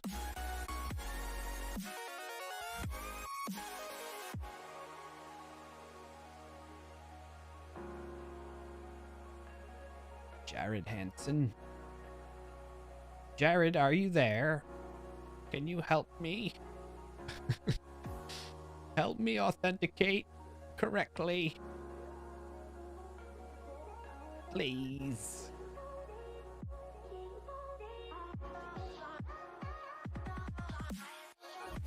Requests and options. Okay. What are the options here? Control, find options. Oh, no. When true, request is the first argument to the verified callback. Default is so pass request to callback. When true, request is the first argument to the verified callback.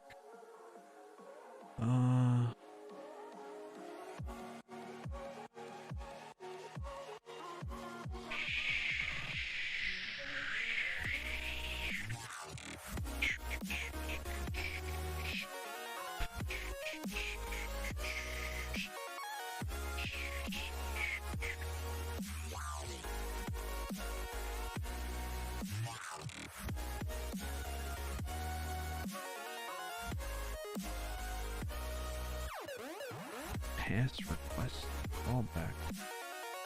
What were the other options we saw in here? I mean, this is coming straight from passport. Authenticate options. It's got to be in the passport, not in here. But this is interesting. I don't know what that means though. Let's copy it just so we have it. Okay. Let's go back to the passport, like root project. Oh. We gotta have it in here somewhere.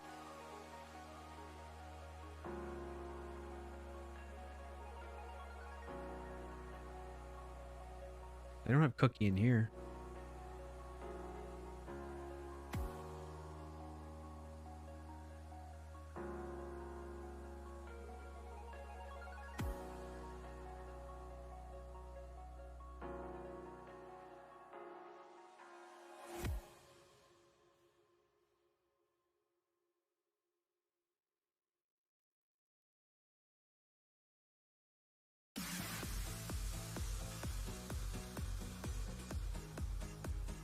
Where's your server?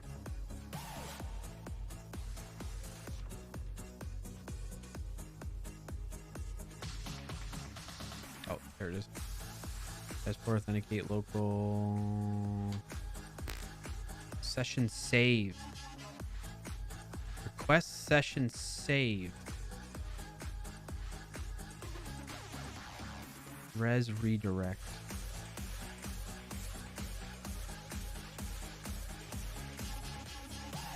All right, they're doing a local login. This is the first, oh, because they're doing it directly. They're not going to some authorization service.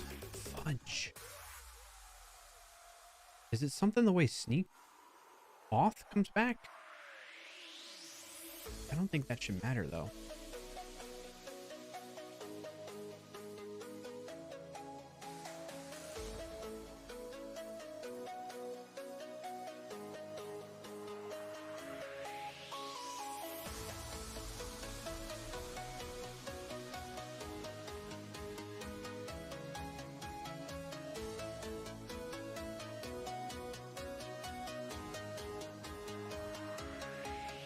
Where's this account coming from? Oh, right here. Models account. Okay. Alright, I don't really want that example. Locomotive.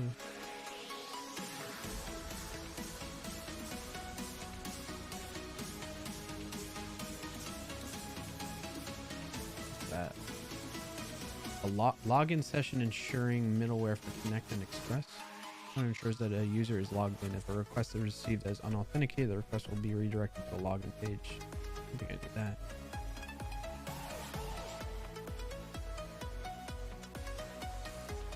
All right, let's read the source code then.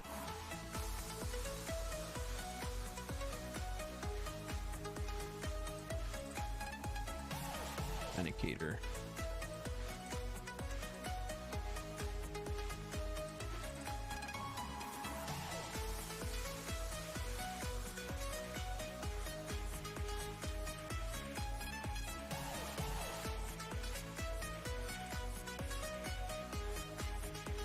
Gotta be this, right?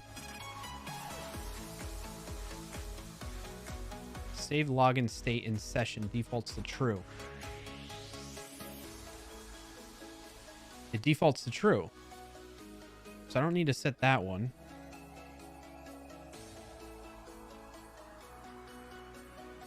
An optional callback can be supplied.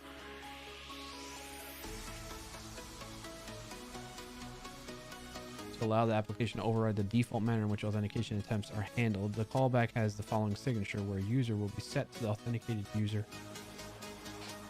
An optional info argument will be passed containing additional details. Protected.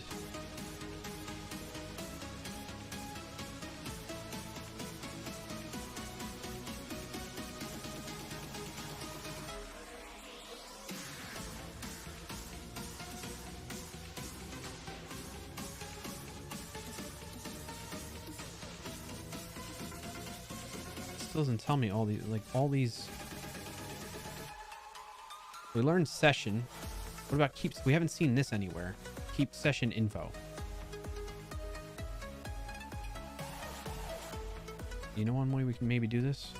Go back here. If I go and say, hey, open it up as a web editor. And then I can search like I'm in VS Code. Let's let it load up. I'm going to search for that. Keep session info to see what that does. Because we checked out session. I don't think we need that. We checked out pass request to callback. I'm not entirely sure if that would be helpful or not. So we can look that up too. And this is all in, I'm looking at the breadcrumbs here. Node modules, types, passport. So it's all in passport. Authenticate options.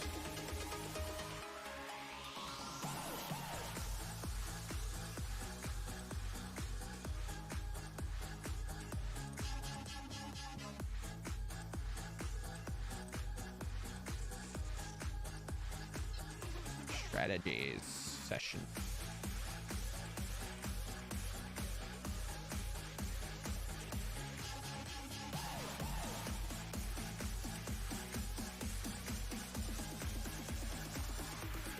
Come on, load up already.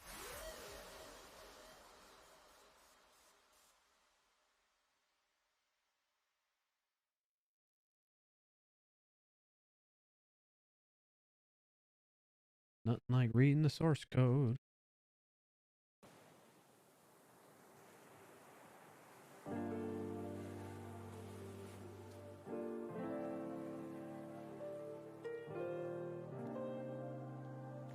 It's gotta be this. They don't even talk about the other options in here. Not talk, but show. Holy moly. This ain't really helpful if it takes an hour for it to load. Maybe I can find it in here directly.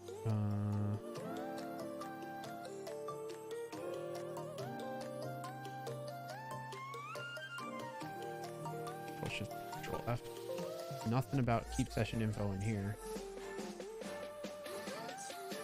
In here?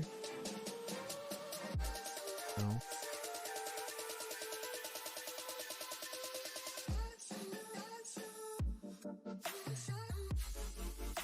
Oh, okay, here we go. It's in the serialized user. One of two. And regenerate. Regenerate the session, which is good practice to help guard against forms of session fixation.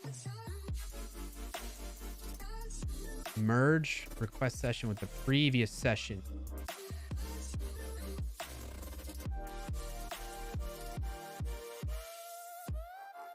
Where's this options being used here?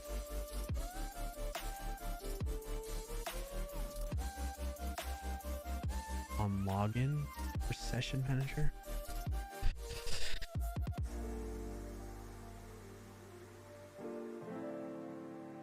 It merges it. That might be what I need, chat. Did this ever finish? Oh my gosh, forget it. All right, I'm gonna try doing this. And I think, because where do we identify it's happening? It's happening. It's happening. like on the callback, right? So should I do it in here? Or in here? I think this session's still intact during this request, but not in this one. So I'm going to try, and I'm going to say keep session info true. There. Maybe, just maybe, this will be okay. Fingers crossed. All right, L2V. Let's see. Can we keep our session?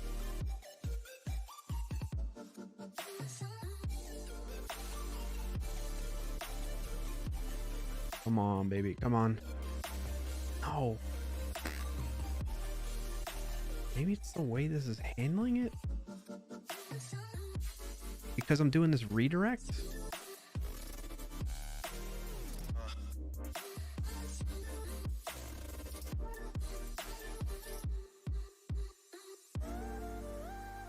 Maybe because it thinks it's a whole new session. But it shouldn't, because the request is gonna be there. You know what? Let's see. Console.log.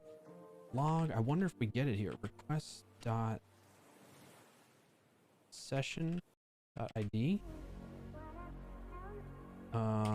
Success session ID. I wonder if it's still the same session at this point or not. This might be telling too.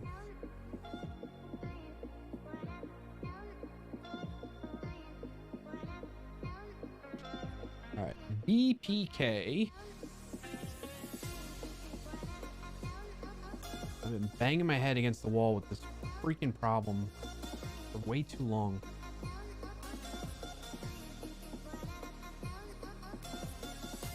Oh!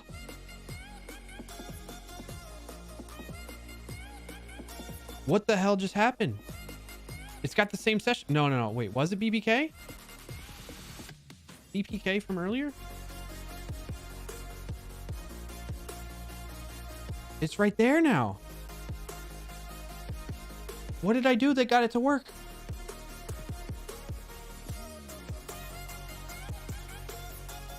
Is it actually working? I don't believe it. npm run dev. I'm finding it hard to believe. We got no cookies now, right? No cookies, no local storage, nothing. Network, clear. Refresh. All right, we got LAL8. Let's authorize and see if we still get that.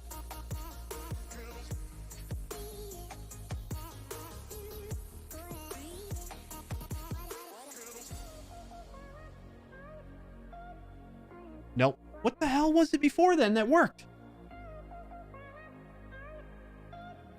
Oh, man. No, maybe it didn't work and I just thought it was. But look, it still thinks it's true. Because that field is still there. So it's merging it. It's merging them together. It's now merging them together now that I added this keep session info true. Okay. This since quick hit rewind. Yeah, right. All right. So since the success redirect causes a new session to be created, we need this to merge the old session with the new one. So here's the thing now. What I suspected earlier. Let's look at this, right? Even though it's a new session ID, I still think this is kind of weird because I don't know. We need to invalidate that old session then. You know what I mean? Like, what if somebody grabs that session somehow? I don't know if that's necessary or not. But anyway, so any data that's associated with this session gets carried over into the new session that's getting created after the authorization flow. That's what I'm learning from this, I think. This is so weird to me, though. Why wouldn't it use the same session? The same cookie is there. We've seen that. Like, you can look at it right here. Look, let's look at it again just to confirm this. I call my auth route to start the authorization flow with Sneak. Okay? And it ends in XJ0.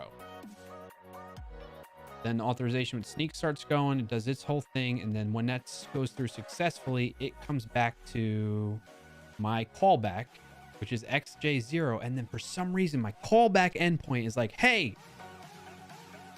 we processed the request. What does the headers look like? Response headers say, yeah, here's good. We got to redirect. And while you're redirecting, let's set a new session cookie. That's what it's doing. You see what I'm saying? So the request included this cookie that came in from the Sneak side. Sneak API authorization completed successfully, and it's bringing back, the browser is including it by default because it's the same domain. And the browser's like, okay, let's send the request to localhost 3000 with this cookie. And my localhost 3000 is coming back and saying, cool, but here's go to this new location now, this new route, which is the /success route, and set a new cookie for my session. Why? Something on this callback route that's making it do that. First session unauthorized and the new session is authorized.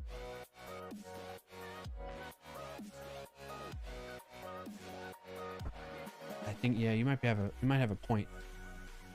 You're right. The first session doesn't have any authorization included as part of it. I just don't understand. Why wouldn't it then just make that session an authorized session now? You know what I'm saying, Marathon? So it's this route right here that is responding and saying, hey, set a new session, basically. I wonder if I say session false.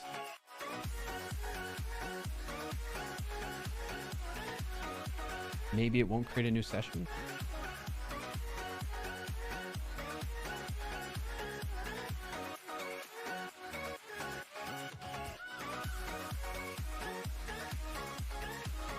Starting fresh. All right, our session is FJ0. Clear that. Authorize.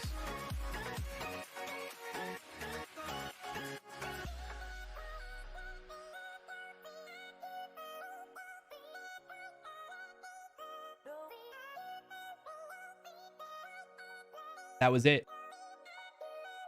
That was it. We're using the same session now. Look. All the way through FJ0, all the way down. So let's see it in the.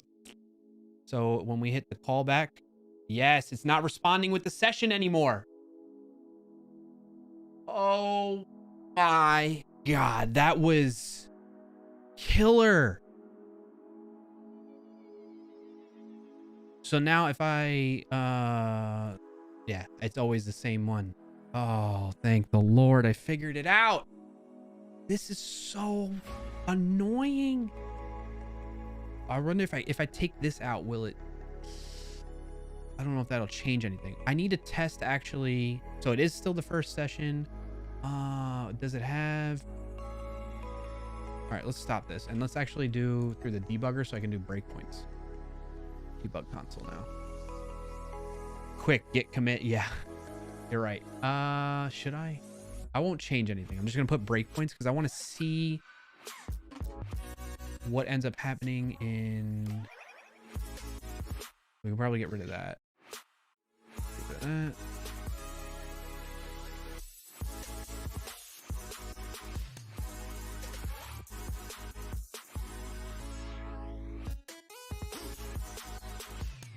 I want to see what's on the request session. I'm gonna clear all this out. Network clear and refresh. Should be no session right now, or there's a session probably.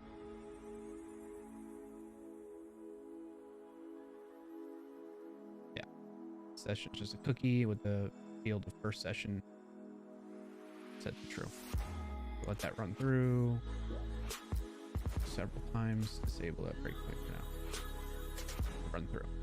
All right, so we have our NUZ session ID. Clear this. Now, what do I want to do? I'm going to click on that, but I want to put this breakpoint back in place. Authorize. Shouldn't have any changes there yet. We authorize.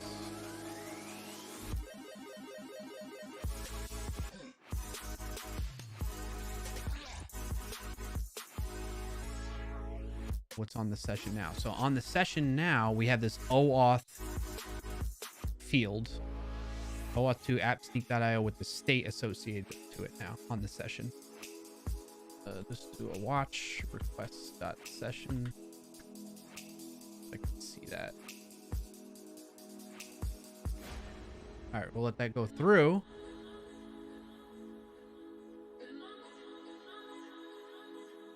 And then we hit this again because we got the success callback, which is pending.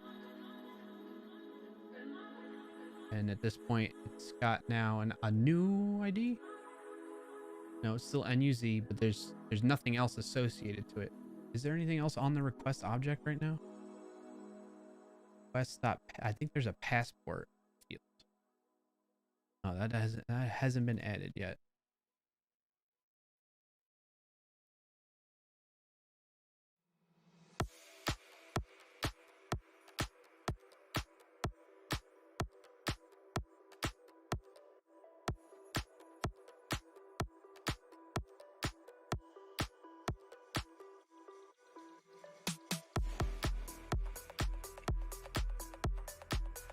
Okay. Now is there a passport? No.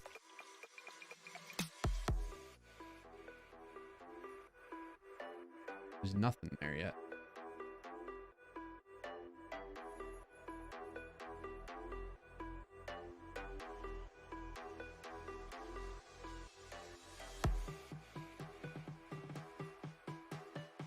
What is happening? What is this request? Oh, it's just all this stuff going on.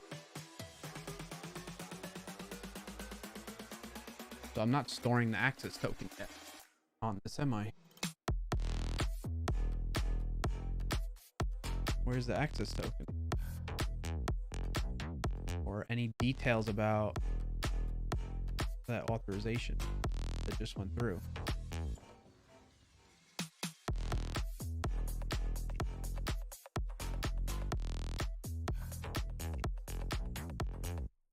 Because when I go to make the request to projects, I say request session passport user access token. So where is that? It's not valid. It's not available anymore. I might have broke that. Frackberg, what's up? Okay, just got my first break for the day. Mine starting from the top. Yeah, absolutely. Let's just rewind. I don't think the passport. I don't think I can go to projects yet.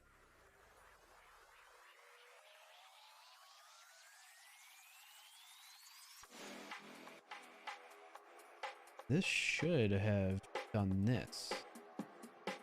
This should be put onto passport.user after 6. All right, disable this breakpoint, Brian. So now if I go /projects, this is probably going to fail. No response. Why?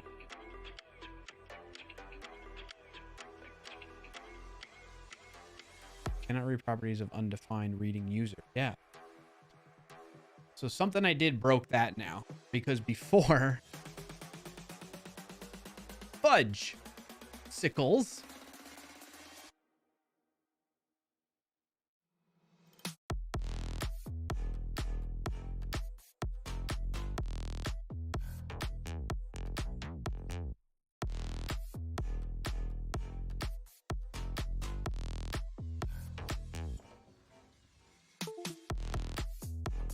What just disconnected? Oh, probably my extra phone. If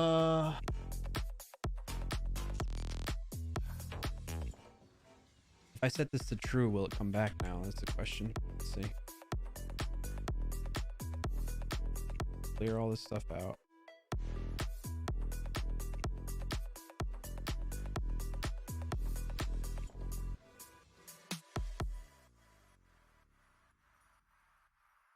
We know it's going to create a new session now, but it'll at least merge the old session with the new one, so it won't lose any data that way. All because of that keep session info. And you know what? Let's put where's that breakpoint again? Re-enable this. If I refresh, we should see that request user. Yeah, there's a passport. There's a passport property now. Where'd it go? Session, passport, user. Yeah, you see the access tokens on there now. So I need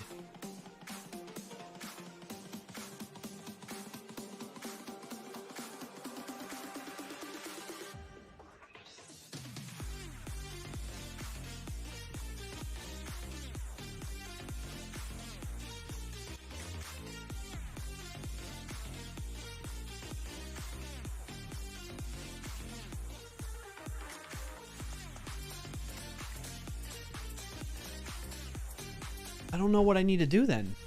Why is it creating a new session because of that? So this tells it create a new session and it's on by default. And this all right, so like create a new session on by default.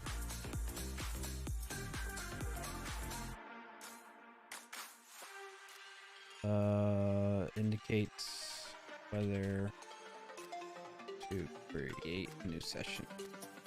Not.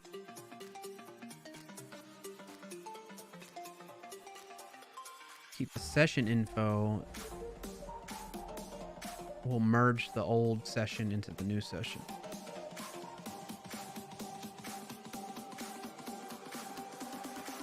Is it something in the way this is working?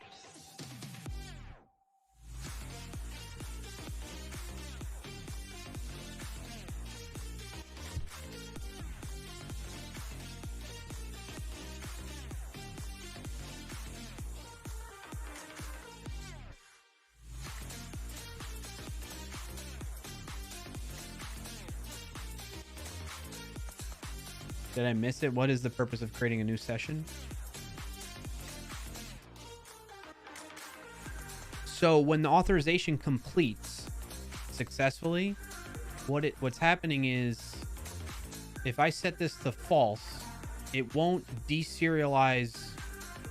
It won't basically add the authorization details that were received back in the response into the session. It won't just automatically do that unless the session is set to true. So this basically says, yeah, save the result of all this authentication flow into the session store. But because of that, it creates a new session. So it does appear to be an unauthorized session versus an authorized session. Yes, I think you're right, Parathon. But would that be... So then it's okay that the old session...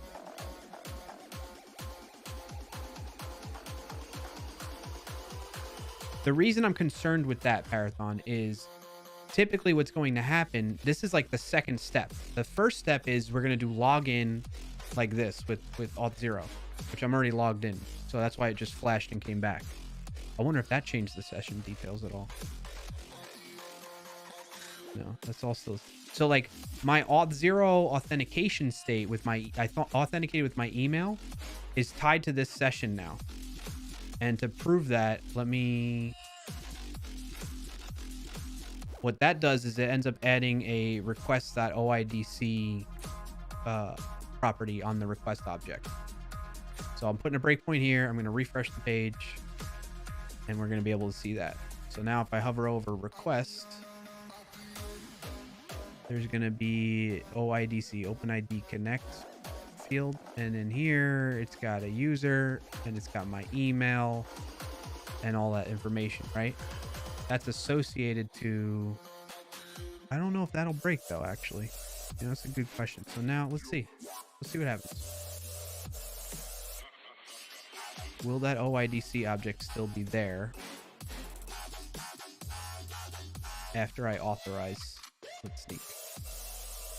That's the true question.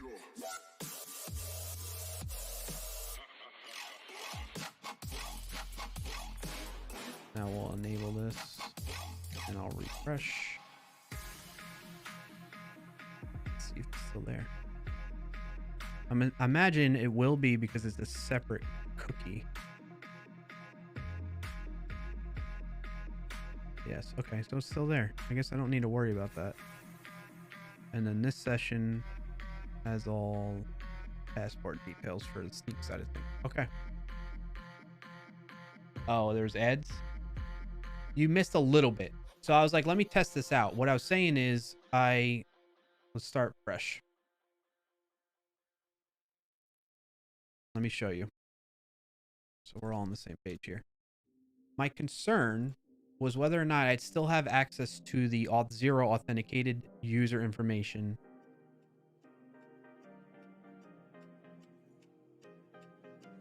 or not.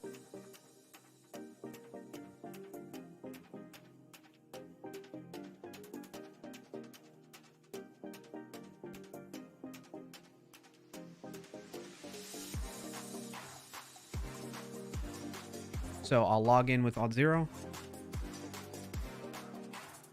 I'm all logged in, and to prove that, I'll enable the breakpoint again. Refresh to make the request. And we'll see there's going to be request.oidc.user. We can see I'm there, right? Nickname, Brian, my email and stuff, right? We'll disable this breakpoint now and run. So now that's the typical flow is going to be you authenticate first like that with Auth0. Then you can say, okay, I want to associate my email now, my authentication with the Sneak BigFix app with my Sneak account. So I need to authorize this app to have access to my Sneak account. So I come here and I do all this and it comes back.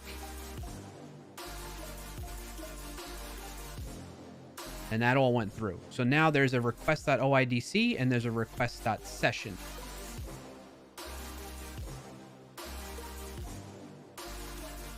And my biggest, all right, and then I wanted to see if they were still available. So my worry was, and I guess I don't need to worry about it because the Auth0 user, the request.oidc.user, is stored separately from the Sneak authorization pieces. But I need to marry them together so that I know when this user with this ID is logged in, it has this authorization. It's authorized to this Sneak account. So I should, if I refresh the page that's enabled. Sorry, I'm still like learning all this as we go through it. Through trial and error. So we do have the session and we do have the OIDC user. I need like a unique ID, I guess. Maybe this SID is going to be unique for, is that going to be the same, or DM5Q? I wonder if I log out and log back in, if that would change. But now we have this passport user with an access token and an ID. Well, that's the session ID that it was created with. So what I want to do is I want to actually see if we can do this. Disable that breakpoint. Let it run through. When this comes back and we... When am I adding that on the session?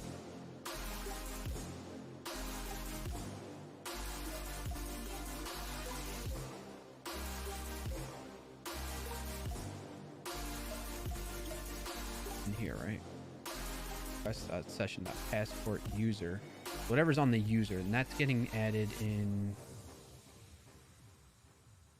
here. So what I could do is I can say auth 0 ID. I can say requests dot OIDC dot, what was it again? Access token. It was like SID, right?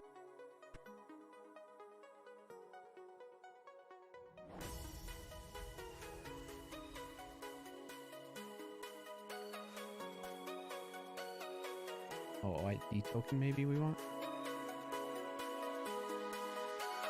Oh, user.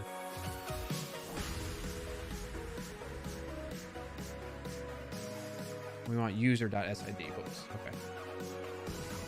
Yeah, it's passport requests. Oh no, not that one.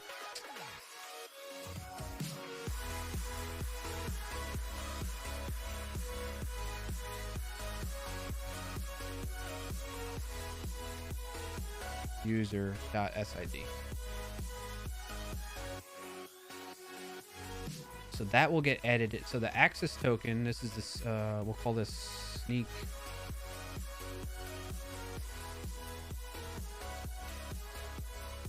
token. And this is going to get stored in the session, basically this stuff right here.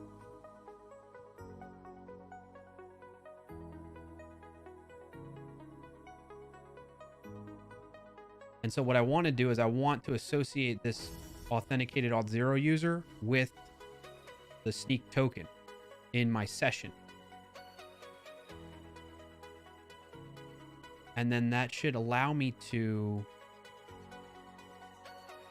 marry those together so that when I come back to the app, I shouldn't have to log in again. I mean, there's more to that than I'll need to do to like prevent having to log in, but I'll have that, the API, the server will have that information ready should that user log in again, ever again, or come back in an authenticated state. I'll know, okay, for this user, we have this access token to use for Sneak when we need to make API calls to it, right? So figure that out. Application clear site data. I'm going to refresh the whole thing, which should create a new session for me. 14 dB. Should just log the whole session, right? I'm going to write session ID and server.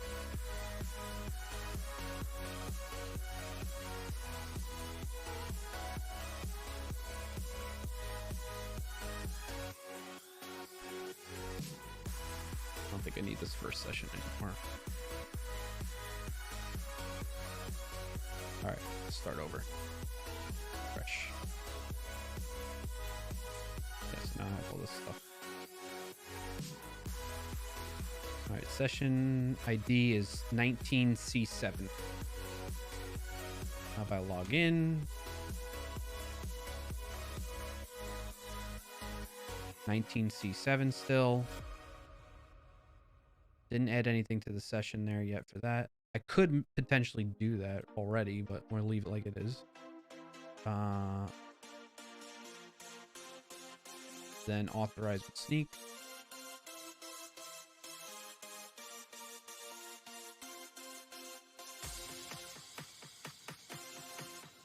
All right, now we got a new session ID. We have a passport user.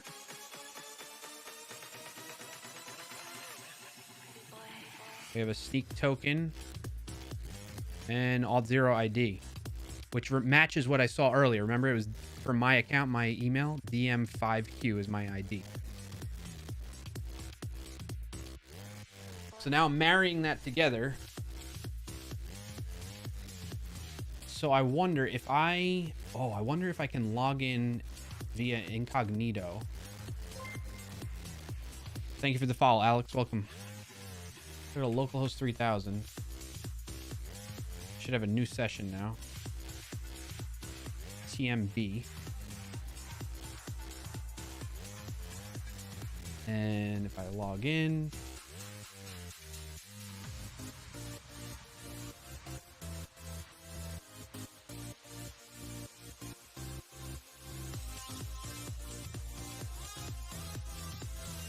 it's a new session though now.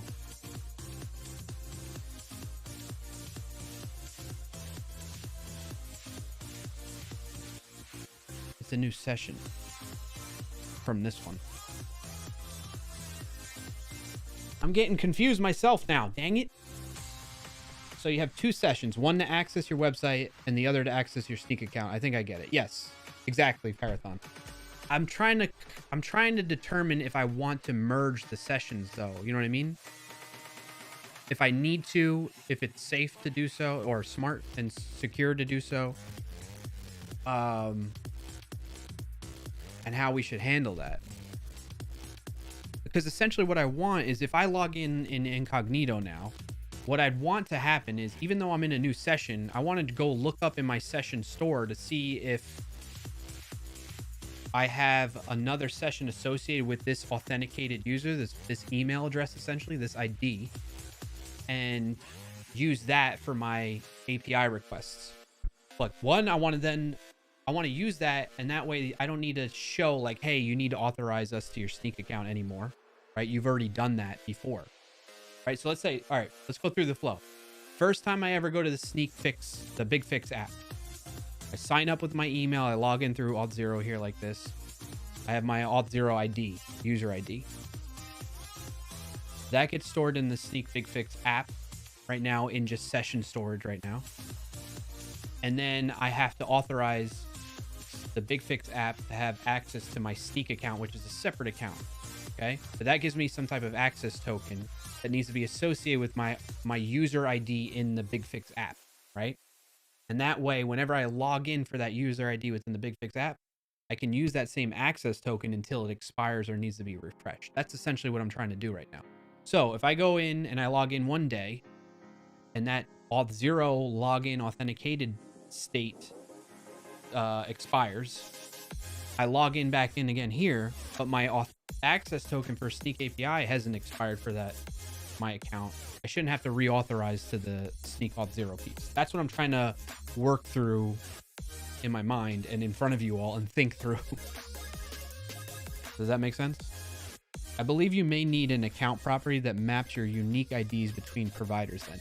Yeah, I need to sort that out. I think if I can sort that out, at least just logically in my mind, not necessarily implement it right away, then I'll feel good and like I've accomplished something for today. Enough for today's session, live stream session. That session, not an app session. So thanks for being here to be like that rubber duck for me, Parathon, and anybody else that's just lurking. Appreciate you all. I'm glad we kind of sorted this out though. Like, we did learn that I need this, and then this can merge the sessions for me, so I don't have to create a new session altogether. So it uses the same, that way I don't keep accumulating more sessions in memory or in a database somewhere and it just keeps exploding. Why not leverage the same session until that session actually expires? Right? That's the thought process here, instead of getting a unique one every time. I don't know if that's necessarily a bad thing or not, but that was the thought. That's how I'd expect it to behave, to be honest. We can get rid of this first session stuff. Get rid of that. Save that. Now, what? Error ePipe.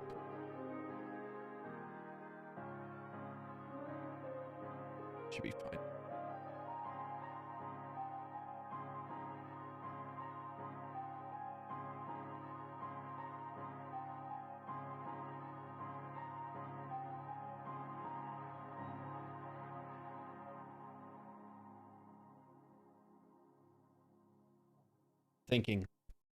Thinking through this, but not thinking out loud. That's why I went silent like that. Does this have some sort of claims provider or something? I've been out of programming for a while. Cry. Does what have a claims provider? I think I need to like draw this out a little bit too.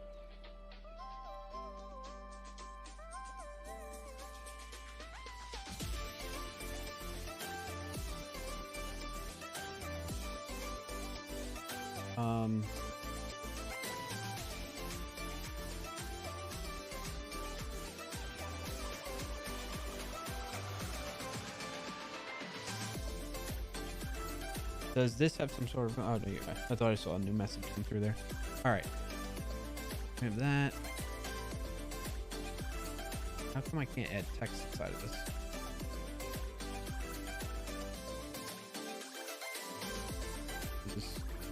Does this work better?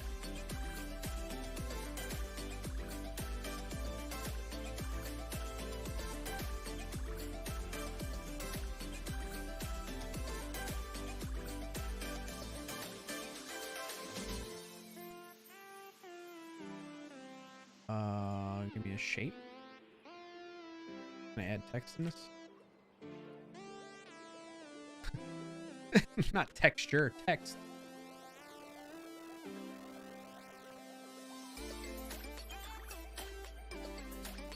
Oh boy. All right, big fix app.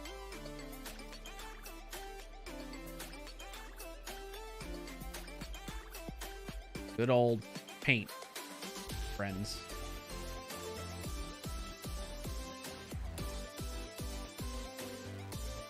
What? What? Where did it go? Oh. Need to go to draw.io or something.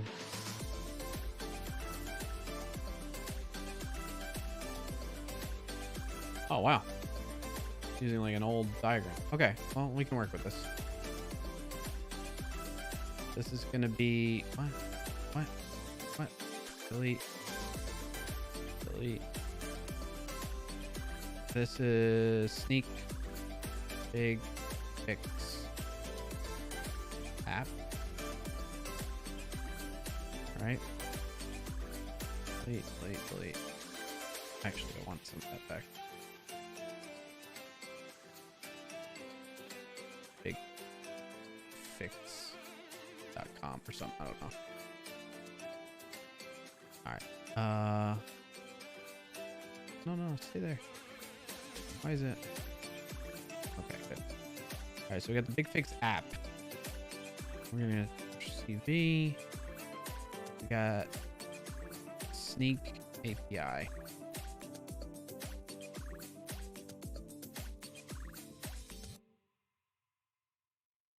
How do I select this whole thing?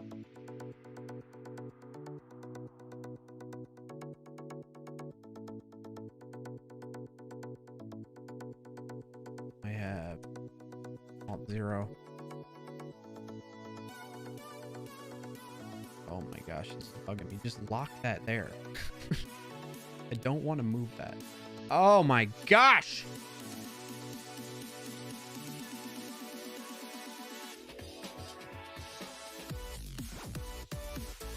Better off just drawing this by hand at this point.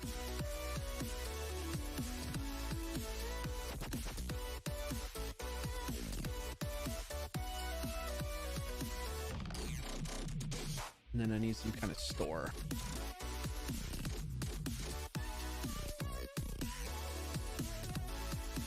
Say it's like users. Right? So then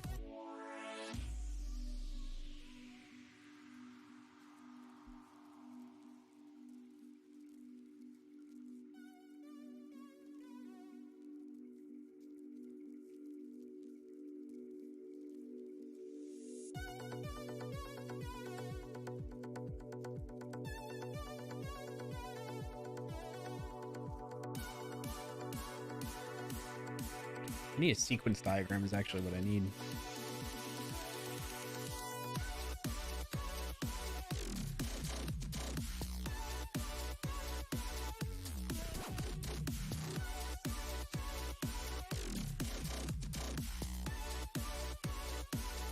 Do they have sequence diagrams in here?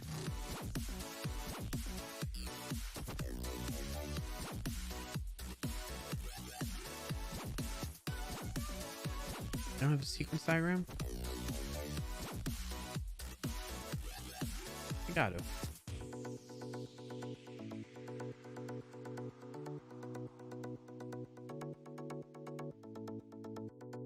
So it should be under software, right?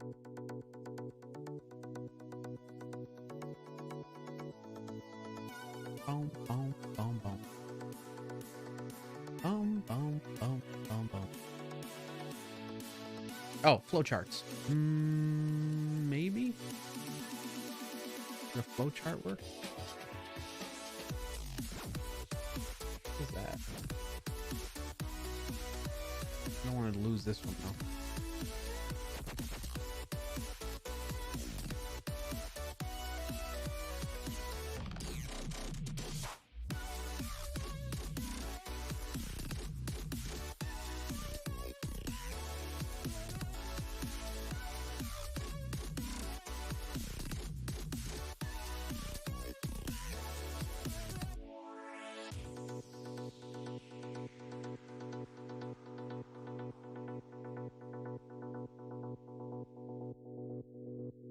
Oh, right here.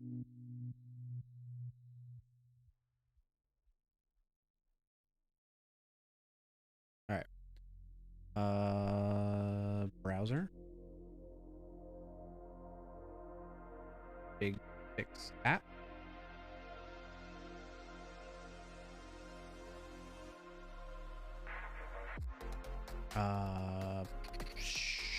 Alt 0.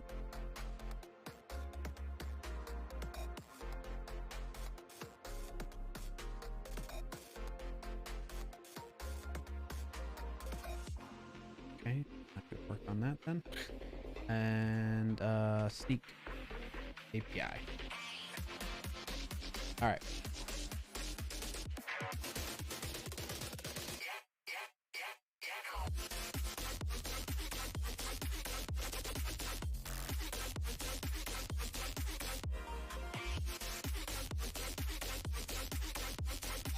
Sends back the HTML for that and whatnot. And it's gonna set. Oh, okay, we're gonna put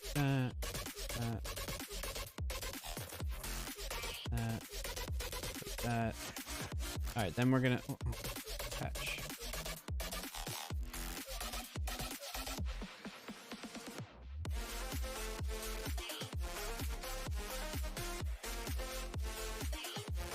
Why don't you align with the edge though? That's silly. Delete that then. Go this way.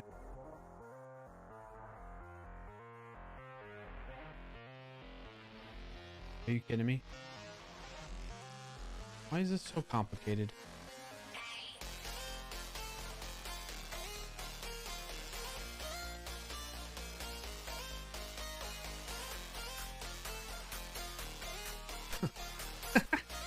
All right. Forget it. Just freaking connect. Cool. Oh my gosh. Hey, what'd you do this Friday on stream, Brian? Oh, you know, I just fought with the freaking draw.io. Oh my gosh. Just connect. Okay, fine. Is it gonna move with it? Okay, that's good enough. Okay. Here's the HTML. Okay. H. Let me type on it, please. HTML. Yep. Okay, cool. We get HTML back. Yay. Okay. Now we want to log in. Can you what did that just do? No. No. Ugh. Yeah. Okay. Okay. Okay.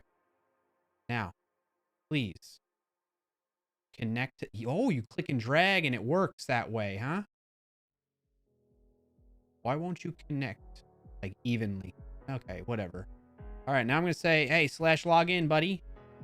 Right? Oops. And then this is now gonna go to auth, or I already have an arrow, so I guess I don't need that. Control Z. Triple clicking, double clicking, freaking. Okay. What do I call on that? Fighting tools is always a struggle. Yeah. What do I call on that now? Where's my routes? I think I just call /login on that as well, and it just works. Just talks to it. /login. then, you know, it does its thing. Login success. Success. It goes to a success callback for that, which is going to be the, where is it? Where might it be? Hello?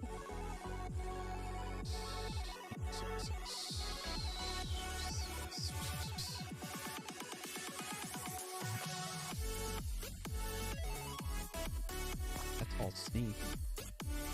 Oh, it has a route that's defined already. It's gonna be it's like slash callback auth 0 that we have, which then returns back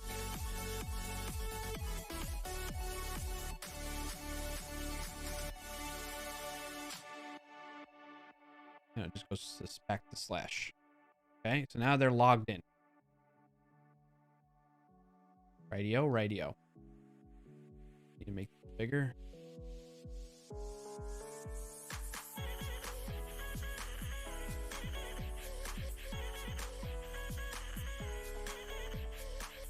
Wait, what did I just do?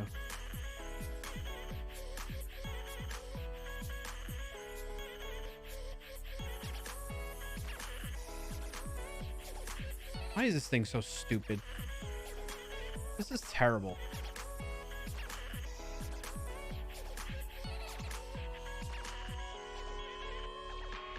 Like, why is this arrow like this? Look, it's like I can't even...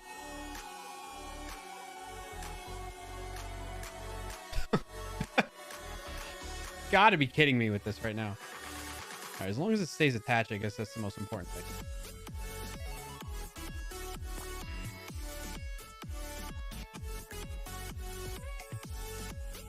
Jeez.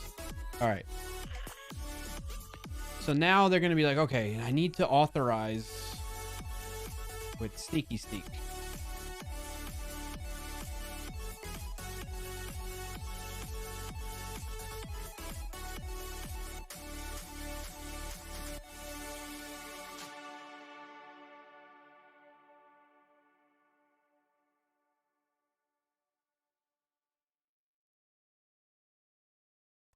Now this is via the slash auth command or route, which then will go from here all the way to there.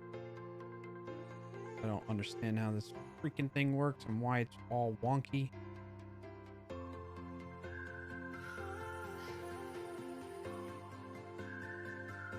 Delete that one. It's like an authorize slash authorize. That, I mean, it's good to have this, and then I'll save it for work at least. People can follow along. Hit worky work.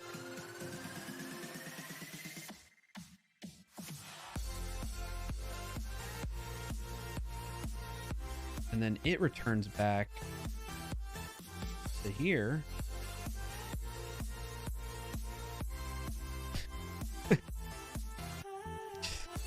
Why is it doing that? Slash callback, which then like returns back to itself. How do I do that? What in the hell?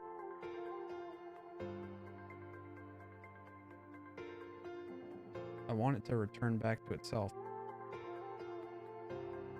This is fun. I think you need to create additional anchor points. Is that what it is? How do you do that?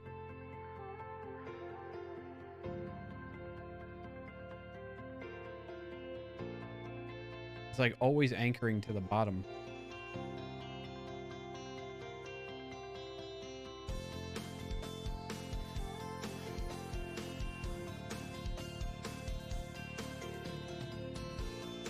Fudge.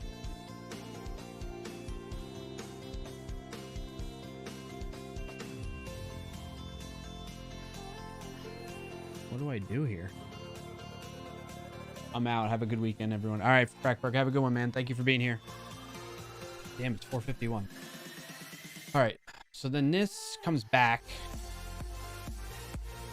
Wait, this shouldn't be this. Oh, here we go. Here we go.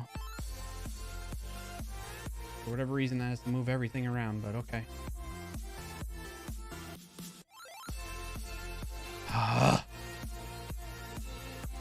Yes.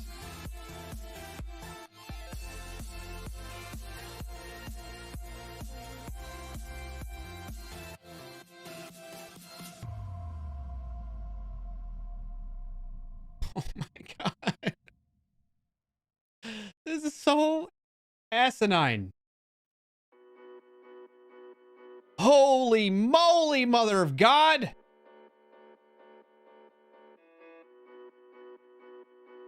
Like, it's not intuitive at all. It's not intuitive at all. It's silly. All right, call back, and then it goes 15,000 clicks on. Okay.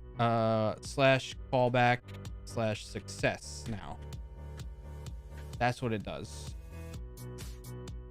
Which then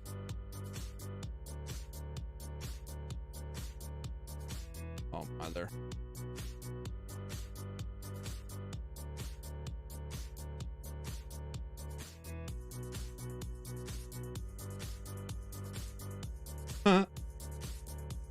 Which then redirects back to slash. Holy freaking moly, man. To put that together, and I missed all that because of ads. Yeah, well, you basically missed me yelling at this thing. All right, let's go through this. So user comes into the browser. They go, let's go open up the BigFix app. They get HTML back. Then they click on login. That then flows into the Auth0 login, which then calls back to the Auth0 callback route and brings them back to the browser.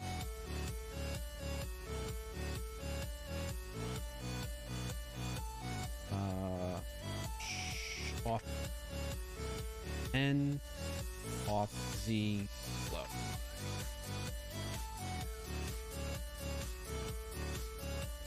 Okay. So they're logged in. Then they go, okay, I need to authorize Sneak. So they go to the auth route, which then goes to the authorize route on Sneak API, which returns back to a callback route, which then, what's up? Okay. Which then hits on it, like it goes to itself. It goes to a callback success route. That's what's happening.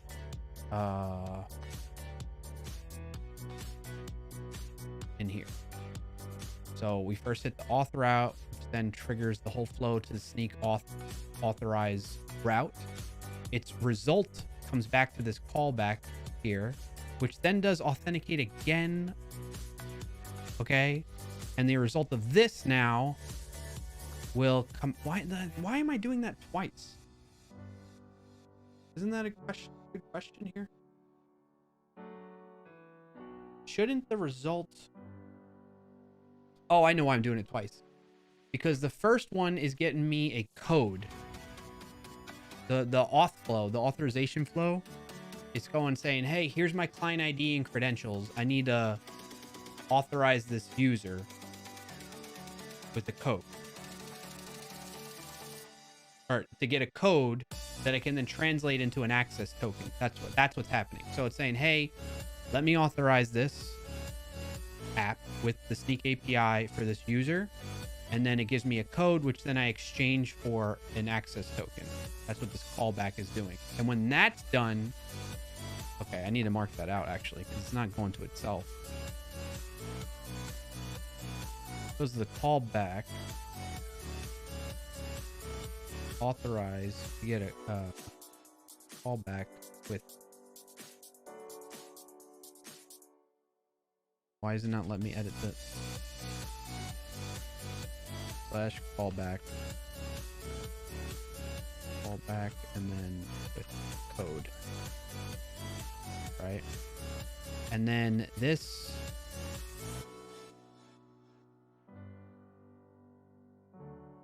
actually, we're gonna need this, I think. So just move it down there, and we're gonna create another one that goes to there. Why can't you be even? Please line up. Please, my OCD. Dear God. Line up. Why can't I move this? Okay. Cool. Very cool. Now I can. Okay. Oh, dear God. I want to go through that flow again. Where is it? I can actually see it in here, right? So we go to authorize, then it hits the callback with a code. Then success. Is that actually what's happening? We go to authorize the sneak API. It comes back with the localhost callback, and it says redirect. Redirect to callback success. It goes to callback success, which then also oh, so I was right. When does the code exchange? See, this is the code I'm talking about. It gives me a code that I then need to exchange and turn into an access token. I don't understand how that's working. I might have that wrong.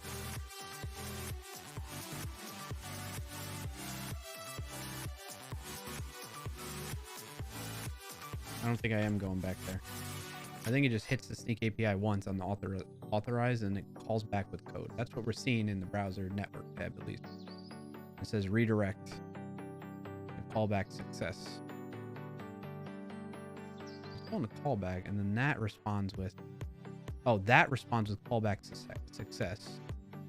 So it sends a request to itself, essentially, which lands here, which runs this function, and then I tell it to redirect again to the root.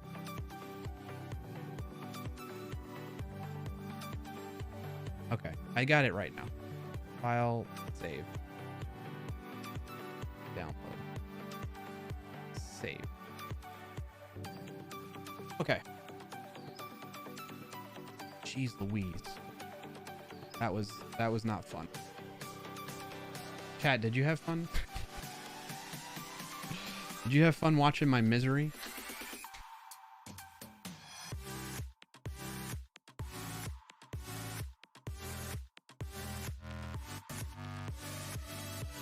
I have cake to make me feel better. It is, if you're wondering, peppermint chocolate chip. Peppermint chocolate chip cake. Delicious. Be jealous.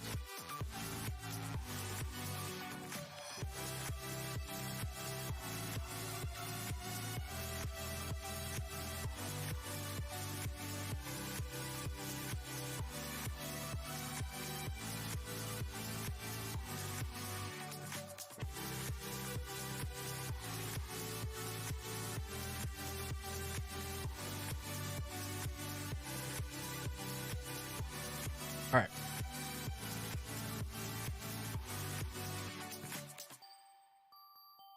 What did I say I wanted to do next? Oh, I wanted to associate in the session, which I think I'm doing now. We can test this. I'm going to log in here.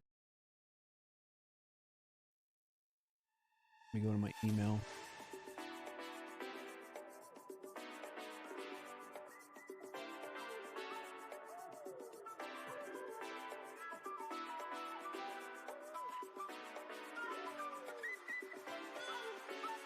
We have that. I don't have any logic that's looking for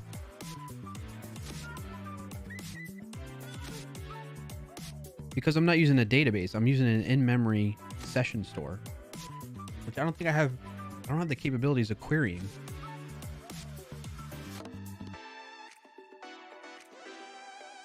Do I? If I had an external store, like a database. All right. Yep.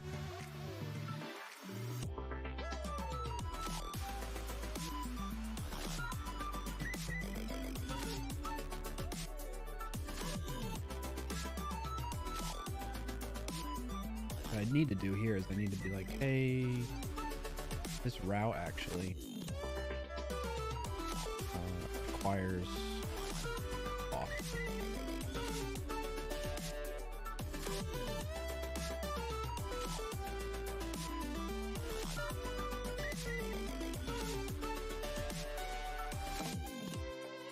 Okay, we have that session. We should be authenticated.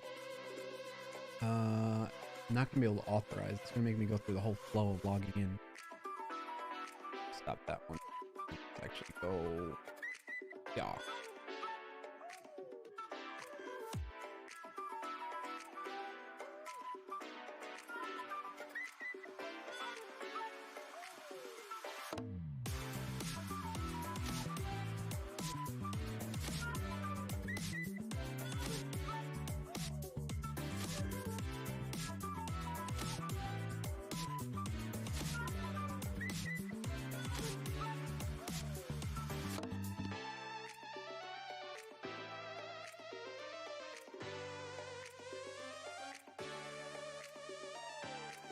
Oh, it crashed.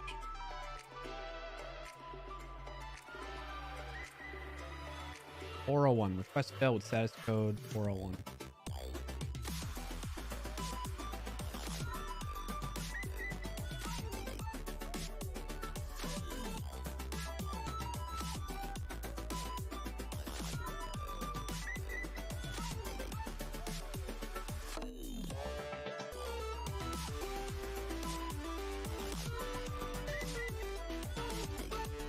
Where the hell is that?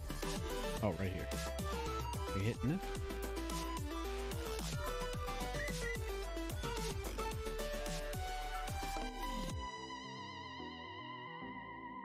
All right, restart it.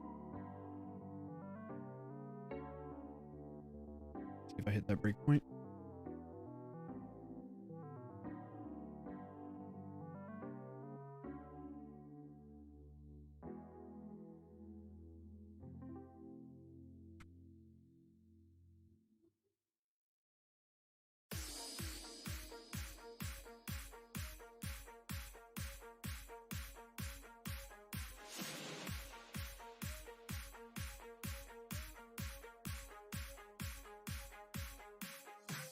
It shouldn't even get in here.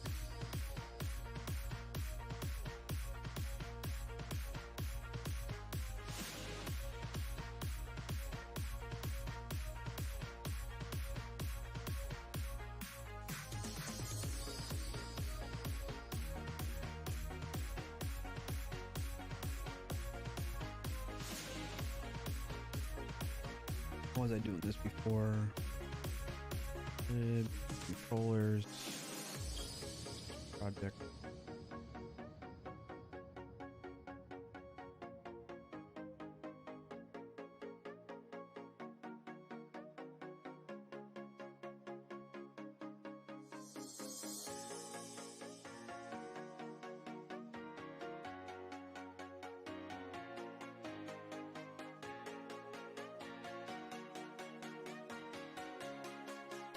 Alt 0 requires off. How does that function work?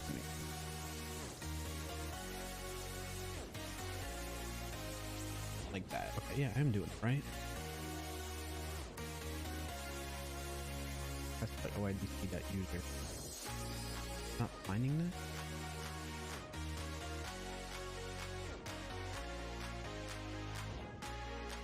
Yeah, this is what's worrying me now. Because I've logged in. No, if it's not there, it should just fail like 401, right?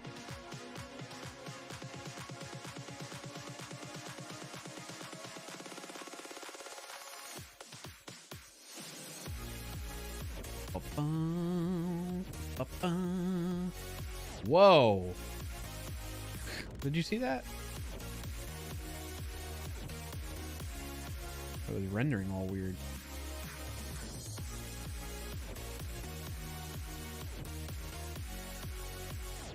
Auth required should be false. Where's my config? Server config. Auth required false. Alt 0 logout. Base URL route fallback. Yeah. doing all that.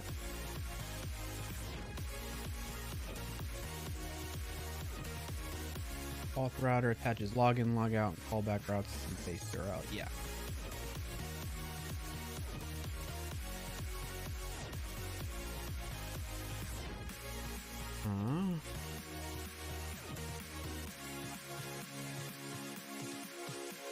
Requires auth.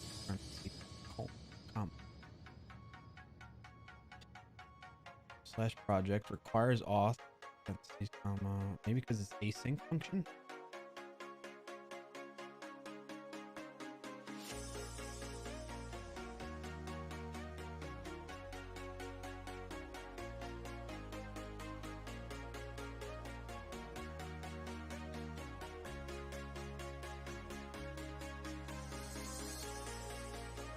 Try running it from the terminal instead.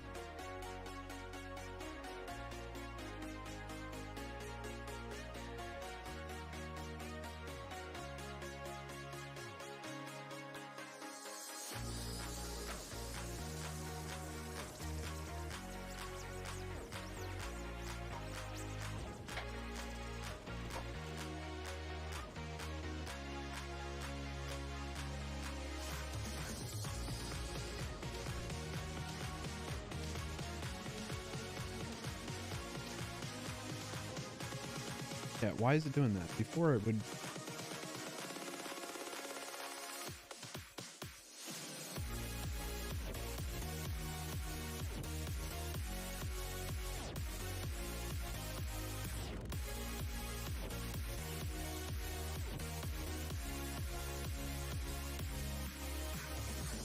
I'm just gonna test something out here.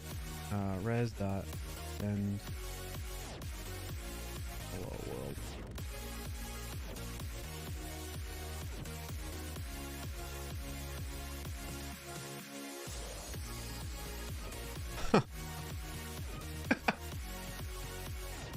What the fudge?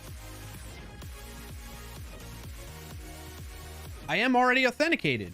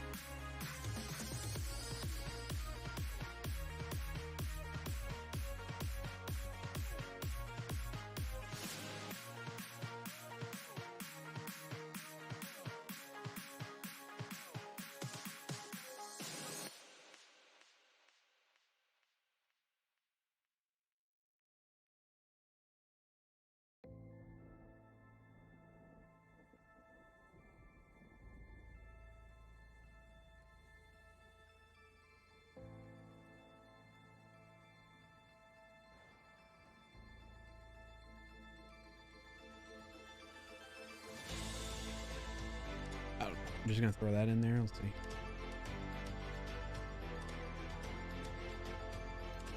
Apparently, I am authenticated.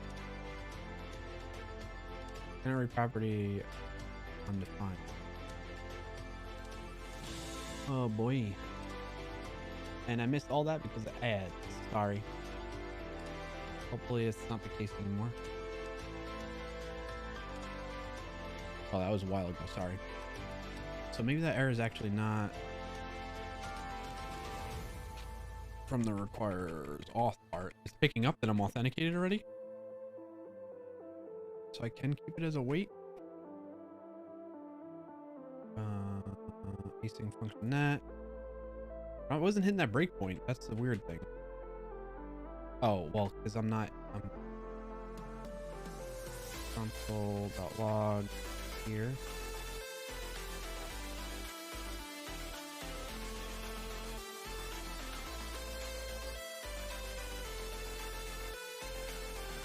Make it there. I am okay. Weird. Okay, some progress. I need to do a try catch on this, I guess, right? So, we're not try following.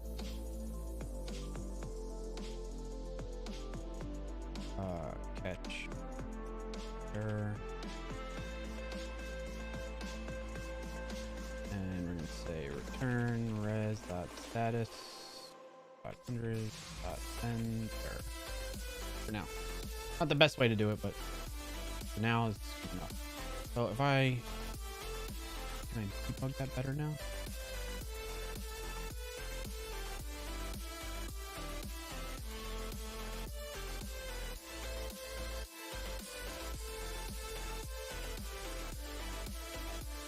I wonder if I could tap into the requires auth function.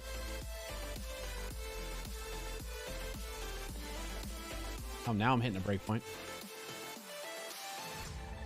Cannot read property of undefined. Send.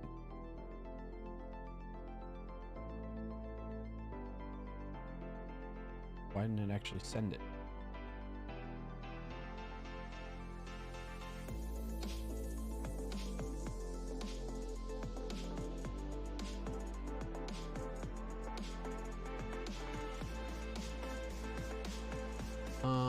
Server.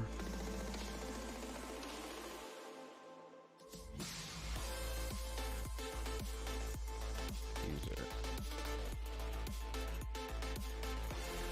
Request.ydc. Right user.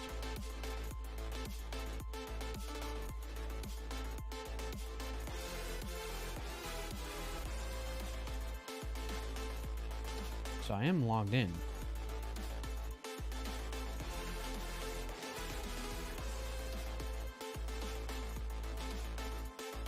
There's my SID again.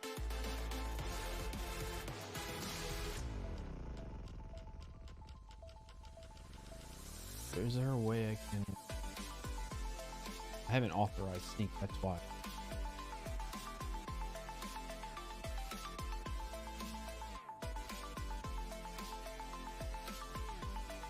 So what I can potentially do right now is on sneak success, I can say request dot... fumbling everywhere now. It's getting late. Request dot oidc dot user dot is sneak authorized equals true. You can add that in there.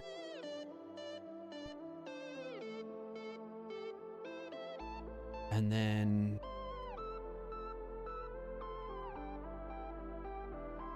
when I come into the projects route, I could say if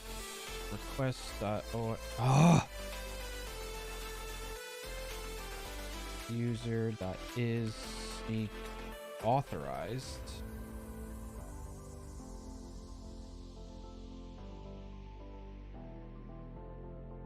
Like do that, right? Else return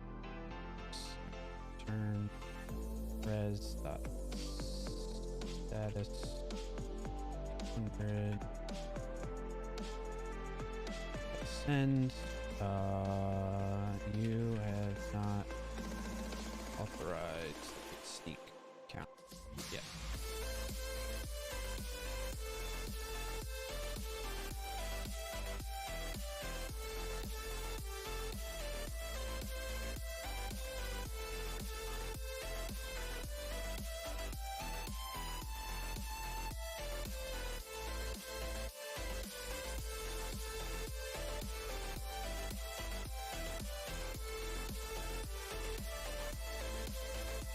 Then what I need to do is I need to be like, okay, hey, request dot session. Oh, why does it keep doing that?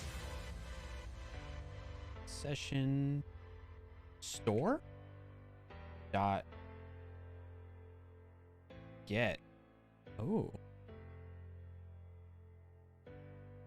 what does get do? SID? Huh.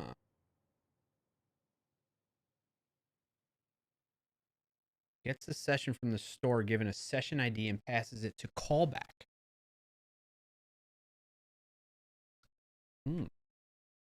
Can I do, what else is available on here? Session.id, .save, .reload, .cookie, .destroy, regenerate, reload,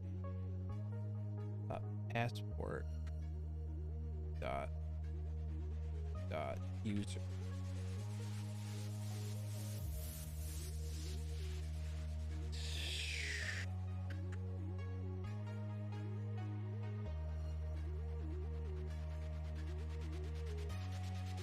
So then I want to check. Yeah, that's what I want to do.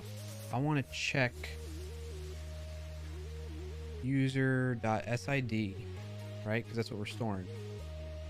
We need to be like, is it authorized? End request.oidc.user.sid equals that. The passport.user. Well, we need. If this is set to true, then we should be able to safely assume that there is a passport object on the session, and therefore a user and SID, and then therefore we can get the access token off of the user, the passport user. That's my guard logic to make sure I'm getting the correct session out of the session store. Put a breakpoint here and see how it goes.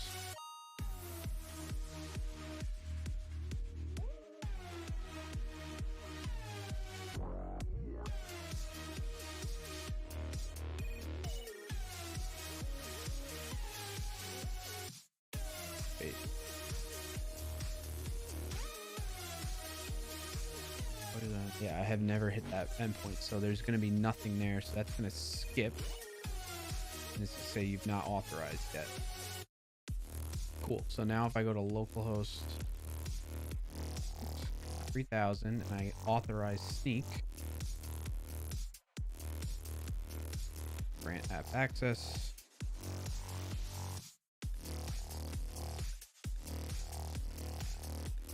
We're going to set that. There should be a user. There it is. Let that play through. I don't know if that'll actually get saved though, I wonder. So now if I go to /projects, should hit the other breakpoint. User. It's not there. Fudge. How do I add something to the user then now?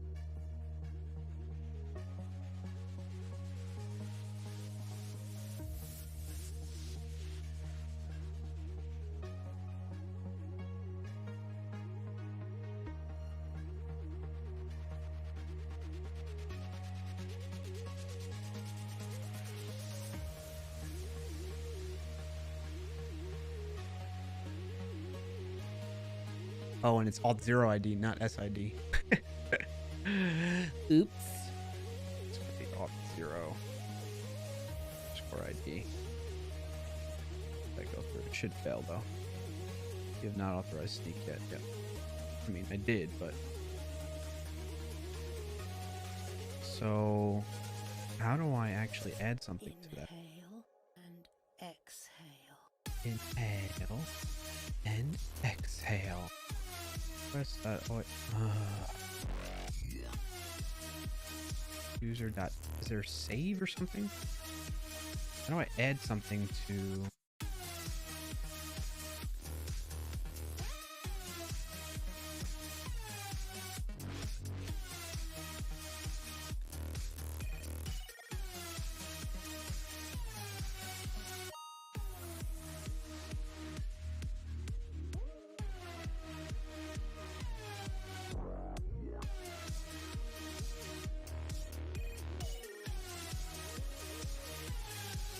I guess I don't really need to do that. What do I have access to in there? Request dot.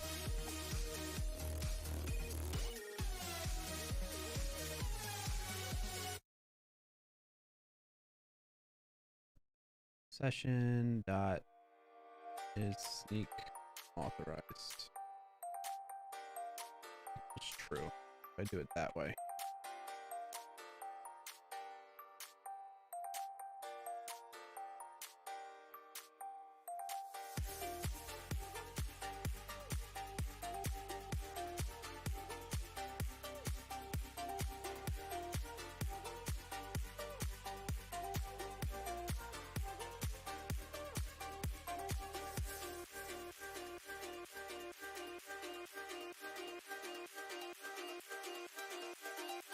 Projects. I didn't hit a breakpoint. Why? Oh, it hasn't recompiled.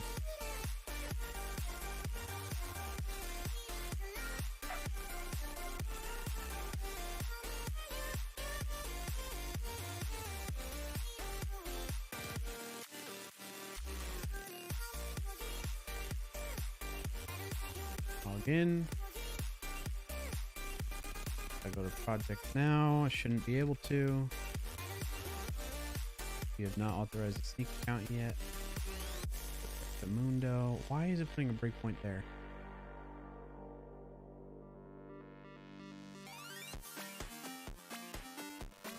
Go back, authorize.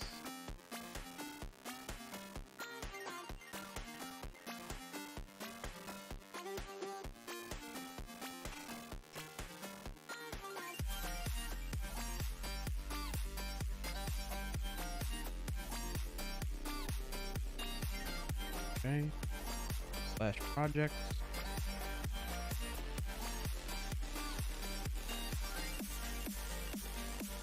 Sneak authorized is there now. Good. And the SID matched the auth 0 ID. Sweet. So now we should have an access token. Didn't put a breakpoint there. Request failed, status code 401. Why? All right. I got a call though. The kids are going to be home. Like they're probably home now. So,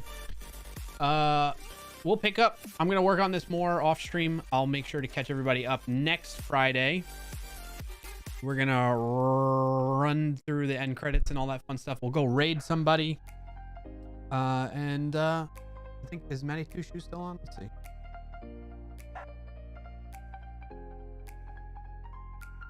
He is. Okay. Matty Two Shoes is on. It's his 2-year stream anniversary. Go show him some love and support. Thank you for being here, Parathon. Appreciate you, man. Good to see you, and appreciate you chatting with me through stuff as I'm thinking through it, right? So I'll be back next week. I'll be off from work, but I'll still be streaming. So no change in schedule in that regard. I appreciate you all being here.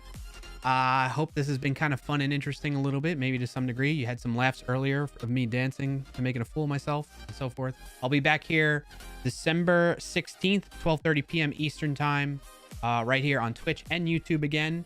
So if you'd like, tune in for that. Be sure to follow, like, subscribe, all that fun stuff so that you can get notified for that. Be sure to check out the Discord if you want to keep in touch off stream and chat there, show your Wordle results and stuff like that. There's the link, clarkio.com/Discord. And that does it, folks. Thank you all so much. I hope you have a good rest of your Friday and weekend. I'll see you next time. Peace out.